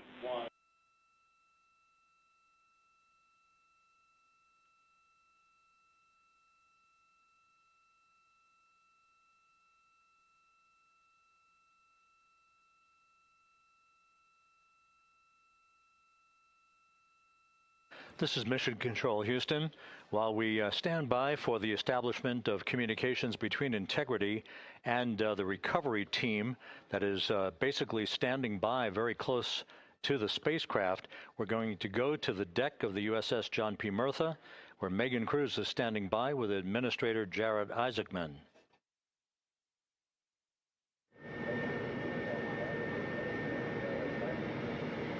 Hey, Rob, yeah, just such an honor to be able to be here on the ship, to be able to share and experience this moment with everyone together. And of course, as you just said, yes, here with NASA Administrator Jeremy Hansen. Administrator, how did you feel getting to witness this and seeing NASA at its best? Oh, I mean, I'm honestly, I'm still at a loss for words. I mean, you know, like the childhood Jared right now can't believe what I just saw. I mean, almost been waiting my whole lifetime to see this, and then it's NASA Administrator. I just couldn't be more proud of the entire workforce, the years, the effort, the late nights, all the hard work from across the country that contributed to this incredible moment right now. And yeah, incredibly grateful too for our teams here on the John P. Murtha right now. Yeah, look at them behind us here. We got everybody. Hey, what do you guys think? We just brought some astronauts back from the moon, huh? Unbelievable. Thank you. Yeah, so grateful to the Navy, the sailors that are here, the NASA teams. I mean, this is a joint effort that's on their way right now. These recovery forces are getting out to our Orion spacecraft, to Integrity, get our astronauts back on the ship safely. Yeah, and this is not just an accomplishment for NASA. This is an accomplishment for humanity. Again, a historic mission to the moon and back. How does this make you feel, and what do you hope people take away from this? Well, I'll tell you, you know, I think about the crew members that we've all had an opportunity to observe over the last 10 days, right? I mean, they're absolutely professional astronauts. I mean, wonderful communicators, almost poets. But then I think these were the ambassadors from humanity to the stars that we sent out there right now, and I can't imagine a better crew than the Artemis II crew that just completed a perfect mission right now. So yes, it's a huge moment for everybody, right? I mean, we are back in the business of sending astronauts to the moon, bringing them back safely, and to set up for a series more. I mean, this is not a once in a lifetime, which you hear sometimes around here. It's like, this was a once in a lifetime. No, it's not. This is just the beginning. We are going to get back into doing this with frequency, sending missions to the moon until we land on it in 2028 and start building our base. Yeah, are we going to build on the momentum for Artemis III? I mean, it's just around the corner. Absolutely. So, I mean, that's, you know, part of me too. Like, I can't wait to get the crew off of Integrity right now, but also getting Integrity back on this ship so we can start taking a look at it, because all that data is so precious to us right now. I mean, we are going to definitely want to take a good look at the thermal protection system. We're going to want to download all the data they couldn't transmit back to us and use that to inform Artemis III. But we're already making progress, right? You had SRB segments already showing up at KSC. Core stage for Artemis III is rolling out on April 20th. We're getting Mobile Launcher 1 back in vehicle assembly building. So yes, there is a lot to celebrate right now on a mission well accomplished for Artemis II, and at the same time, we got to start getting ready for 3. Amazing. And last question, you know, for people who joined us for all 10 days to see what we can accomplish together with our international partners, what do you think about the fact that we're going to keep doing this more and more and more? It's incredibly exciting. I mean, yes, it's the contributions, like the best and brightest across the NASA workforce from across the country, our industry partners, our international partners. We had a Canadian Space Agency astronaut on board in Jeremy. We had the European Service Module. And you think, in the days leading up to this launch, I mean, 48 hours prior to launching Artemis II, I was meeting with the Italian Space Agency. We signed a memorandum of understanding to build a habitation module on the moon. I mean, you have countries, all of our allies and partners coming together saying, we are committed to this effort, we are returning to the moon, we're doing it to stay, we are building that enduring presence, we are going to master the skills on the surface of the moon so someday we can undertake missions to Mars. It's just an incredibly exciting time, and we're not going at it alone. We're bringing everybody along with us. Absolutely. And speaking of everyone, one more time, we're going to ask the crew here, you guys ready to land on the moon? Awesome. I love that. Okay, well, thank you so much, Administrator. Appreciate you being here. We're, of course, going to stay on to watch the crew get extracted from Orion, so stay tuned, and we'll see you back here shortly.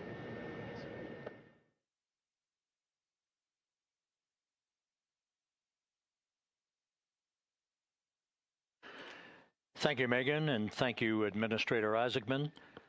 We are in the process of working to establish that communications link and to establish the procedures that will lead to the power down of the spacecraft, which is gently bobbing in the Pacific following a bullseye touchdown that occurred at 7:07 p.m. Central Time, 5:07 p.m. Pacific Time, 2.5 hours before sunset in the Pacific, southwest of San Diego. We have once again heard from the crew during that interview opportunity with the administrator, and we have 4 healthy crew members on board.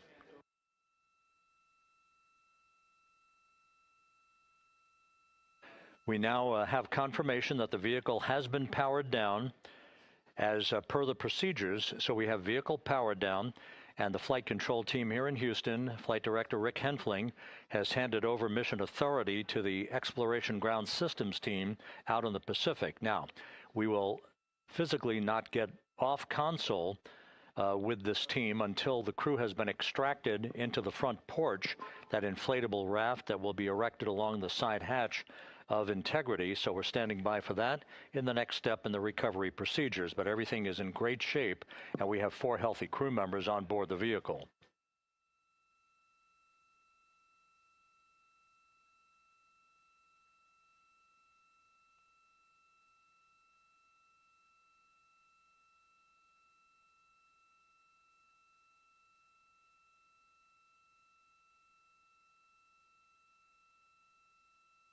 All of the entry events went by the book, no issues, perfect trajectory for Integrity that was culminated with one final raise burn to improve the angle of attack for the vehicle as it entered the Earth's atmosphere. All of that flight dynamics computation worked like a charm.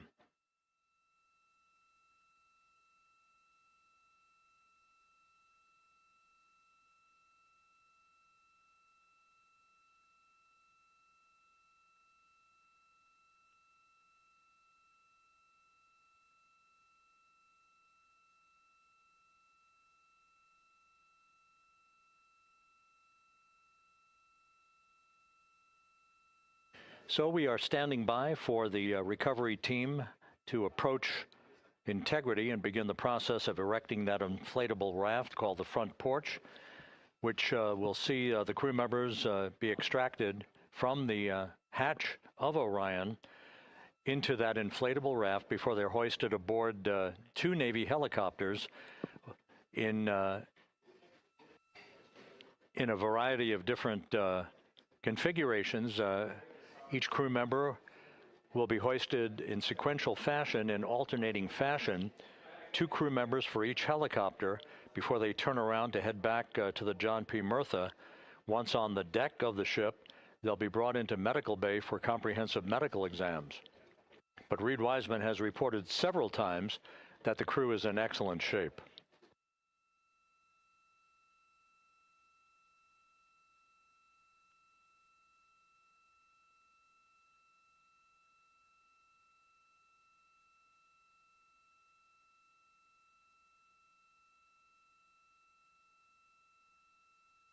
So just to recap, it has been some 26.5 minutes since the splashdown of Integrity in the Pacific. The vehicle is in excellent shape. It performed like a champ all the way down through the Earth's atmosphere. All of the vehicle functions were checked off in excellent trip hammer fashion. The parachutes all deployed as planned. Splashdown occurring at 7:07 p.m. Central Time, 5:07 p.m. Pacific Time.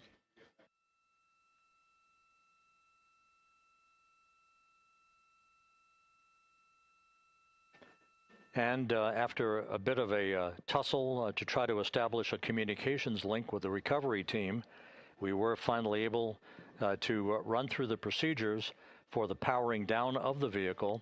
We've handed over mission authority to the Exploration Ground Systems folks out in the Pacific, and the recovery team will be approaching the vehicle shortly to erect the inflatable raft called the front porch before opening the hatch to Integrity to bring the crew members onto that raft before they're hoisted onto two Navy helicopters, two crew members for each helicopter, before they're flown back to the deck of the USS John P. Murtha.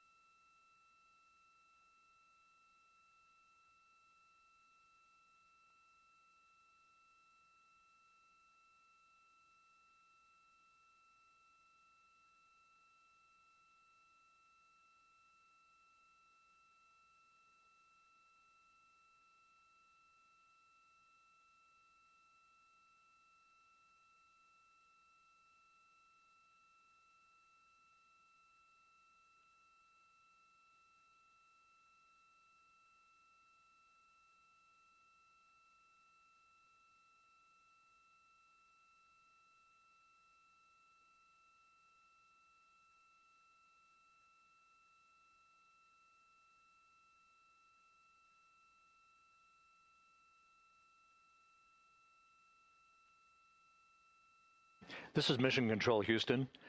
After talking to the flight dynamics folks, we have a bit of a refinement on the splashdown time for you. Their computation shows a splashdown time of 7:07 and 27 seconds p.m. Central Time, 7:07 and 27 seconds p.m. Central Time.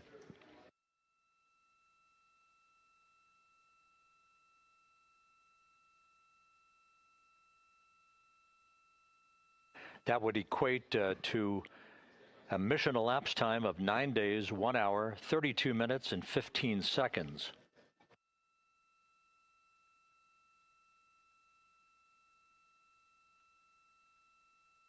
Once again, from Flight Dynamics, a splashdown time of 7:07 and 27 seconds p.m. Central Time. That would equate to a mission elapsed time of 9 days, 1 hour, 32 minutes, and 15 seconds.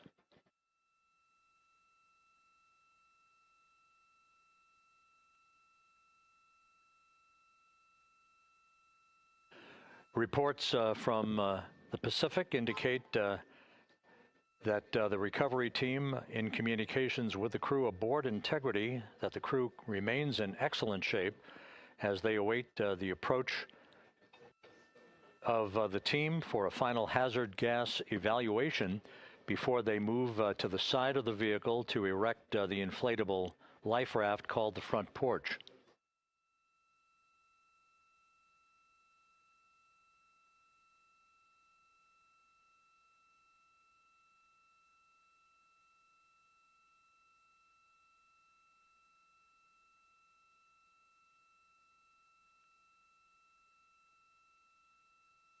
Again, no issues with Integrity. The vehicle is powered down.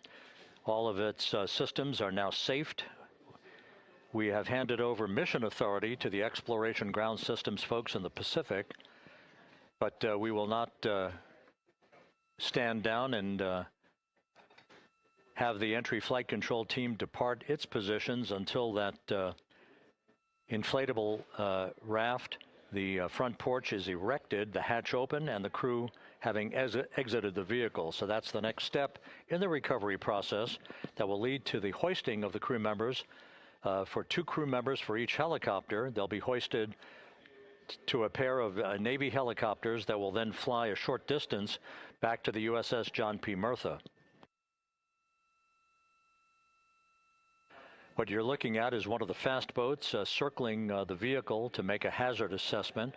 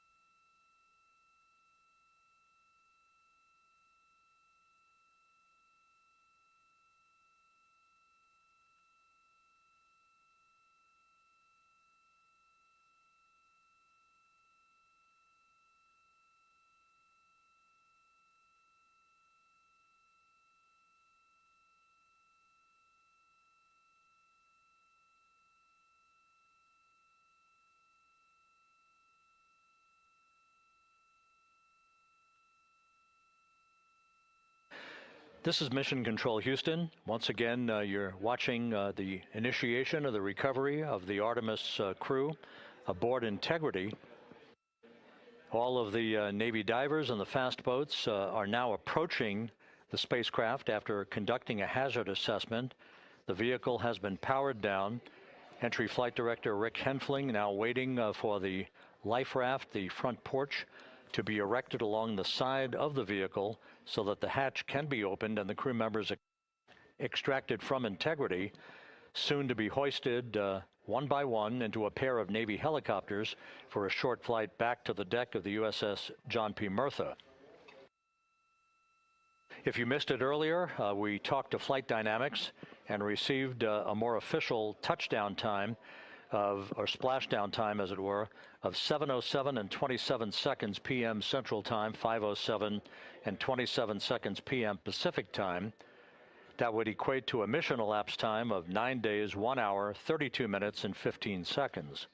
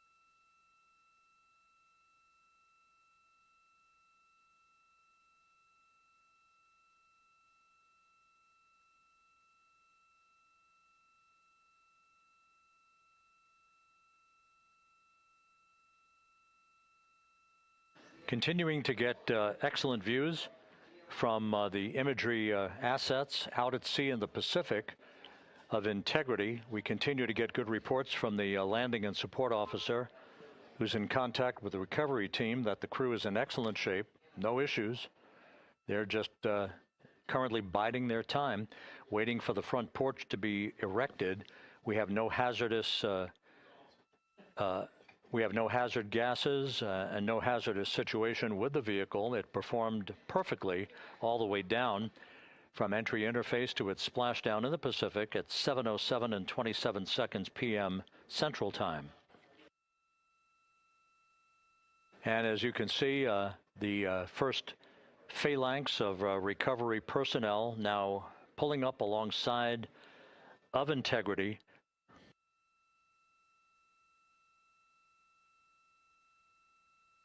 This includes Navy divers, a Navy flight surgeon, and other recovery personnel who have trained for several years for this recovery process.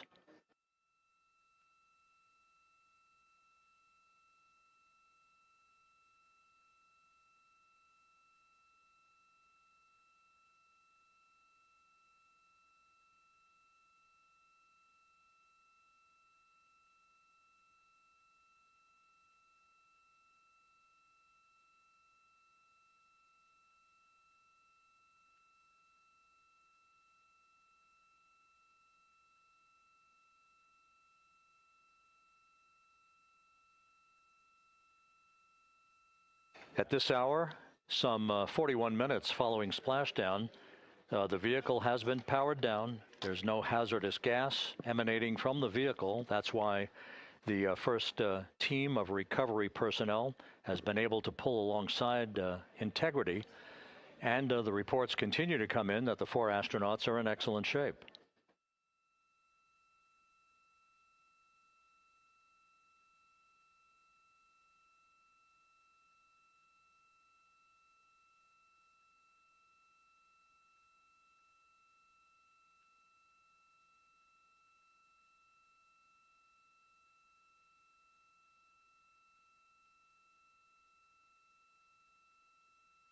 Yes.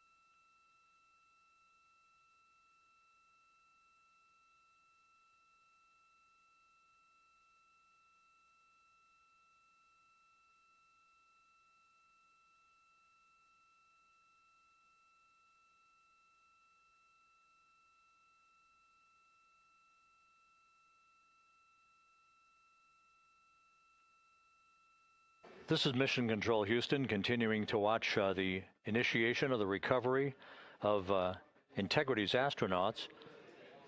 One by one, they'll be brought out of the spacecraft onto a large inflatable raft just a short time from now. In the meantime, we can go back to the USS John P. Murtha, where my colleague Megan Cruz is standing by to provide her situation report. Megan, can you hear us?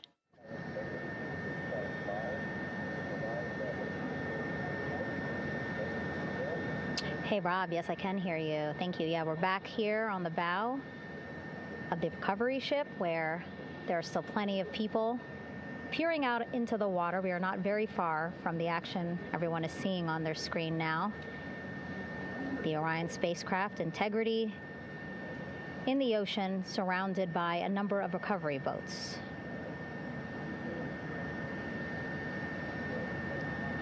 As Rob has been saying, in those recovery boats, NASA and Navy personnel specifically trained to get the astronauts out of Orion.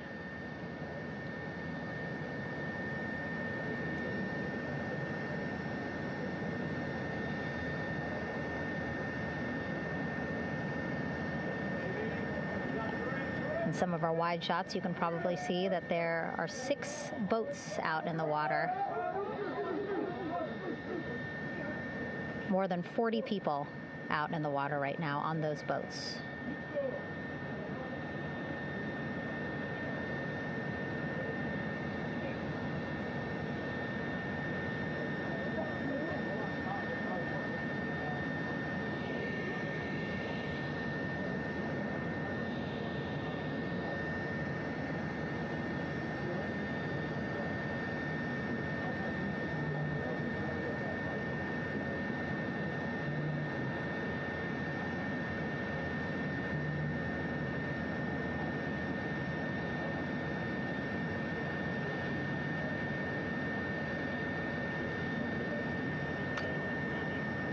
First order of business is to set up the front porch and the stabilization collar.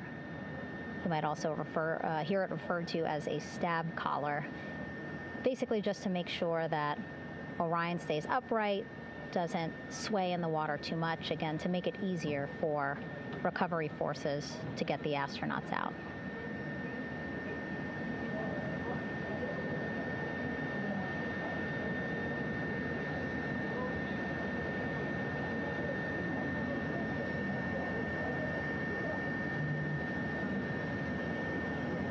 Again, we splashed down in the Pacific Ocean just after 5 p.m. Pacific time here. It's a requirement by NASA to be able to get the crew out of Orion within 2 hours of splashdown. So doing great on time so far. Plenty of time.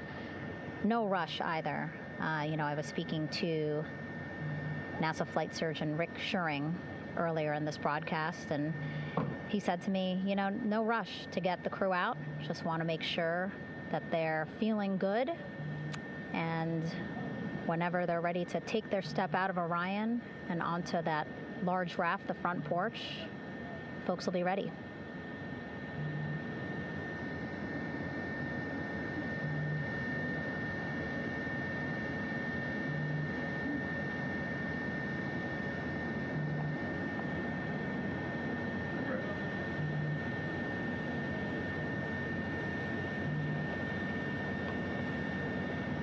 And as there are mission audio loops in Mission Control in Houston, there is a mission audio loop here on the ship, and it was just reported out that the side hatch is open. Side hatch of integrity is open. You're getting these beautiful shots from our aerial assets. The ship itself, where I'm on, just 3,000 yards away. Again, plenty of people on the boat here, glued to the side closest to where they can see all this action. And again, with just 3,000 yards separating us, great views from the bow here. You can see now that side hatch is open. One of the Navy personnel is about to get inside there.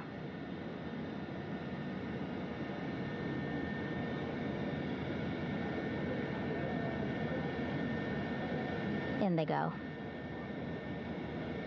In total, 4 will go into Orion. So it'll be a little bit of a tight squeeze, but the goal is to have a recovery personnel with each astronaut assessing them.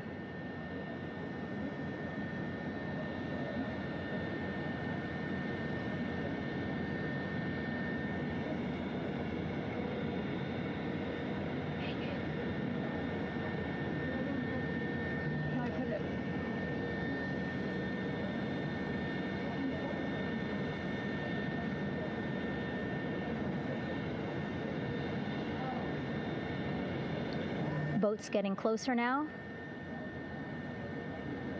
Again, that one that's right up against Orion, those are the divers that will go in to the spacecraft to check on each of the astronauts. These other boats will begin doing a number of things, putting on that stabilization collar onto Orion, building that front porch. Eventually, they will retrieve the parachutes, as well as tow Orion back to the well deck of the recovery ship here.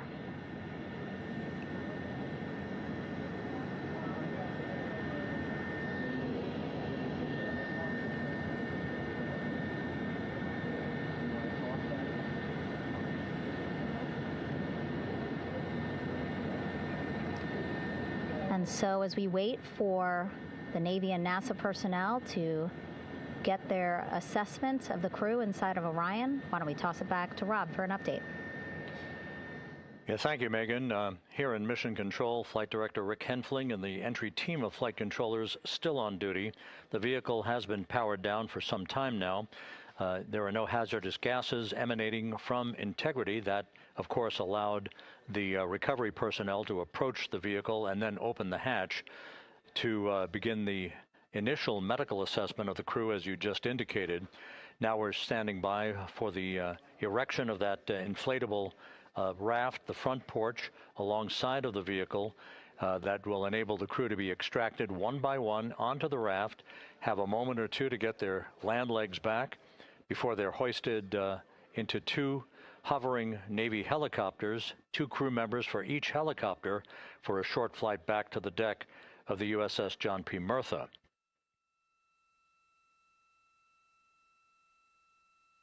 All of Integrity's systems operated flawlessly throughout the course of the approach to the Earth, the entry into the Earth's atmosphere, and all of the key milestones that followed in this high-speed return to Earth for integrity.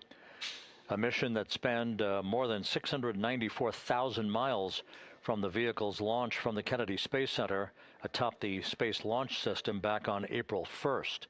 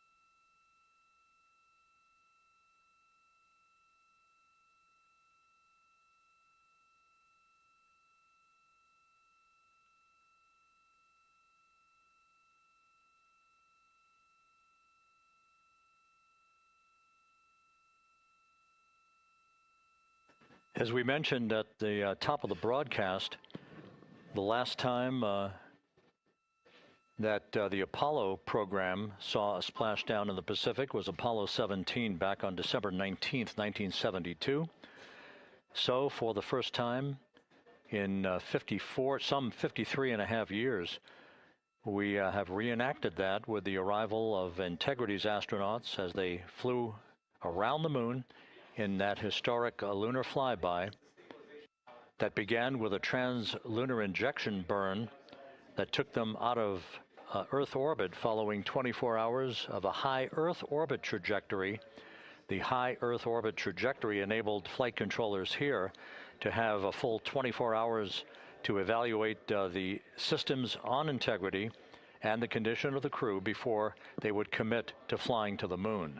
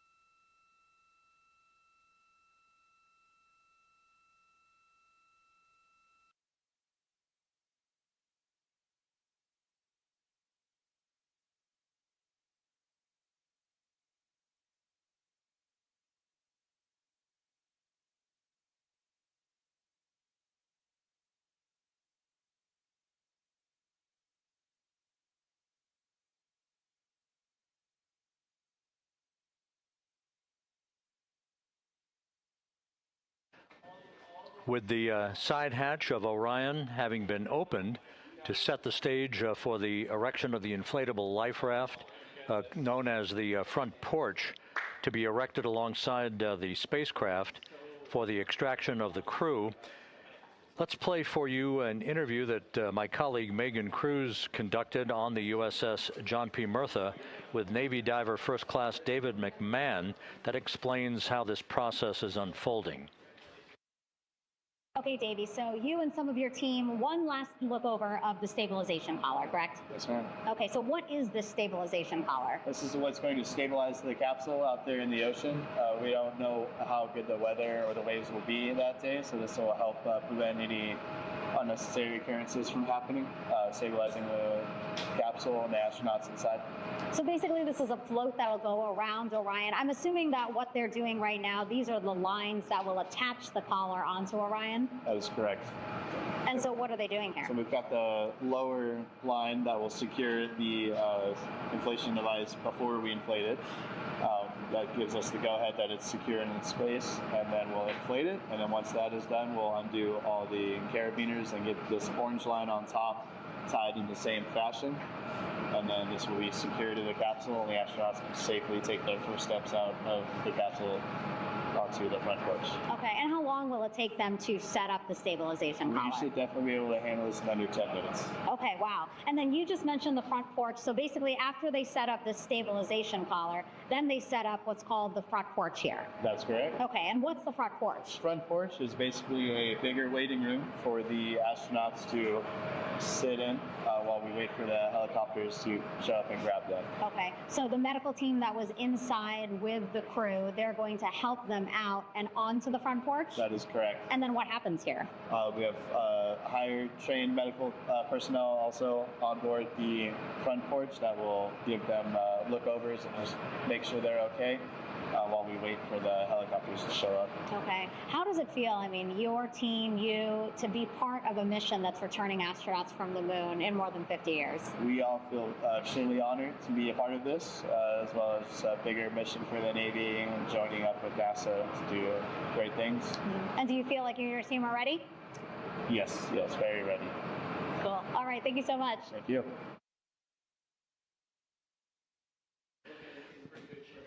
Once again, the recovery operations are continuing out in the Pacific. We shortly should see that life raft, the front porch, erected alongside the side hatch of the vehicle.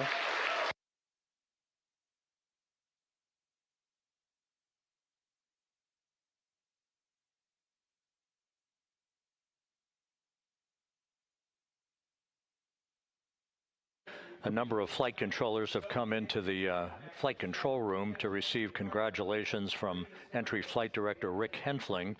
But we're going to stick with our operations out in the Pacific as we await the extraction of the 4 crew members who are reported to be in excellent condition.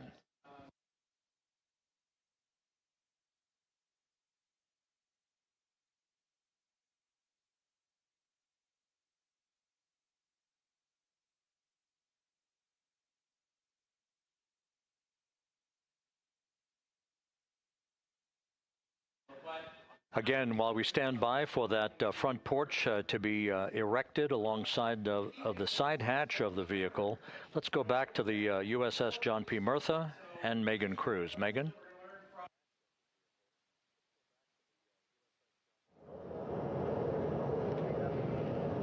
Hey, Rob. Pausing now to listen to some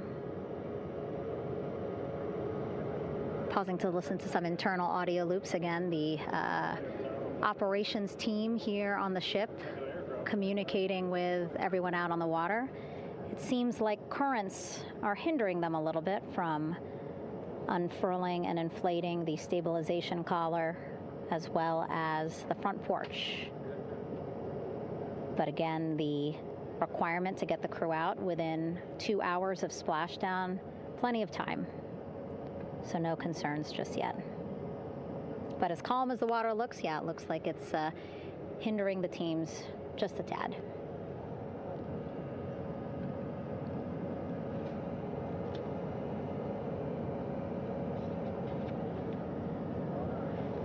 You can see in some of our shots that side hatch still open. Again, inside there are now 8 people inside. 4 divers, Navy divers, all with medical training, each assigned to an astronaut each. Making sure that they're comfortable, feeling good.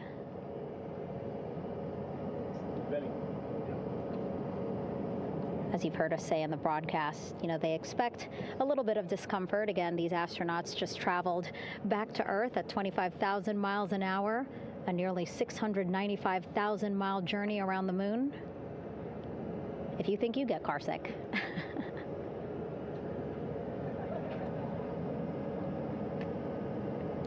Again, 6 boats out there, lots of gear with them, just in case, right? As we said, the crew reported feeling great, but again, all those folks out there in case they weren't, right? NASA is all about making sure we think about every situation that can happen, and so, of course, wanted to be ready in case any of our astronauts needed more medical attention while out there in the water.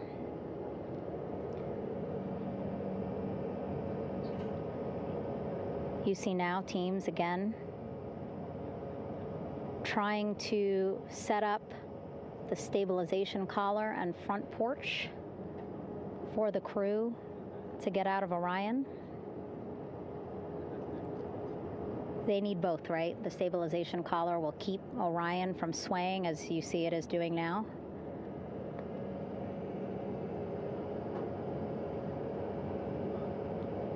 And then they will connect the front porch to the stabilization collar so that the crew can take 2 steps and they will be in the front porch.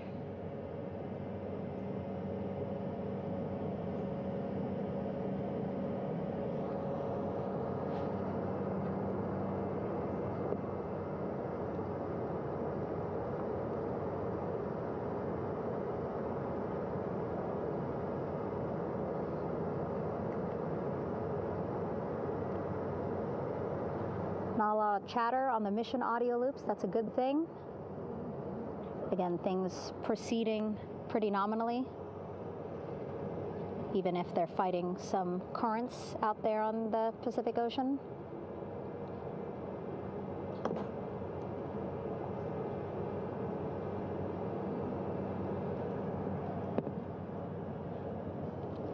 Again, the goal, setting up the stabilization collar and the front porch so that the crew can rest comfortably in the front porch, get placed into harnesses so that 2 helicopters can lift them off the front porch and onto the USS John Murtha here.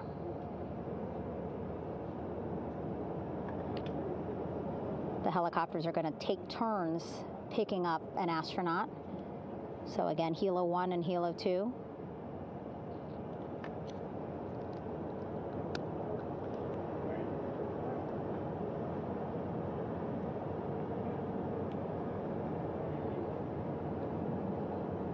Okay, and the recovery team here on the ship just got a report from the undersea medical officer who is inside the capsule with the crew.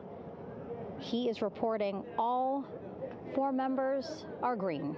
All of our 4 astronauts, Reid, Victor, Christina, Jeremy, green, meaning they are feeling great, not the complexion of their skin. They are feeling great, happy to be home, and ready to be extracted as soon as possible.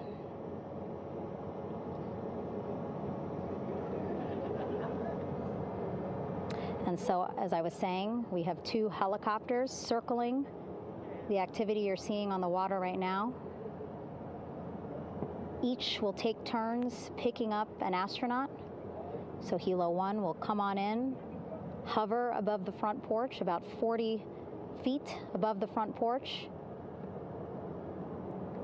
A Navy recovery specialist will be hoisted down into the front porch. The restricted maneuvering doctrine is in effect. We'll connect to the first astronaut, which we're expecting to be Christina. And then Helo 2 comes around, picks up Jeremy, while Helo 1 stays above head, and then Helo 1 will come back in for another astronaut, and then Helo 2 for the last astronaut, and then back to the flight deck here on the recovery ship.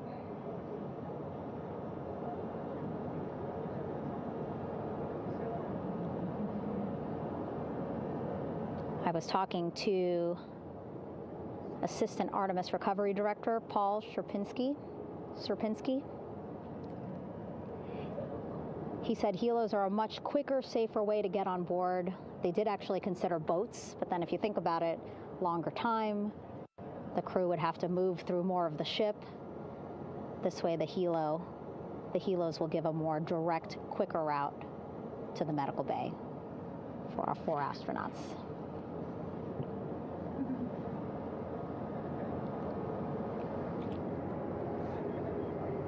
Beautiful shots from our aerial and imagery teams.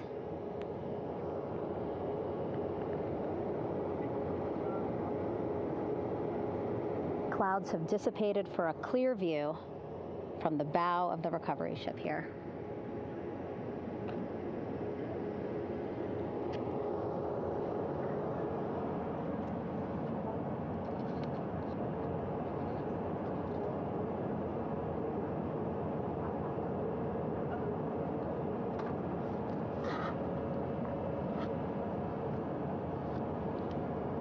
You can still see divers in the water there. Encircling Orion, that is that stabilization collar we've been telling you about. As you saw in that interview just a few minutes ago, they have to first connect it to Orion, and then once it's secured onto Orion, they can inflate it, and then they'll further secure it with other harnesses and lines.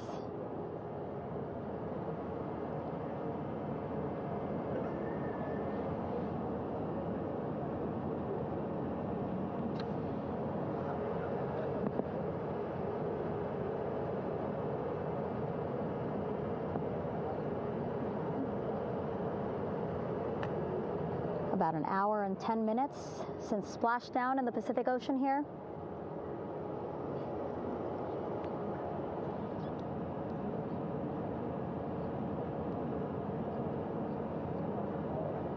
Reid, Victor, Christina, and Jeremy back home after a history-making mission to the moon and back.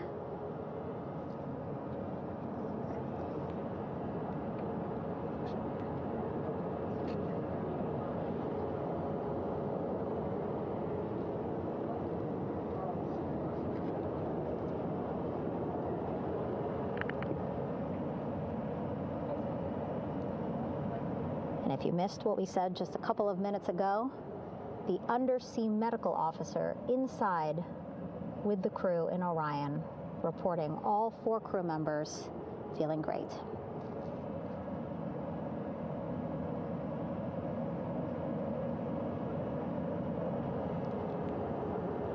Progress being made there on the stabilization collar. It looks like they are beginning to inflate it.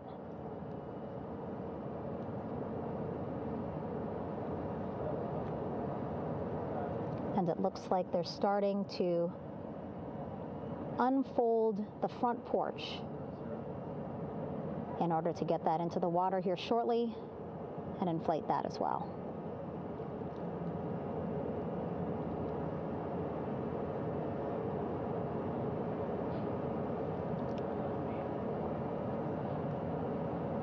Again, more than 40 people out in the water right now. And those Navy and NASA personnel have been in the water for now about 4 hours.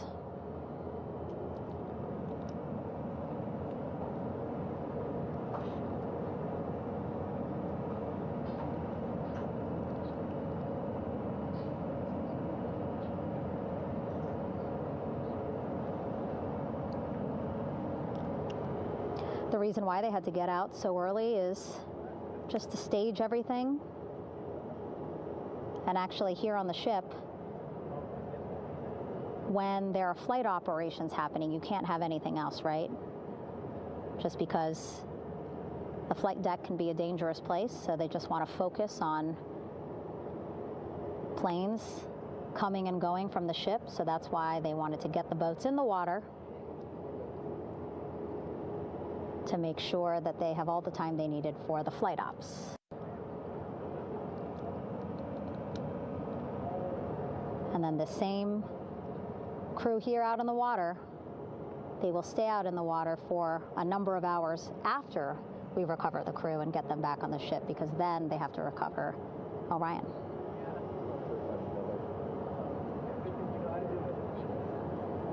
All right, that stabilization collar looking good around Orion. We're now seeing some recovery personnel getting on to that collar. Again, they need to further attach it to Orion to make sure that it can really prop up the spacecraft. It's basically lifting it up off of the water just a tad. Again, so it's not so come off me for a minute.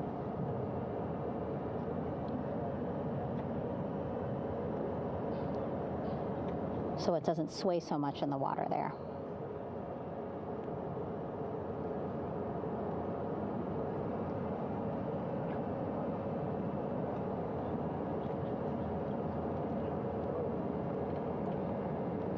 And now that front porch looks like it's nearly fully inflated as well. You can see a much larger surface area.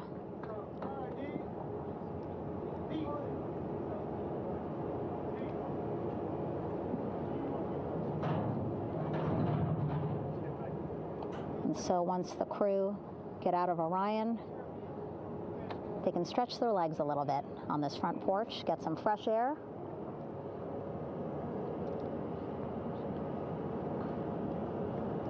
And enjoy this beautiful day here on their home planet.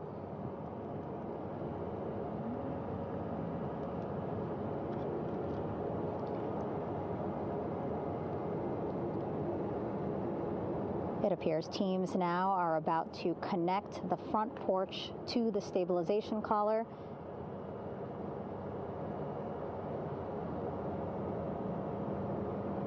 And at that point, when both are secure, we should soon see astronauts come out of Orion.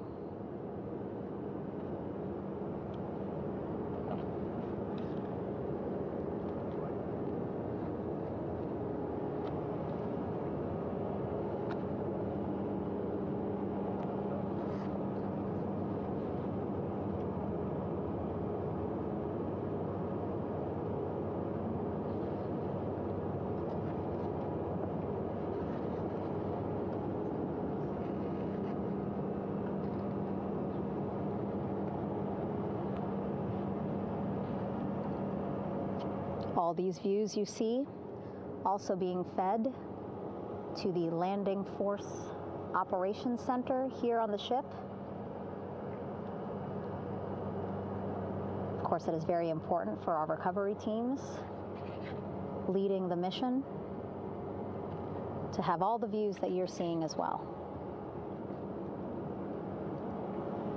Again, listening to their communication loop here on the ship. Very quiet, which is a good thing.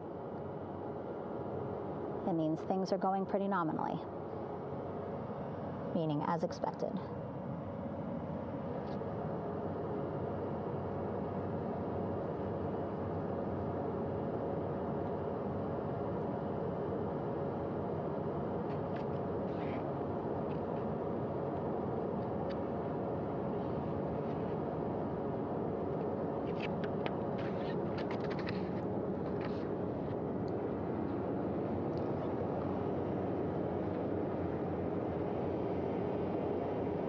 Again, all this activity happening just 3,000 yards away from the ship. So that means this will be a very quick flight back on the helicopters for the crew. 2-3 minutes, and then they'll be back here on the ship. I know.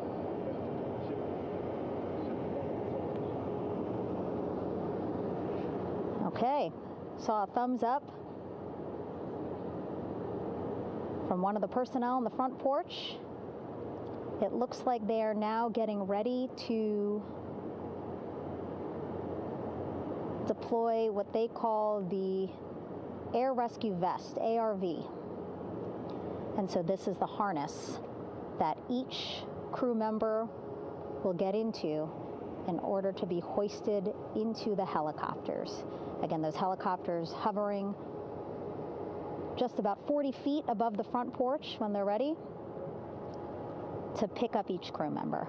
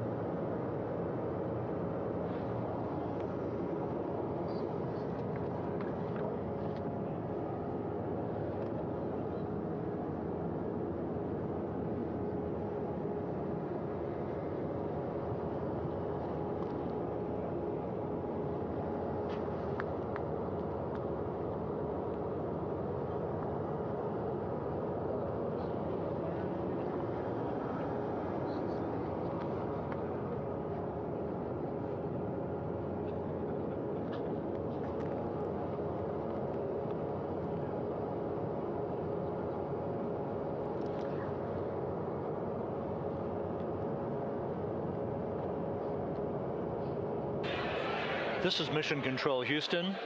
Behind me, a fairly raucous scene as hundreds of flight controllers have poured into the flight control room here. This is reminiscent of the scene after the final shuttle mission of STS-135, although that was the end of a program. This is only the beginning of a program with the textbook splashdown of Integrity and its 4 astronauts. We're standing by for the crew to be extracted from the spacecraft. Entry Flight Director Rick Henfling invited all of these flight controllers who have contributed to this mission to enter the flight control room to have an opportunity to receive well wishes and to share the mutual glow that exists in the wake of a textbook mission for Integrity. On the front screen here in Mission Control, a sign that says "Welcome Home, Integrity," taking humanity back to the moon, going further, and returning safely to Earth. So all of that jubilation, part of the post-splashdown activities, even as we await the crew being extracted from the vehicle to be hoisted onto Navy helicopters for the trip back to the USS John P. Murtha.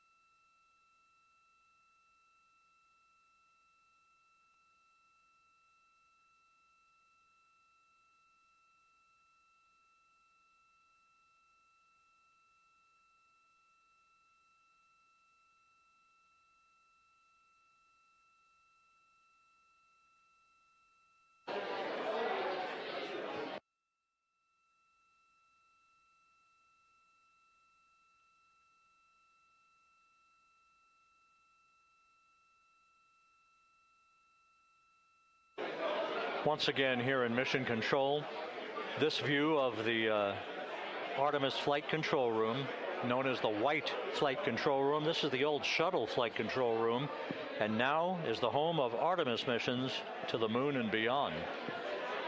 Once again, quite a few flight controllers were invited in by Entry Flight Director Rick Henfling to share in the jubilation following the successful splashdown of Integrity.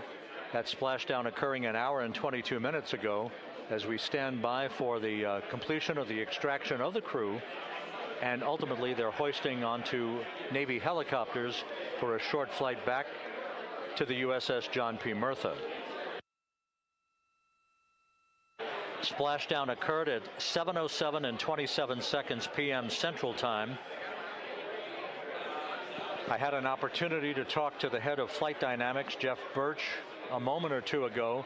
He said the trajectory of Integrity coming through the Earth's atmosphere was so precise, they've never seen anything line up on a ground track like today's entry by Integrity for its splashdown southwest of San Diego.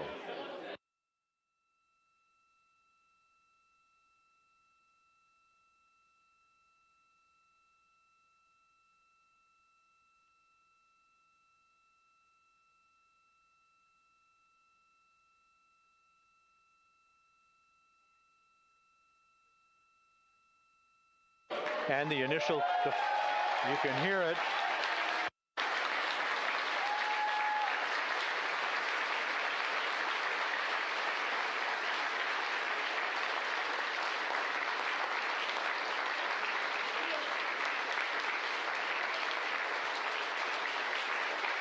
Jubilation here in the flight control room. The first crew member is out of Integrity.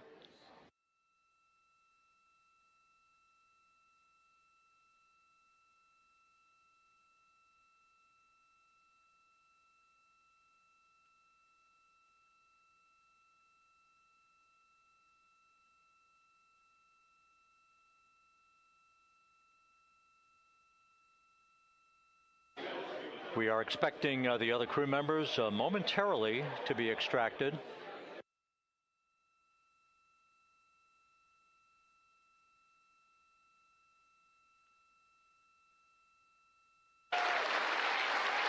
We now have 2 crew members out.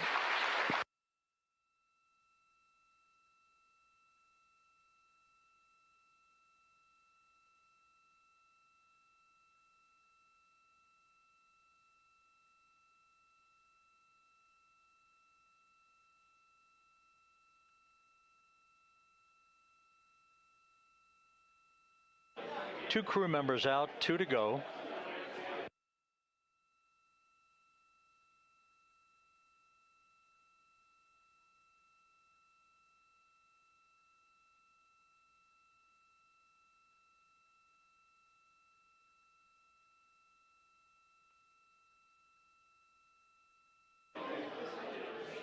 We're about 1 hour from sunset out in the Pacific. Everything continues to go well.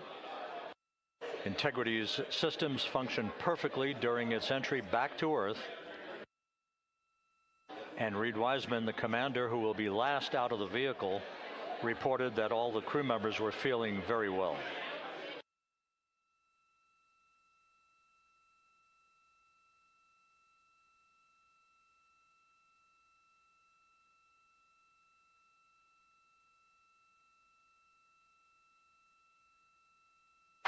Crew member number 3 now out.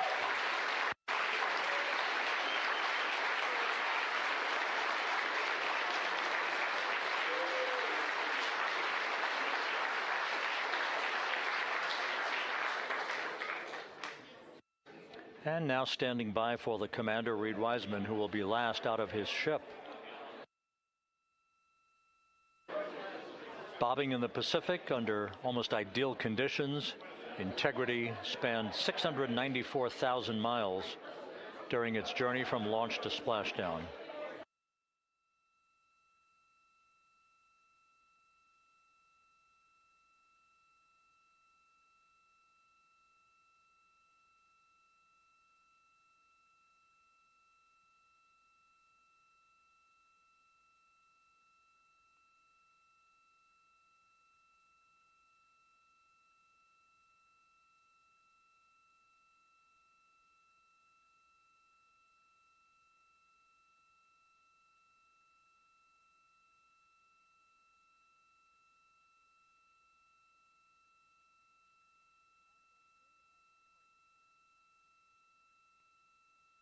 And we now have Reid Wiseman out of the vehicle, all 4 crew members now out of Integrity.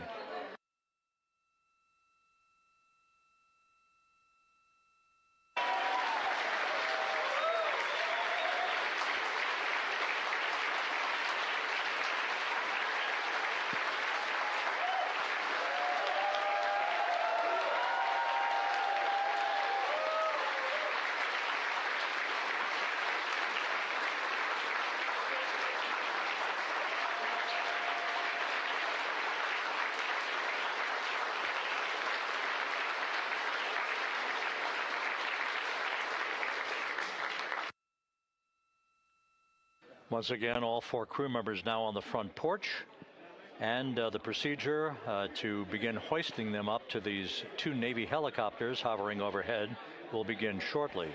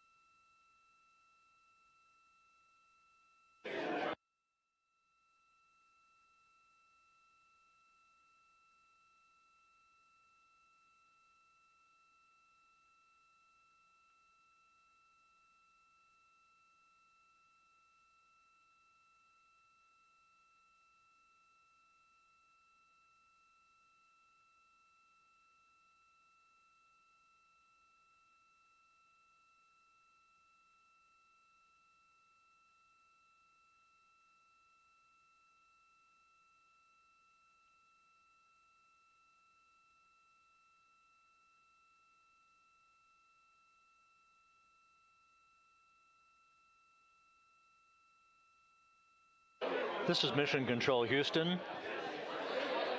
The mission is over, but the melody lingers on as jubilation continues here in the flight control room. We should be expecting NASA's Associate Administrator, Amit Kshatriya, to be joining us shortly for a short interview while the recovery operations continue out in the Pacific. So we'll stand by for that. And then we'll turn it back over to Megan Cruz aboard the USS John P. Murtha.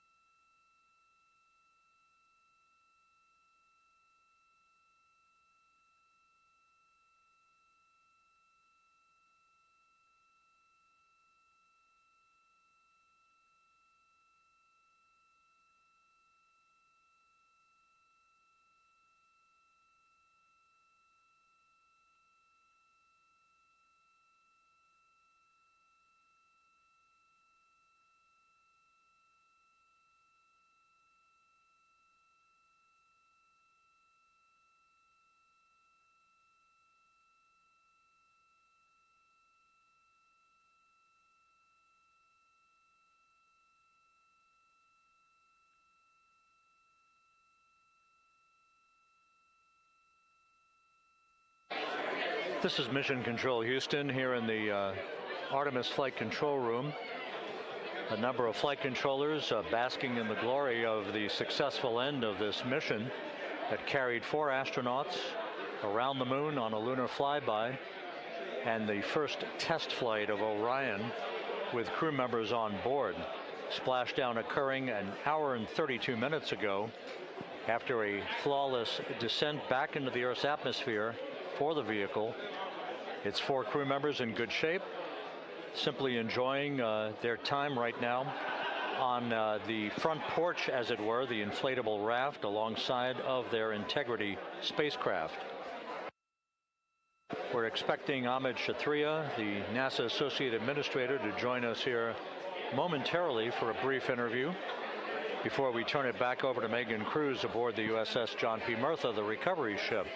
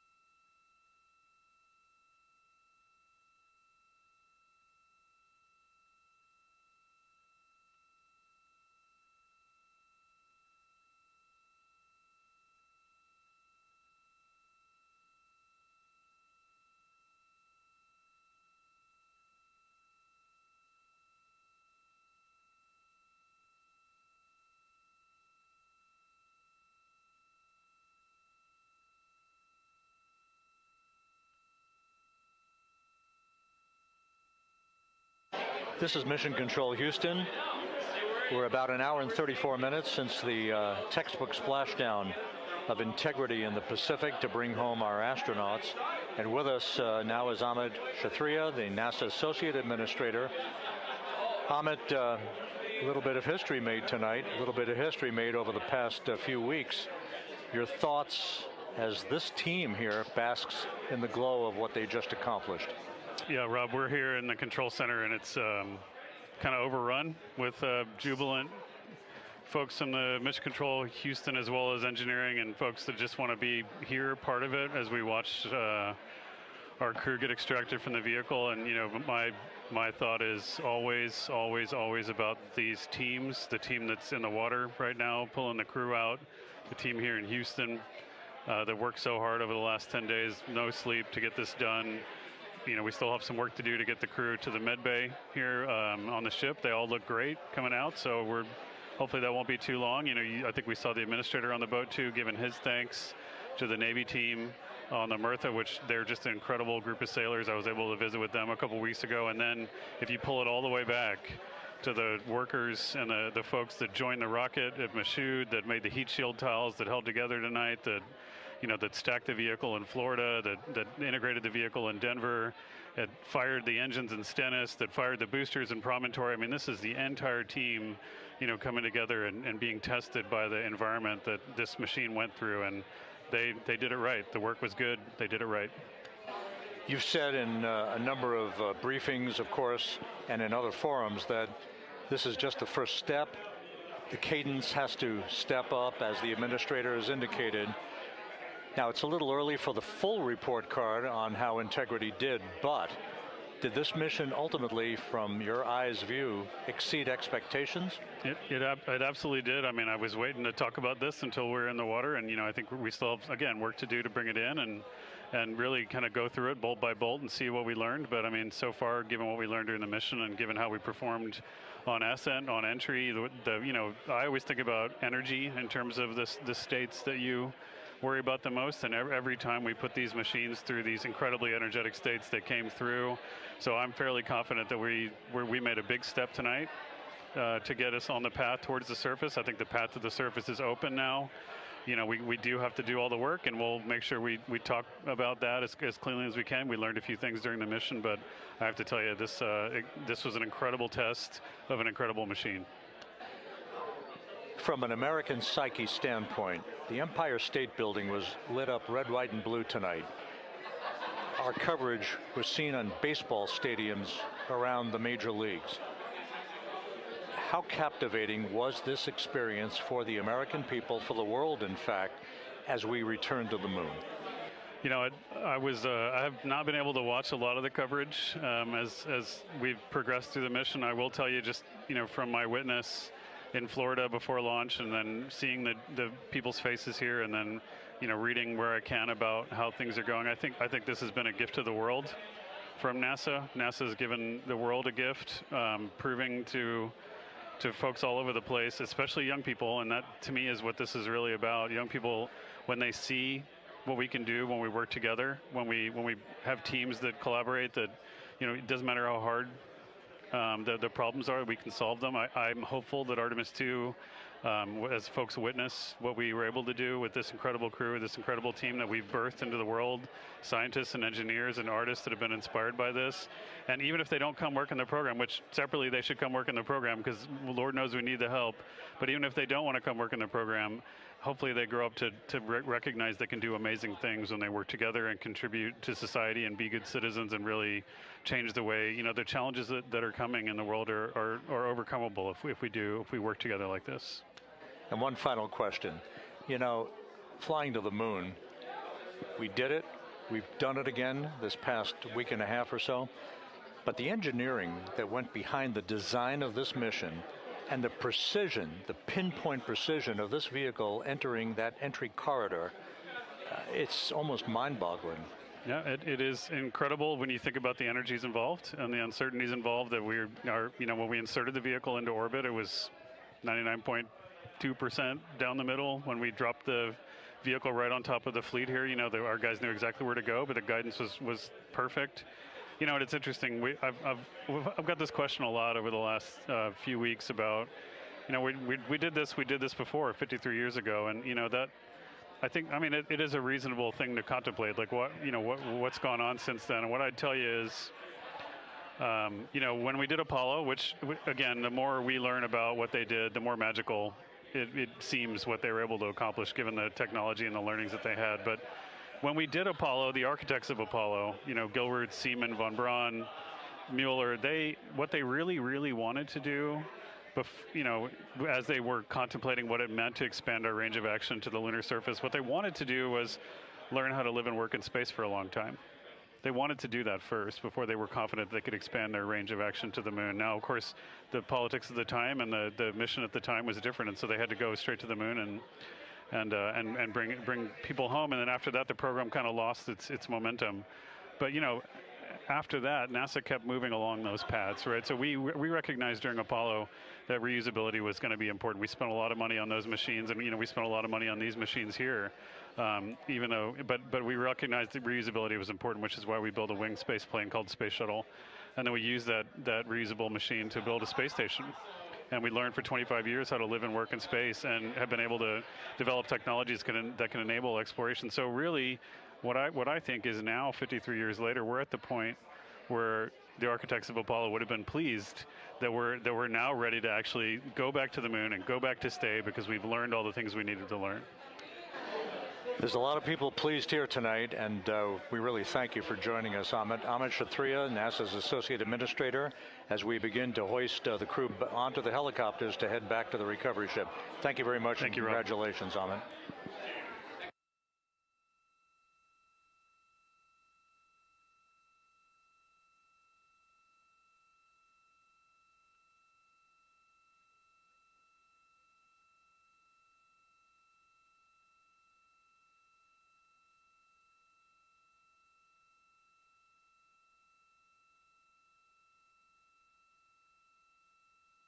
This is Mission Control Houston, with the crew members now beginning to be hoisted aboard the Navy helicopters. Let's go to Megan Cruz aboard the USS John P. Murtha, who will take it from here.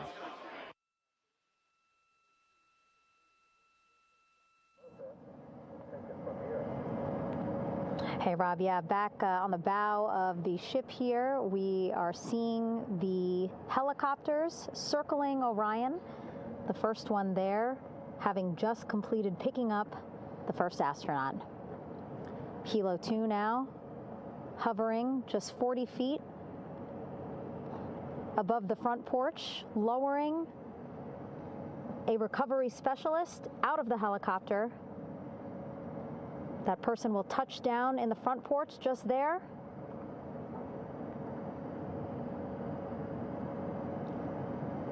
The crew members already outfitted with a harness that will allow them to quickly attach to the hoisting device.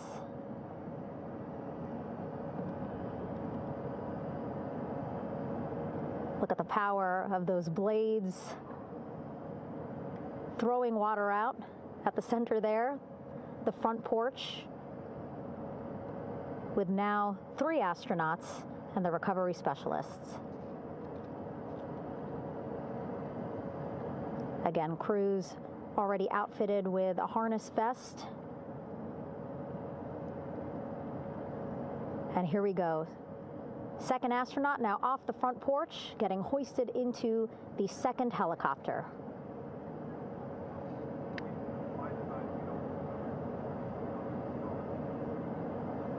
That helicopter will now hover just a distance away to give room for the first helicopter to come back and pick up the third astronaut.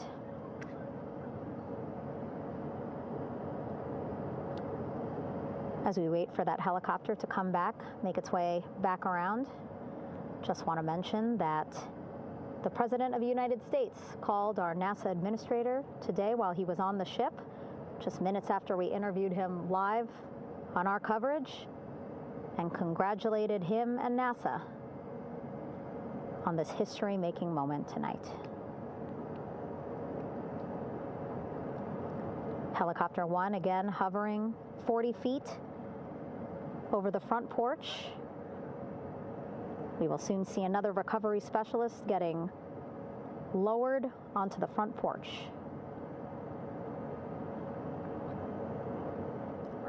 Wow, imagine sitting on that front porch, the wind, the water. But again, the recovery team determined that a helicopter flight back to the ship here would be safer, faster, and more comfortable for our crew who just completed a 10-day mission around the moon. Third astronaut in the air, getting hoisted quickly back into the first helicopter now.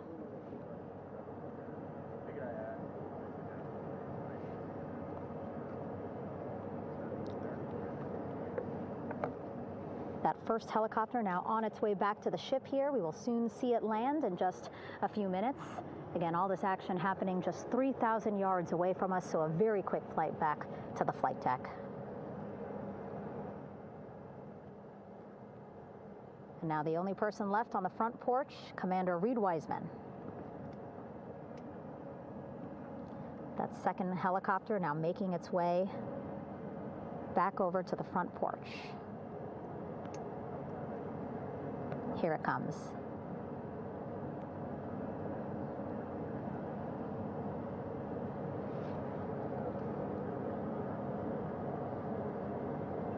Making its final approach here.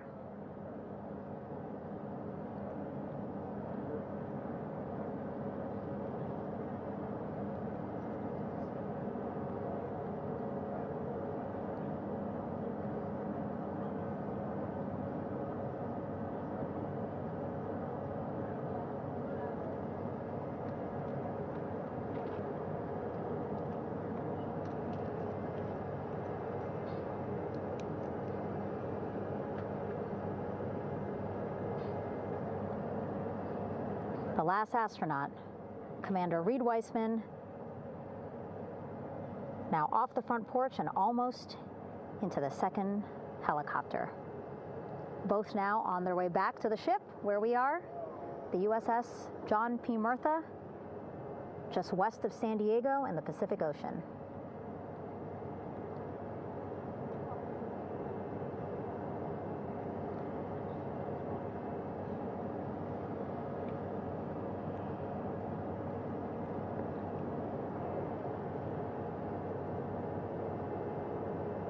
Exciting to see our 4 crew members minutes away from landing on the flight deck here on the recovery ship. 550 people on this ship, excited, ready, anxious, looking forward to welcoming this crew aboard.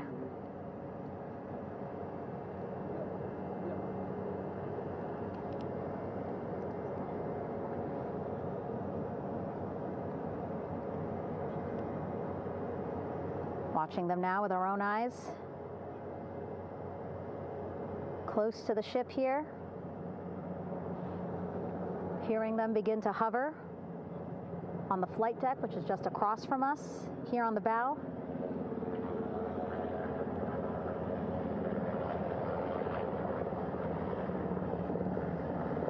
The first helicopter coming in.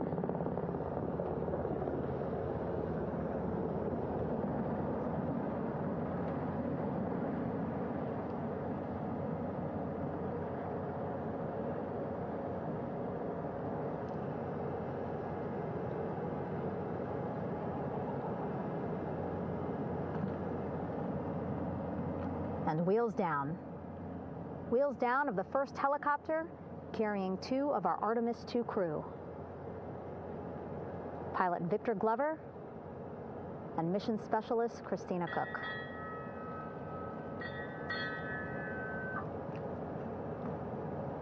Kilo 1 on deck reported on the recovery loop.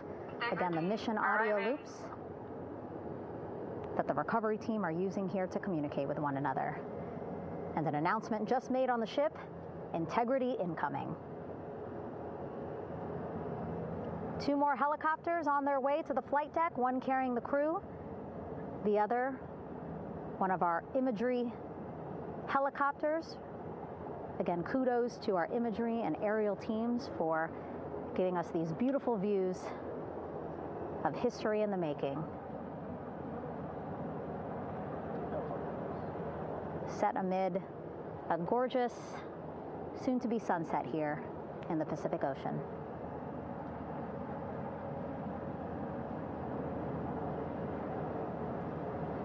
Second helicopter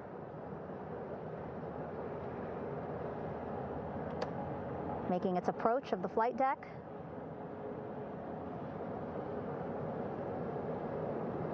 Plenty of people here on the bow with their cell phones out, filming this moment.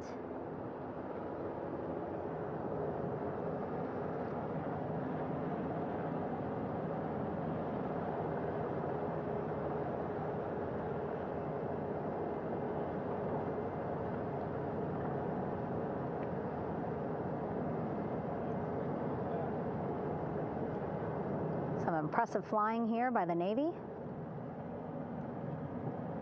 as we are seconds away from wheels down. And there you go. We now have all 4 Artemis II crew members on the USS John P. Murtha.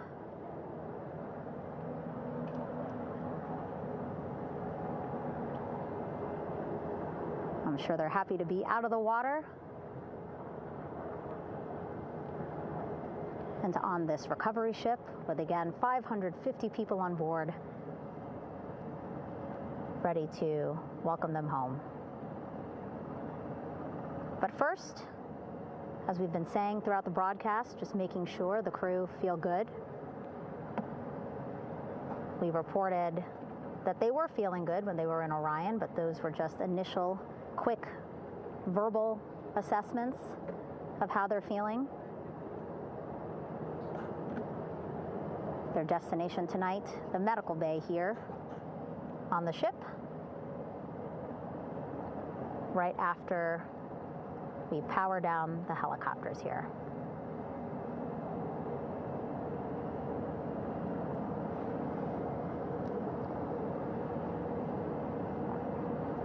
The team on the flight deck working quickly but methodically.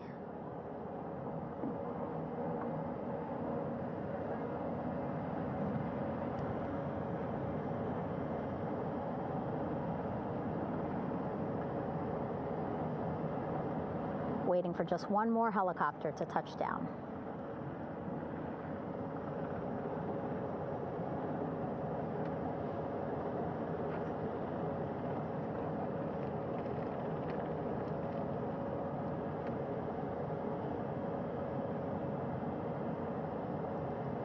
Very limited personnel here on the flight deck. Restricted maneuvering doctrine is in effect. As that third helicopter touches down.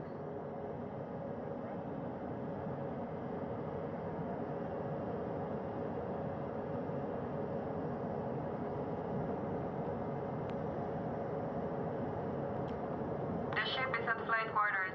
Stand clear of weather decks, ACO frame 095, burn no cover stop side, thrown articles over the side, hold all trash and garbage on station. Flight quarters. While just a few folks on the flight deck itself, there are plenty more on some upper decks. I see in some of our views a very packed crowd overhead. Announcements being made over the ship's loudspeaker system, reminding folks to stay clear of operational areas like the flight deck, so that teams can work quickly to get the crew off of the helicopters and into the medical bay.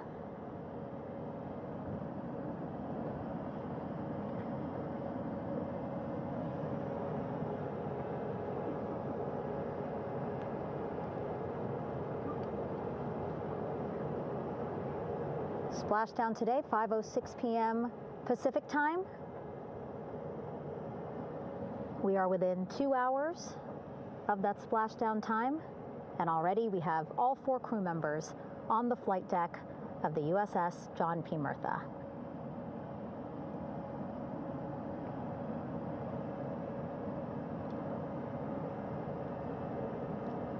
Again, crew waiting before getting out for the helicopters to completely shut down.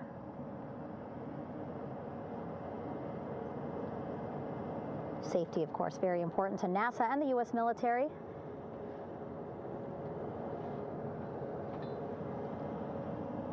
So we'll wait just a couple of minutes here before we start seeing crew members walk off the helicopters one by one.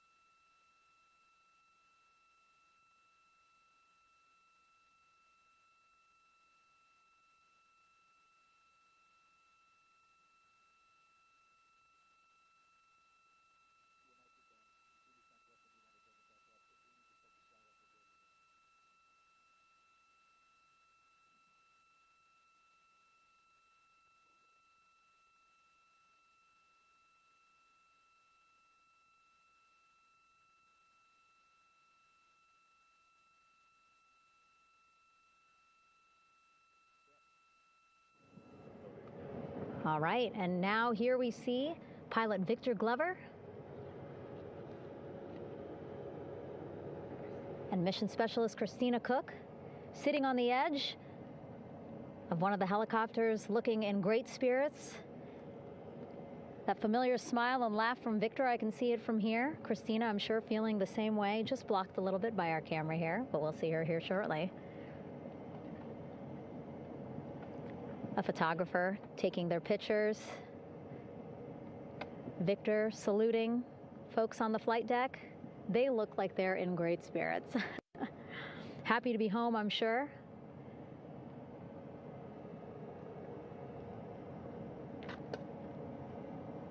If you're sitting at home, I hope you too are wondering, what would you want to ask them if you got a chance to talk to them? Because that is what I'm thinking about.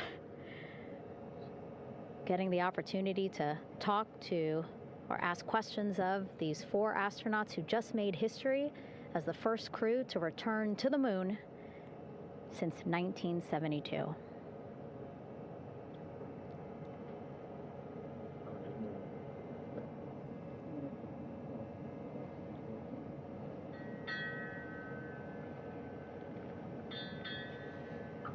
Oh, there we see Christina there, also smiling.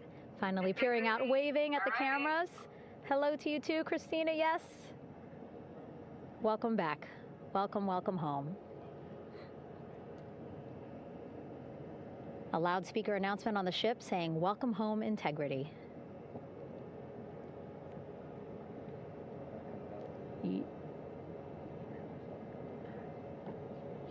Victor in great spirits. I can't see who he's talking to, but I kind of think that he might be talking to his other 2 crew members. Shouting from across the flight deck, congratulations to one another.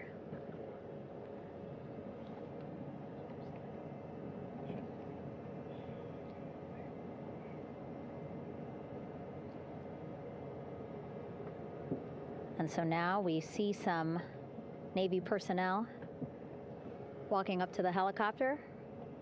This is again the first helicopter carrying pilot Victor Glover and mission specialist Christina Koch. Both have taken off their helmets now.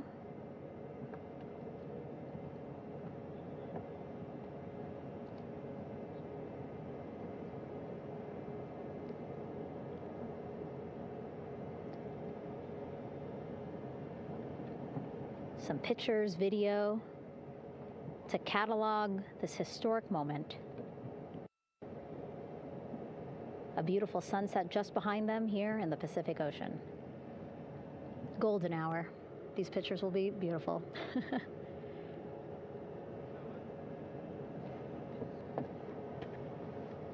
Now we see NASA Administrator Jared Isaacman. He is on the flight deck, as well as Flight Surgeon Rick Schuring walking over to Victor and Christina first. We saw the administrator walk over to the other helicopter, which is carrying Commander Reid Wiseman and Mission Specialist Jeremy Hansen.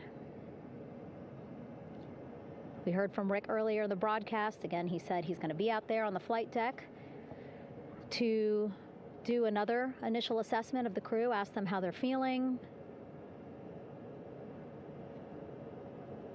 anything bothering them. But again, from what I'm seeing, they look like they're in great spirits and feeling pretty good for folks who just traveled 695,000 miles from Florida to the moon and now here to the Pacific Ocean.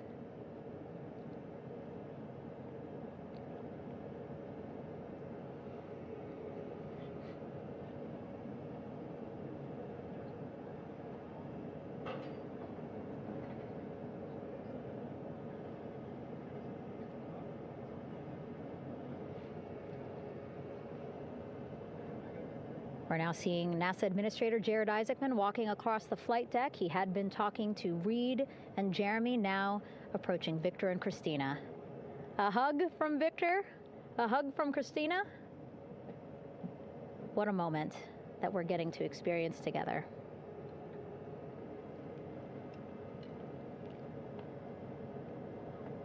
I'm sure congratulatory words. You know, we got to speak to the administrator live on this broadcast as well, and he said the kid in him right now, giddy, absolutely giddy at what we were able to accomplish today. Returning them home safely and in good spirits after a 10-day mission around the moon. And here we go. We're seeing Jeremy walking, waving across the flight deck, now on his way to the medical bay.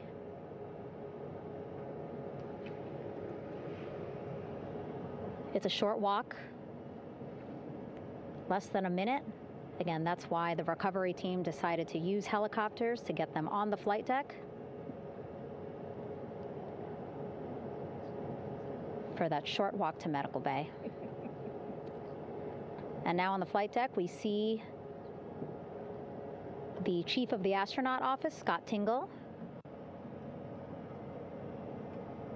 Rick Schuring switching places. He's going over to the other helicopter. Big hugs from Victor, Christina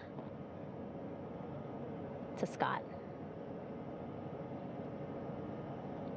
Again, a gorgeous sunset setting the stage for this recovery tonight.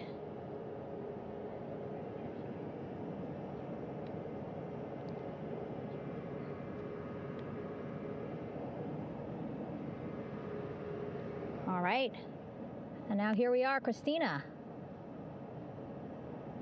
making her way, looking thankful, grateful, happy to be home.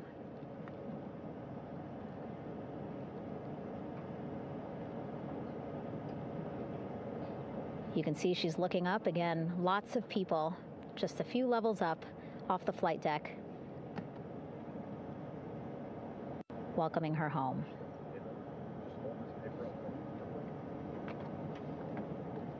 Scott holding the door like a gentleman, but back on his way to the other crew still on the flight deck.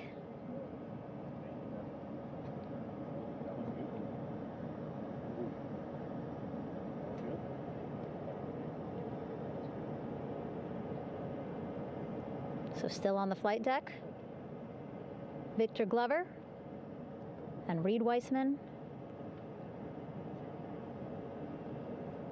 It looks like Victor will be the next one headed to medical bay.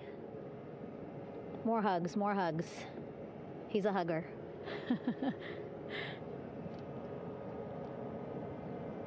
Victor looking good as he walks across the flight deck. NASA Administrator applauding. Victor applauding for all the folks on the ship with him who played a role in their safe return today.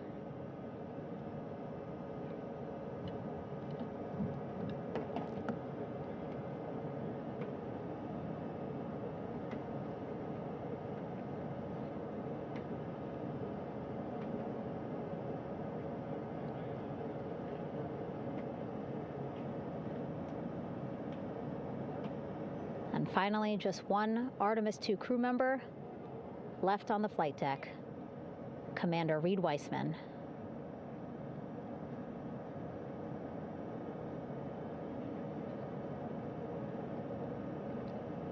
Applause from the group there on the flight deck, I'm sure, as well as on the level just above them, packed with people. Reid looking good as he takes his steps towards the medical bay.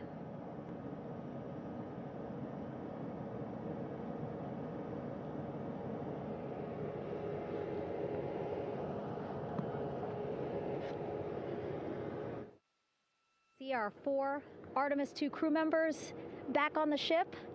Again, now they will head into medical bay, where they will be assessed by flight surgeons from both NASA as well as the Canadian Space Agency.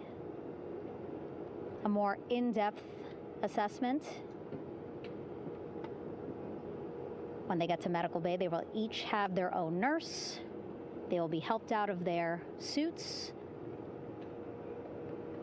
And then again, we'll check to see that they're feeling good. Make sure it's not just adrenaline, but that they are feeling good from their long journey back from the moon. Beautiful shot of that sunset, illuminating our flight deck.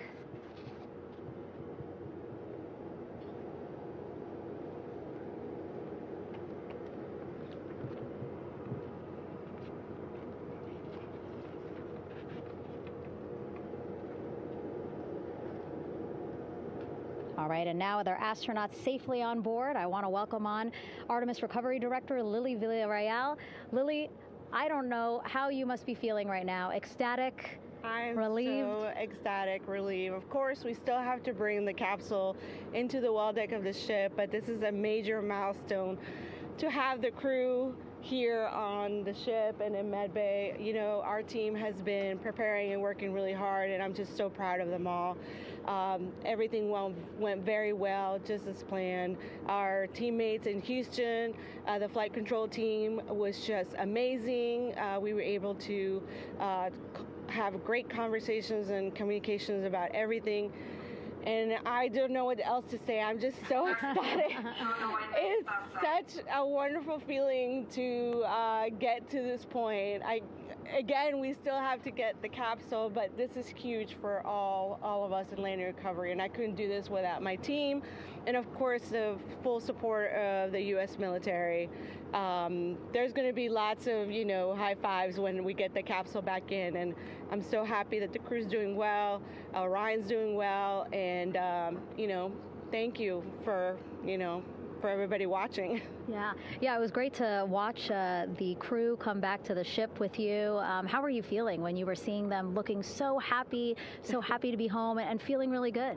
You know, the funny thing is that we had video of them from inside the Orion vehicle. They were like that from the beginning. When we opened the hatch, they were already out of their seats, having a good time, waiting for us to open the hatch.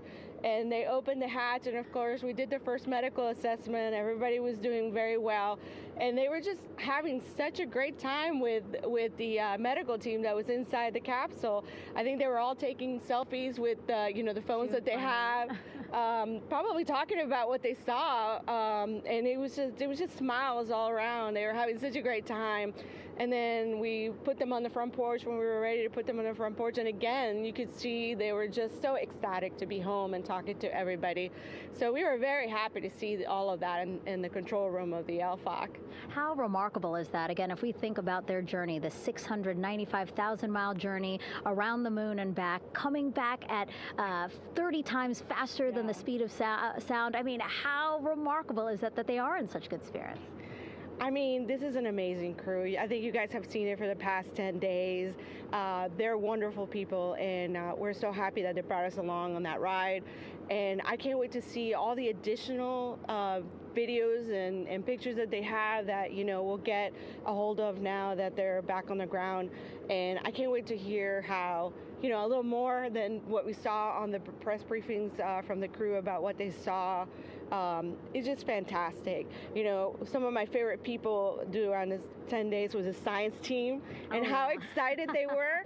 And so this is exactly how we feel in the landing recovery team when the science team went, oh my goodness, when they heard all the discussions about the moon. This is exactly how we feel now in the landing recovery team. We're so ecstatic. Yeah. Again, we have to recover the capsule. I want to make sure we don't forget about our Orion. Lily's all about business. She's thinking about what's next. But yeah, speaking of these 10 days, I mean, we have been along for the journey with them, live with them 24/7 for 10 days, and just really seeing the engagement that we've gotten from around the world. What do you hope people take away from this mission? I think that's fantastic. So, you know, my story was that I went to the Kennedy Space Center. I was born in Colombia. I was 10 years old when we moved to the United States, but when I was 7, my family took me to the visitor center, and that's when I learned about Apollo. And we went to the moon, and I learned about astronauts, and that story was what really fueled me to want to do STEM and want to be an astronaut. And I think that this Artemis program is going to do exactly what, what girls, my age back then is 7, young people right now, girls and even like young men, obviously. But we want to empower people to know that you can do this, right? If you want to come and work for NASA, if I did it, they can do it. And Artemis program is just going to inspire everybody. And I'm so happy about that. Yeah. Like Apollo inspired me. Thank you so much, Lily. Really appreciate you being here. As you said, still a lot of work to do, 5 to 6 more hours to recover Orion that's still out in the water. So I'll let you get back to it. But you had beautiful words to say again. We hope that this inspires people. We hope that you come and join us at NASA and accomplish great things with us in the future. Back to you, Rob. Thank you, Megan, and safe sailing out there in the Pacific. Here in Mission Control, it is now all quiet. The team of flight controllers and all their support personnel have left the room to enjoy the aftermath of a textbook touchdown by Integrity that splashed down in the Pacific right on target to complete this historic flyby of the moon, the Artemis II mission. With that, we'll wrap up our coverage for the night and point you to a post-Splashdown news conference in 15 minutes at 9:35 p.m. Central Time, 10:35 p.m. Eastern Time, where managers will discuss the return of the Integrity spacecraft and the completion of the Artemis II mission. With that, we'll wrap up our coverage for this evening and historic mission in the history books. This is Mission Control Houston.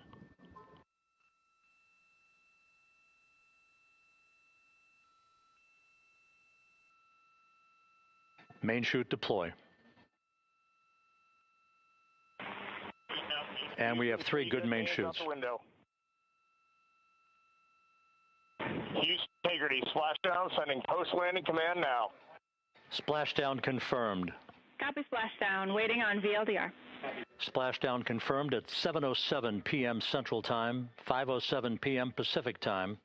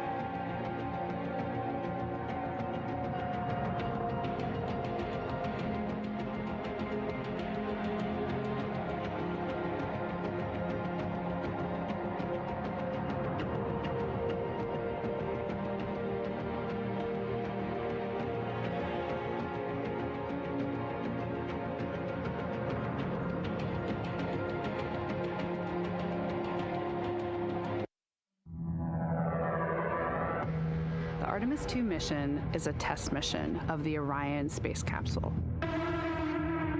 Artemis II will be the first time we put humans on this rocket. We're going back to the moon because it's the next step in our journey to Mars. We were always going to the moon. Pushing ourselves to explore is just core to who we are. That's a part of being a human. And lift off. We shall return. Continuing to test out every bit of Orion. Coming back to Earth, 7 miles a second. When humanity sets big goals, we can bring together genius from around the world. You have the best people on planet Earth putting this vehicle together. That's what's up. To innovate for the benefit of humanity and to inspire the world through discovery. And here we go.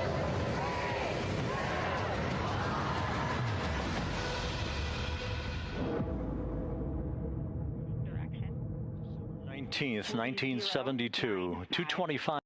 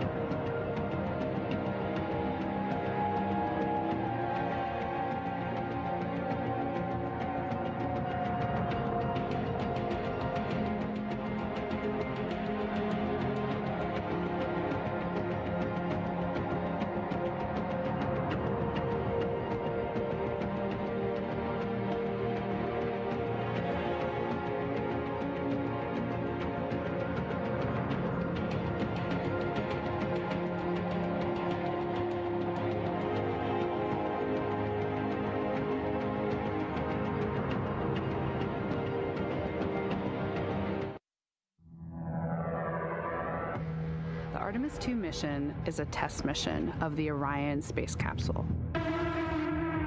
Artemis II will be the first time we put humans on this rocket. We're going back to the moon because it's the next step in our journey to Mars. We were always going to the moon. Pushing ourselves to explore is just core to who we are. That's a part of being a human. And liftoff. We shall return. Continuing to test out every bit of Orion. Coming back to Earth, 7 miles a second. When humanity sets big goals, we can bring together genius from around the world. You have the best people on planet Earth putting this vehicle together. That's what's up. To innovate for the benefit of humanity and to inspire the world through discovery. And here we go.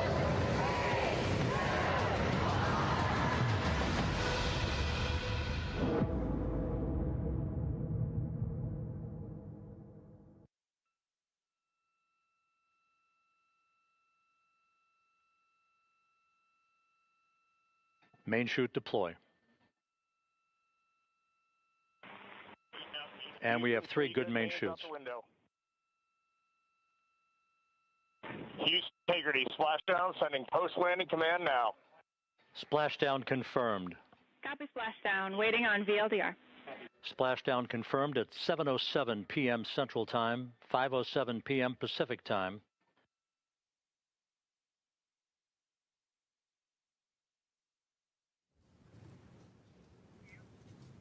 The Artemis II astronauts are back on Earth, landing in the Pacific Ocean at 7:07 p.m. Central Time this evening, after NASA's record-setting mission that took them around the moon and brought them home.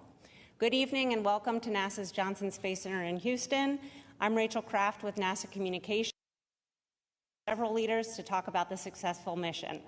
They are Amit Kshatriya, Associate Administrator, Dr. Lori Glaze, Head of the Artemis programs, Rick Henfling, Entry Flight Director, Howard Hugh, Orion Program Manager, and Sean Quinn, Exploration Ground Systems Program Manager. We'll hear briefly from them and then take questions from here in the room and on the phone. And with that, we'll start with Amit. Good evening. Yesterday when we were in this room, we told you that the crew would put their lives behind our confidence, and they did. Yesterday in this room, we told you that today belongs to the engineers and technicians who touched this machine, and it does, and their work was good. Welders at Michoud shaped the heat shield and joined the rocket. Technicians at Kennedy packed parachutes, stacked the vehicle, stacked Orion, stacked SLS.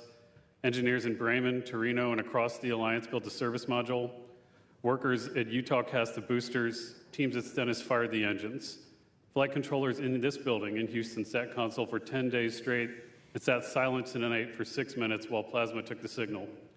Navy divers pulled the crew out of the Pacific in an incredible way. The vehicle spoke for all of them. And at 25,000 feet per second, it said the work was good. As we say in our business, physics votes last. The families of the crew said this week there had been happiness and joy, but also anxiety, wanting to get their loved ones home safely. I was with them tonight. 4 families sat through those 6 minutes, and their courage is the same as the crew that just came home. Yesterday, Flight Director Jeff Radigan said we had less than a degree of an angle to hit after 250,000 miles to the moon. And their team hit it. That is not luck. That is 1,000 people doing their jobs. You all heard the crew's words during the mission. They were incredibly inspirational. They carried the torch from Apollo through station and around the far side of the moon. Their words belong to them. We'll get to hear from them as soon as they're back here. But tonight belongs to the team that built the machine that they rode. We talk a lot about what gets in our way. The impediment to action is where we find the way to get to action. What stands in the way becomes the way. This program faced every obstacle an institution could face. The team met each one with work, and tonight is the proof. But that work needs to continue. The path to the lunar surface is open, but the work ahead is greater than the work behind us. It always will be. 53 years ago, humanity left the moon. This time we return to stay. Let us finish what they started. Let us focus on what was left undone. Let us not go to plant flags and leave, but to stay. With firmness in our purpose, with gratitude for the hands who built the machines, and with love for the ones that we carry with us. Welcome home, Integrity. I'll hand it over to Dr. Glaze. Thank you so much, Amit. So, y'all, we did it. We sent 4 amazing people to the moon and safely returned them to Earth for the first time in more than 50 years. To the generation that now knows what we're capable of, welcome to our moonshot. I want to thank our entire team across this nation and around the world who gave every ounce of ingenuity and effort to make. I am so proud of each and every one of you, what you have achieved over the last 10 days. NASA has shown that ambitious goals are worth pursuing and can inspire the world. We are so thrilled to have Reid, Victor, Christina, and Jeremy back here on Earth and safely aboard the USS John P. Murtha. Our team is fired up, and this mission, as we've been talking about, is just the beginning. To all of our new followers out there, please stay tuned. This is the first mission, our first mission to the moon, of many more to come. And we can't wait. Our teams are so ready to get to work on the next missions and explore the lunar surface and bring the world along with us. I'll pass it over to Rick. Thank you, Lori.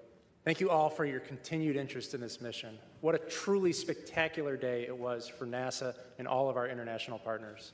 This crew has said time and again that they were going for all of humanity, and today we fulfilled that objective by completing their journey and returning them safely to Earth. I've got a few stats for those who are interested, courtesy of the Flight Dynamics Officer in Mission Control. Integrity and her crew of 4 astronauts flew 700,237 miles. We reached a peak velocity of 24,664 miles per hour. We hit our flight path angle target within 0.4%. We flew an entry range of 1,957 miles, and we landed within less than a mile of our target. What a tremendous day. Over to Howard.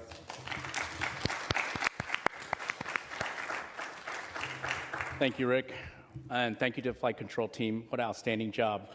Wow, what a fantastic day. I mean, we've dreamed as a team of reaching this day, and appreciate Amit's comments. I mean, so many people have worked very hard, tirelessly to get this day. I think this mission has been historic and has demonstrated new capabilities for Orion spacecraft, has taken our crew farther than any crews that have ever gone to the moon and back safely. 252,756 miles. And that is a fantastic feat. We got a lot more to do. And I'm so happy that we get to have this moment, but we're going to have a lot of these moments coming up. And I want to thank the entire Orion team. They have worked tirelessly. They've dedicated many hours. They've committed to excellence and innovated and attacked challenges that we've come up with for both our NASA team, our industry partners, and our European team as well. We did it together. We brought the crew home safely. They deserve a round of applause. It was a terrific day for them as well. And I want to thank the crew. They have been a fantastic inspiration to our teams as well. You've heard their messages. We are so happy they're back on the ground. We can't wait to see them as well. And finally, we've learned a lot from this mission. Number one was bringing the crews home safely, but it's also a test flight. And like Amit said, we have a work ahead of us to be done. We're going to learn from this mission. We're going to look at the data, and we're going to move forward. This is the start of a new era of human space exploration. Thank you. Well, thank you, Howard. What an incredible end to an incredible mission. I got to tell you, I think I'm trying to pick out the best thing that happened today, and I'll just say that we were sitting in the back room getting ready for this press conference, and Howard gets a call from Reid Wiseman, the commander of Integrity, and it was so great to hear his voice and tell us that all the crew is okay, and we can say that we did our mission. We accomplished what we set out to do. I'm very proud of the efforts of the Exploration Ground Systems team that supported both the launch and recovery operations alongside our Navy partners. All the hard work and dedication over the last couple years paid off today, and the team did a great job. Our recovery teams are currently in the process of bringing Orion back on the well deck of the ship, and hopefully within about 4 or 5 hours, it'll be hard down in the back end of the USS Martha.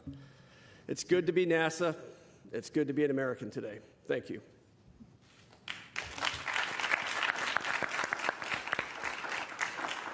All right, it's time now for questions. We'll start here in the room and take several from the phone. For those on the phone, you can press *1 to get into the question queue, and please limit to one question if you can. We'll start here with Joey. Thanks so much. Joey Rillett with Reuters, and congrats on a really nice mission. Curious to hear more about how the astronauts are doing, where are they going to sleep tonight, and then also, when do you guys expect to announce the crew for Artemis III? Thanks. So the answer to your second question, Joey, is soon. I will not put units on that value, but soon. Rick, you want to talk about the crew, what they're doing? Yeah, we saw the crew a number of times after they got out of the spacecraft. We saw them on the front porch. Everybody was happy and healthy. I saw Victor as he was sitting on the edge of the helicopter on the flight deck of the ship, and he was smiling and in good spirits. And everything we've been hearing from the surgeons is the flight crew is happy and healthy and ready to come home to Houston.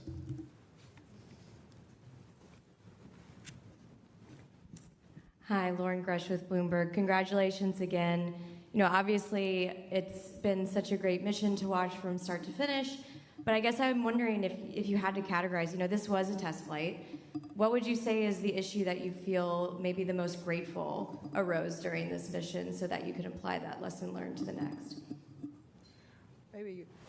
Like me, Howard, why don't you take that one? Yeah, I think we're taking a lot of lessons learned. Certainly, learning about how the crew operates a spaceship has been a really great learning experience, and flying and ability for them to test drive for our spacecraft has been good. I think, as we mentioned previously, our pressure control assembly, where we discovered a leakage through the system. I think we learned a lot about that. That is a new finding. Certainly, we're going to go investigate that. We're going to look at that and move forward to make sure that we make some changes if necessary, but we'll get all the data and we'll go forward from there. Marcia. Associated Press, Marcia Dunn. The administrator described the crew as great communicators, almost poets. How is, this is going to be a tough act to follow for the upcoming crews soon to be picked. Talk about this crew in particular and what they brought to this that went beyond the scientific and the research and the engineering, please.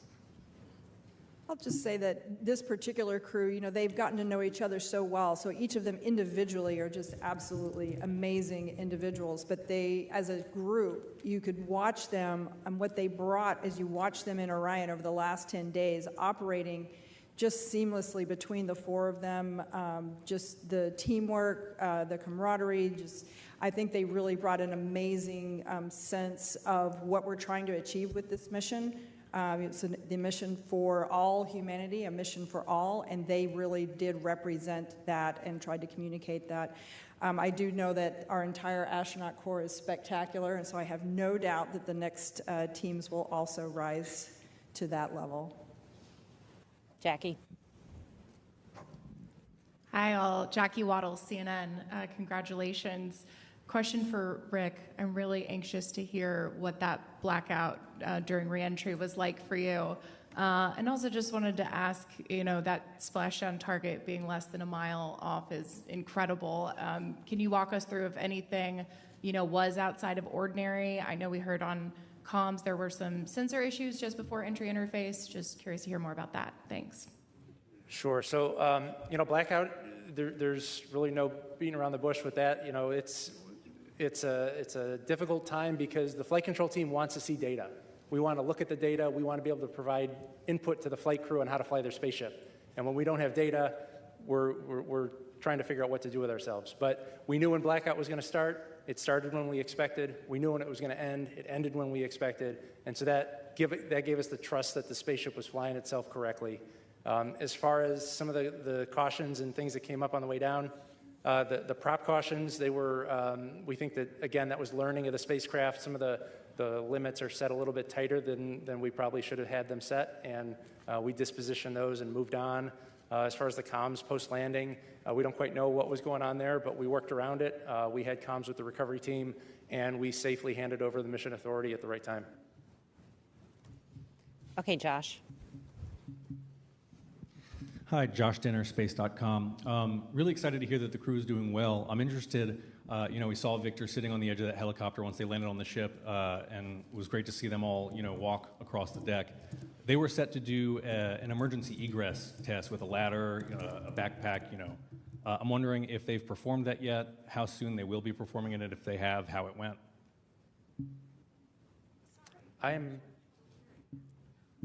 I'm not familiar with an emergency egress test post-landing.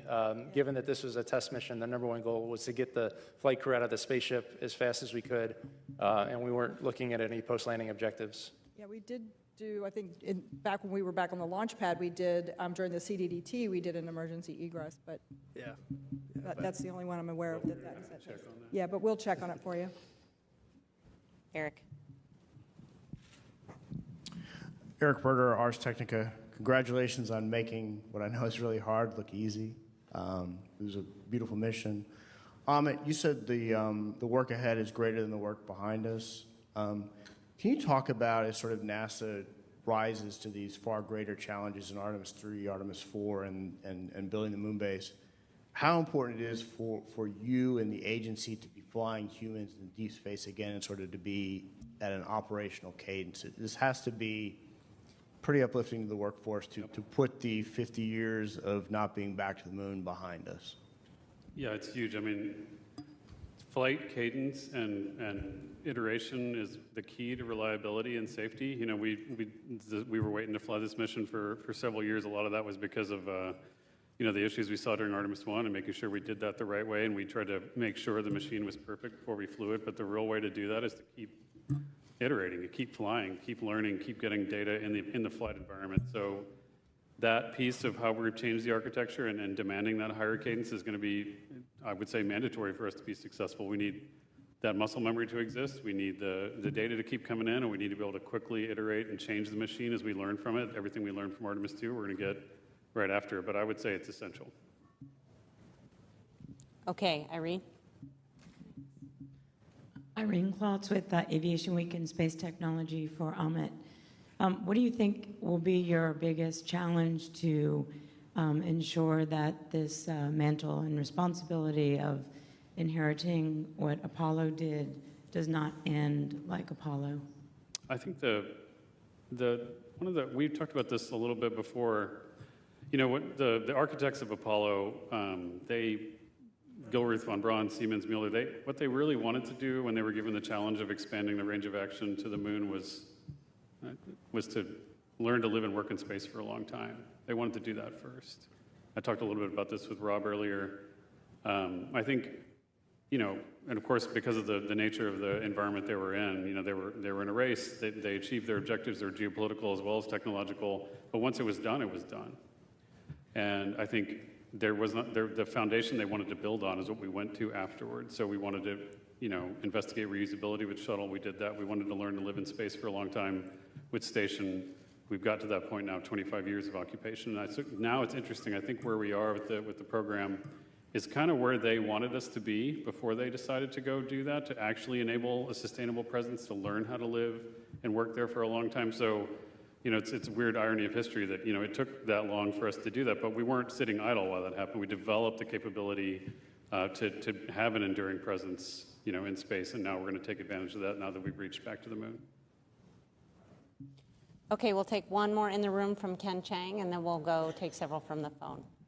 Hi, Ken Chang from New York Times. I guess for Rick and everybody else, could you talk about what the last 13 minutes were like?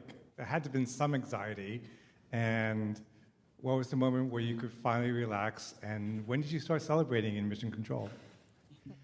Well, certainly there's anxiety. If you didn't have anxiety bringing this spacecraft home, you probably didn't have a pulse. I have a lot of trust in my team. We've got all flight controllers in the room on entry day went through a rigorous training process, and they are the system experts on their respective part of the spacecraft. And so while there's anxiety, there's a lot of confidence because the team is there to do a job, and we've trained well, and we executed well. We all breathed a sigh of relief once the side hatch opened up. That's when we brought the team in. We said a few words with the flight controllers. And then we turned around to the families and waved to the families and gave them a thumbs up. And we all watched as a flight control team as each of the 4 astronauts got out of the spaceship and were hoisted up onto the helicopters. It was a great day. Okay, we'll take several questions from the phone now. The first one is from Micah Maidenberg with the Wall Street Journal. Hey, good evening. Question for Lori or Howard. I know it's very, very early here, but any initial thinking about the heat shield performance relative to Artemis I? And could you walk through how the heat shield will be assessed in the coming weeks and months? Thanks so much. So I'll just start, and then I'll hand it over to Howard. How's that? So, initially, we gathered a lot of data already. Certainly you saw there were aircraft that were positioned in order to do some imagery and collect data. So we've got some of those data that can be analyzed in the coming days and weeks. We also had divers below the surface that took imaging of the heat shield before it was brought onto the MRSA so that we could understand exactly what state it's in after it landed.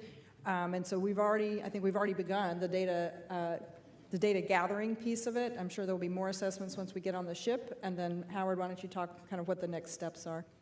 Yeah, we already have 2 of our heat shield experts on board the ship. And so when we get the crew module into the well deck, and we'll do some inspections right off the bat. Like Lori said, we've got underwater divers that are taking pictures. And then after that, once we've inspected that on the ship, we'll transfer back to Kennedy Space Center. We'll have opportunity to look in detail and do scans of the heat shield, and we'll have a lot of good data from that. We also captured a lot of great imagery. Obviously, we haven't had time to digest all that data, but we will in the next several days and make sure we understand if there's anything that happened that was anomalous. But we're very excited. The team is very excited to get that data from both the imagery and seeing it live in person. Next up is Jackie Mogensen with Scientific American. Hi, thanks for this. I wanted to follow up on one of the earlier questions about the astronauts. I was curious if it might be possible to tell us a little bit more if we know about what the astronauts will be doing in their first days back on Earth, what their first meal might be or activities with their families. Thanks so much. Well, the top priority is going to be to get them promptly back to their families here in Houston. As far as the specifics, I'm sure each of the crew members has something special planned with their families, and that'll be the priority, is for them to take some time and spend with their loved ones. Yeah, I'm not sure we answered it, but we do anticipate them arriving back here in Houston 12 to 24 hours after Splashdown, so that would be between 7 in the morning and 7 in the evening tomorrow. Next on the phone is Jeff Faust with Space News. Good evening. I wonder if you can talk through what the processing of the Orion spacecraft is going to be now that it's back. What point do you sort of extract all of the lessons learned from the mission and start applying them to Artemis III in order to have that mission ready to go launch in about a year's time? Thanks. Yeah, we will have what we call a quick initial 30-day report that we will put together. Every team will be doing their due diligence and analyzing all the data we have. The crew module will get transported back to Kennedy Space Center. Sean's team, Exploration Ground Systems, is going to decontaminate the vehicle in terms of the propulsion system has hydrazine, and so we'll be working through that. In the meantime, we'll be pulling hardware off the boat in parallel with other activities, and when we get back to Kennedy Space Center. We've got about 286 components we're going to reuse in future missions already, and then we're going to look at other components and determine if we can reuse those as well. A lot of work, not only on the hardware flow, but also all the analysis of the data we're going to need going forward to learn from this mission and carry forward for Artemis III and beyond. Okay, we'll take one more from the phone and then come back here into the room. The next question is from Richard Trudeau with Orlando Sentinel. Hi, thanks again for taking the time. This is another question for Howard. For Artemis III, is the docking system that you have to do with Blue Origin and/or SpaceX, is that at what point would that system be sort of in place on the new capsule? And I guess for Amit, how are your two contractors progressing toward having something that can actually go up there on your timeline? Thanks. Okay, I'll start with our docking system. Our docking system is ready to go. It's already been qualified. We've already got the flight unit at Kennedy Space Center. Later this summer, we'll integrate it on top of the crew module. And we've done a lot of testing already, so the final part is actually the mechanical mating of the docking hatch and the docking mechanism itself. And so we have a standard way of doing dockings in space that we expect Blue Origin and SpaceX to work with us on and accomplish that mission. Yeah, and as far as the other part, I think we're in a massive test campaign. We've got a huge test coming up of the Blue Origin Mark I lander, which will be the kind of smaller version of the lander they want to use to attempt the landing missions. There's going to be a test flight of that this year. We also have the test of the Block 3 Starship and Super Heavy, which is coming up hopefully in a few weeks here. So, every day in this program, we're going to be testing big machines, and we're just going to keep getting side by side with them to help them make progress. Okay, Jackie, and then we'll come back to the other side of the room. Thank you, Jackie Goddard for the Times of London. My question is for Howard. As a little boy, you were inspired by Star Wars. I wondered if today is better for you than Star Wars, and for future space travelers looking back at today, what should they see as being the significance? Thank you. Wow, you might be watching my old interviews or something, but I would say 1,000, I don't know what the number is, thousands of times better. I would say that I shared a moment with my father. He took me to see Star Wars. He's not alive today. I wish he was, because that little kid who saw and was inspired by the stars, and now we're able to send our crew out to the stars, the farthest any humans have been. I mean, I can't even express just how I feel and the goosebumps I have. And I would say that for all the kids out there, I mean, just pursue the dreams. I can't say any better than the crews. I tell my kids also, pursue what you're passionate about. And my passion is a space program. My passion is NASA. And I was able to accomplish that today and hopefully many more days going forward. But you have opportunity to do what you are passionate about. And hopefully those kids who are in love with human spaceflight, in love with going to the stars, will be inspired by us, especially by our crews. And come join NASA. Come work for us. We got a lot of missions ahead. Okay, go ahead. Thank you. Ariel Multzatsos from Televisa Univision. The only mission until today that for which the communications blackout lasted 6 minutes was Apollo 13, if I am not mistaken. Today's lasted 6 minutes, around 6 minutes. Does that say anything about the design of the ship, or what is the reason behind that? And also, very quickly, can we see a Hispanic in one of the next missions of Artemis? Thank you very much. As far as the duration of the blackout, a lot of that, that's just dictated by the physics of the approach trajectory. The Orion spacecraft, when you get enveloped by plasma that's thousands of degrees, the radio frequency of the antennas just can't shoot through that. On the space shuttle, we were lucky we had the tail, and we had an antenna up on the tail, and it took us a while to figure that out, that was a way to keep calm.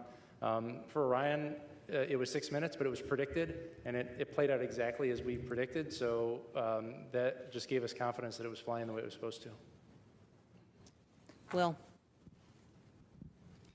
Hi, thank you. Will Robinson-Smith with Spaceflight Now, and congratulations again tonight. A question for Rick.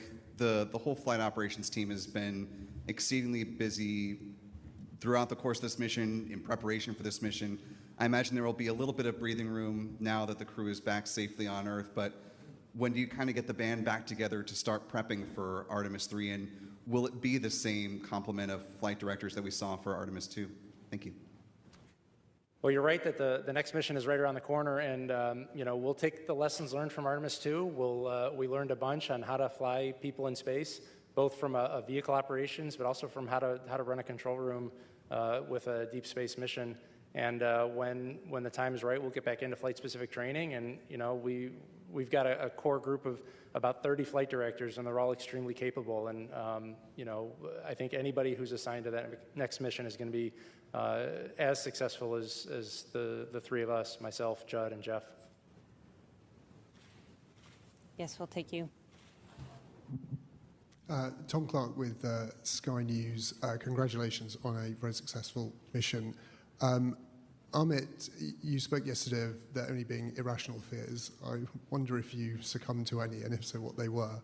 But more after such a successful test flight, how much of a boost is this to NASA's confidence in its wider mission to stay on the moon? For the campaign, this is a huge step, for us to build confidence, not just in our understanding of how this machine performs, but just that this organization can rise to the standard of qualifying a vehicle like this for crewed flight. I think that's huge. It took a lot of discipline and a lot of changes between Artemis I and now to get there, and the team really rose to the equation. These folks here, they did a tremendous job of instilling the amount of discipline and rigor and belief in the qualification standards to make sure this is going to work. And so to me, that was almost the biggest objective of this mission, was to prove to ourselves that we could move to crewed flight, but maintain the same level of risk knowledge and understanding, but also really focus on what that looks like. To your point, it is when you fly the crew, when you fly any crew, you can be paralyzed. You can almost be paralyzed by risk because you become so close to them. You understand what's at stake when you with the families. You understand what's at stake.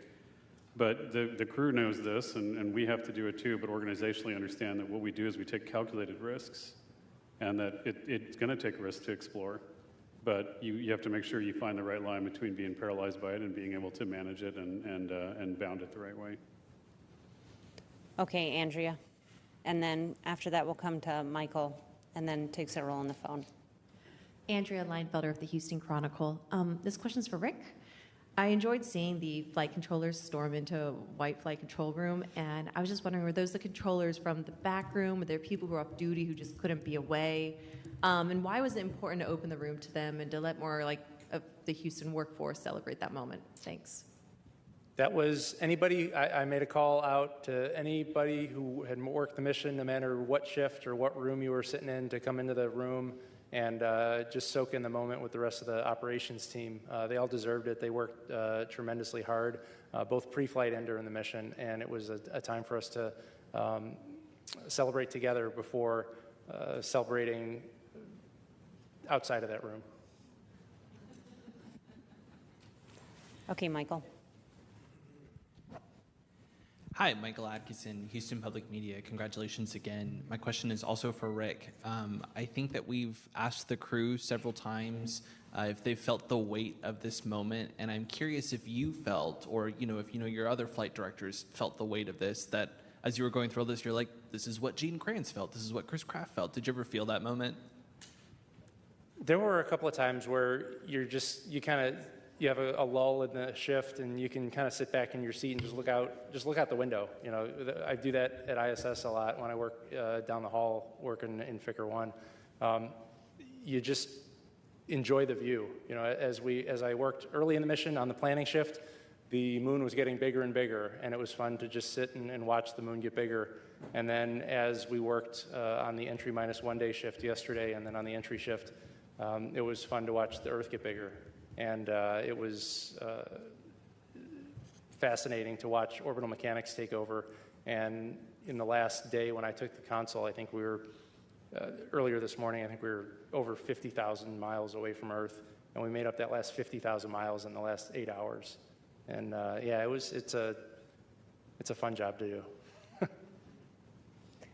All right, we'll take several questions from the phone. We have Anthony Leone with Spectrum News. Oh, it's Anthony with Spectrum News. Thank you so much for taking our questions. This is certainly a historic moment. NASA has kicked off the return of humans visiting the moon. How does it feel to write this new chapter in our history book? I have to tell you, my background is in planetary science, and I was an active planetary scientist for a couple of decades, and I had this incredible honor to come over and work with the human spaceflight side of NASA and the team that have put this together. But as someone who has been interested in what we can do in exploring the moon and going beyond low Earth orbit, I think the weight of this mission and just how incredibly impactful it is that we have actually achieved this. During our lifetimes here, we have done this, right? Apollo was when I was a child, and to be here now and say we actually did this, we've gone back and we're going to go build a moon base. We are going to have an enduring presence on the moon. Just incredibly powerful. The next question is from Manuel Masanti with Exploración Espacial. Thank you so much. Congratulations to everyone. Manuel Masanti with Exploración Espacial. NASA showed one more time that space is a unifying force around the world with a crew that connected so well with people that doesn't matter which country. How important was, for anyone in the panel, how important was this mission for the agency and for the future of the Artemis program? It's the most important human spaceflight mission I think we've done in many decades in terms of what it meant historically, but also what it means for the future of the agency. We talked before about, for many folks, this is the end of a long journey working on these machines, and for a lot of our workforce, it's just the beginning. But it is definitely an inflection point for all of us. So it's hard to understate, just how incredibly valuable it is to the entire team. Let's go here to Zach. Yes, thank you. Congratulations. Zachary Albert with the Launchpad from Canada. Ahmed, if you could send a message to NASA in 50 years. We've taken a lot looking back at the last 50. What would you say to the administration and the NASA then when hopefully we've become a multiplanetary species? And for each of you, is there a word or a quick phrase on how you hope the history books classify this mission that started us going back? It's a couple of weeks ago, I was with the administrator. We were doing a different event, and we were talking about how we were really going to make choices and change our focus towards the moon, towards building a moon base, towards doing incredible things again. And right before he and I walked up on stage, he turned to me and he said, at some point, people are going to look back at what we were doing, and we're going to be like those guys that were hogging out logs to cross lakes just to see if we could do it.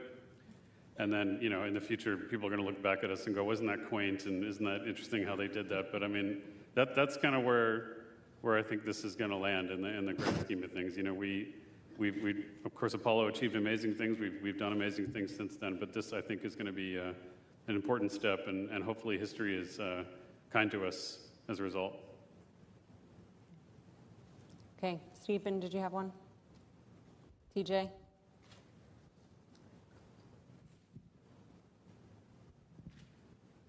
TJ Mosquero with the Epoch Times. Thank you all so much, and congratulations again. My question is about the two backups. They've trained for this mission themselves all the way. I'm not trying to ask if they're going to be trying to get you to tell me if they are Artemis 3 or not, but can you tell me a little bit more about their fate? Because during Apollo, it seemed that the backup crew of one mission was slated to be the prime crew of a later mission. So both Jenny and Andre were part of this crew in every way. They trained with them. They were in the White Room when they were closing it out. They were with them. The families were together. Jenny was with us in the viewing room today. So they're part of this crew, and I'll leave it at that. Yes, go ahead. Thank you, Dr. Allison McGraw from Mysterious Meteorites. Given the crew's successful demonstration of the 4K video stream with the laser comms, Will there be another test of this, and what does this mean for TRL readiness level for, say, a planetary spacecraft mission? Thank you.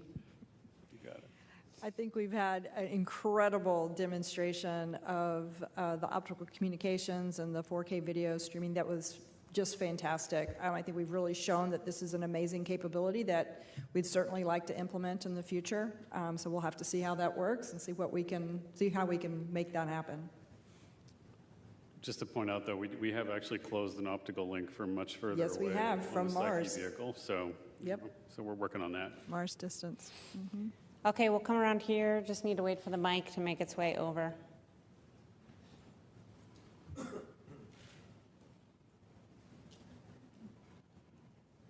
thank you again for doing this, and again, congrats on just such an amazing mission. Beverly Casillas for Space Scout here, and I just had a quick question. We've seen some really incredible imagery throughout the course of this mission. It's been great, to get that downlinked quickly with the laser comms. And I'm curious how much of that imagery that was taken during the mission on board has been downlinked, and how much of that still remains on the spacecraft to be recovered later. Thank you. I don't happen to know the official stats, but we can certainly follow up with you at a later date. I do know that Reid had made the comment that even though they sent back quite a bit, that the stuff they have with them is pretty amazing. So once we get it off the physical media on the vehicle, hopefully we'll be able to get it to you guys soon. Yeah, we'll get all those SD cards. We'll get them all downloaded. And of course, all of the imaging that was required on Monday, that was the science imaging, all of that will be made available through the planetary data system and archived. Okay, we'll take a few more from the phone. Next is Alejandro Turnbull with Space Scout. Hi, congratulations everyone on a fantastic mission. Question for Rick. As the spacecraft was descending under parachute, we saw on the infrared camera some plumes emanating from the vehicle that looked like either venting or thruster firing. Just wondering if you could speak a little to what the spacecraft was doing then, what exactly caused those plumes. Thank you. Yeah, not knowing the video that you're referring to, I would imagine that's probably the spacecraft reorienting itself. When we're on our main parachutes, we do a reorientation to ensure that the most robust structural portion of the spacecraft contacts the water first. And so I suspect the plumes you were seeing were the crew module reaction control system thrusters firing. The next question is from David Denault with About Space Today News. First, I'd like to say just not congratulations, but I think this is just one of the most spectacular missions NASA has ever accomplished. And a lot of people compare this to Apollo 8, and I can tell you there is no comparison to what has been done with the Orion spacecraft and the technology from our European Space Agency partners. I was there from the beginning of Apollo 8. I'm probably the oldest broadcast journalist today. But my question to each of you, what was your wow moment? Let's start with Mr. Quinn. You're kind of lonely over there. I didn't hear the question. Yep. Just pick an awesome thing. Awesome Well, being a guy from the Kennedy Space Center, the launch was a pretty special day. To see all those umbilicals clear the vehicle and the vehicle clear the tower and have that rocket rise off the pad was absolutely amazing. Yeah, man. All right. I know Victor always says touchdown, getting onto the water. For me, the greatest moment was the parachutes, the main chutes deploying. I think seeing that, I was chanting "Go, go, go" by myself. Somebody shot a video of that. I think I was going crazy, but I just kept saying that as the drogues came out, but when the mains came out and they started slowly inflating, I mean, that was just a tremendous moment. Like I said, objective number one is get the crew home. And I know there's all kinds of things that can happen after that, but having those mains and getting the vehicle to 16 miles per hour from 24,600 miles per hour is pretty amazing. And getting those chutes down was a great moment. I'm going to vote for the naming of the two craters as my top moment. I know it's all still fresh, so for me, I'm probably going to say two things. When the crew, when Reid reported back, 4 crew green after splashdown, that's what we hope for, right? So that was pretty awesome. And then when we saw Christina come out of the capsule, then I was like, okay, we're here. Okay, we'll take, oh, sorry, I'm at. No, it's okay. Mine's easy. It'll be tomorrow when I see my friends again. All right, one more from the phone and then back into the room. So the phone question will come from Russell Pounds from Pacific Rim Media. Hi, this is Russell calling from Alaska today. Congratulations to all. And I'll tell you, there were tears of joy in the room here where we were watching. My question is about logistics. I'm thinking about all of the moving parts it takes to bring food, power, telecom, and so forth on a complicated mission. What were some of the logistics lessons learned that might be useful to organizations back here on Earth? Interesting. Yeah, I think a good start. I mean, it's incredibly challenging to get to, to plan for a mission like this. Even though Orion's a pretty big spacecraft, making sure we have everything we need. We think we count through contingencies. We lose systems sometimes. We worry about that. We want to make sure we have everything ready to go. I will tell you, though, that, just having thought about this for a while, the logistics of flying a 10-day mission, even this far away, pales in comparison to the logistics of keeping crew on space station constantly going. So I would say that a lot of our logistics learnings have been derived from that. That's not just, consumables and water and gas, et cetera, but it's also thinking about the reliability of the systems and when they're going to fail. It's hard to predict sometimes, how to do that, sparing the machine and making sure we have everything pre-positioned in the event that we have failures. That comes from a lot of learning, both pre-flight and in-flight. And so, but in-space logistics is going to be a huge challenge for us going forward as we really contemplate a moon base, but hopefully we'll be able to feed forward, lessons from obviously this mission, but I think from Space Station Together as we build that moon base. Okay, we'll take a few more here in the room. We'll go in the middle there. Hi, Jishnu Nair, Houston Business Journal, echoing congratulations on a great mission.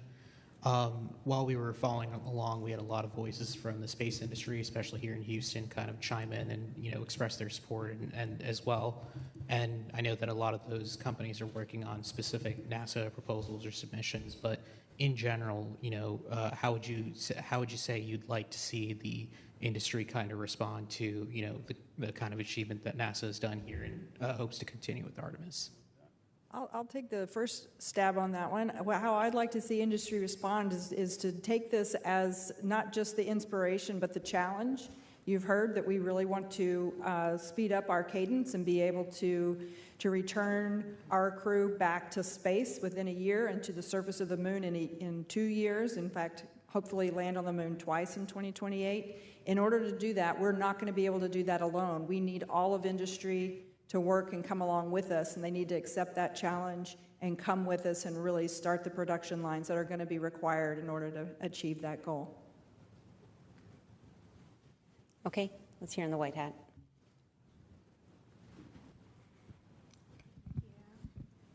Hi, JJ Love with Tech Talk Media. I just have some words of recognition for you all and the entire Artemis team.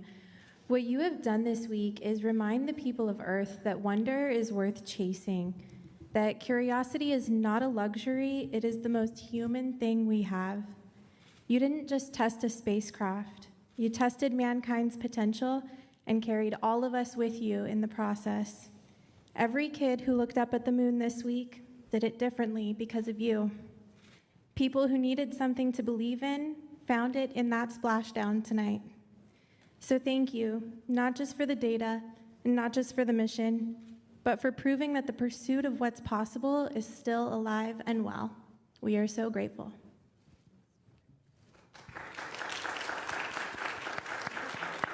Thank you for that.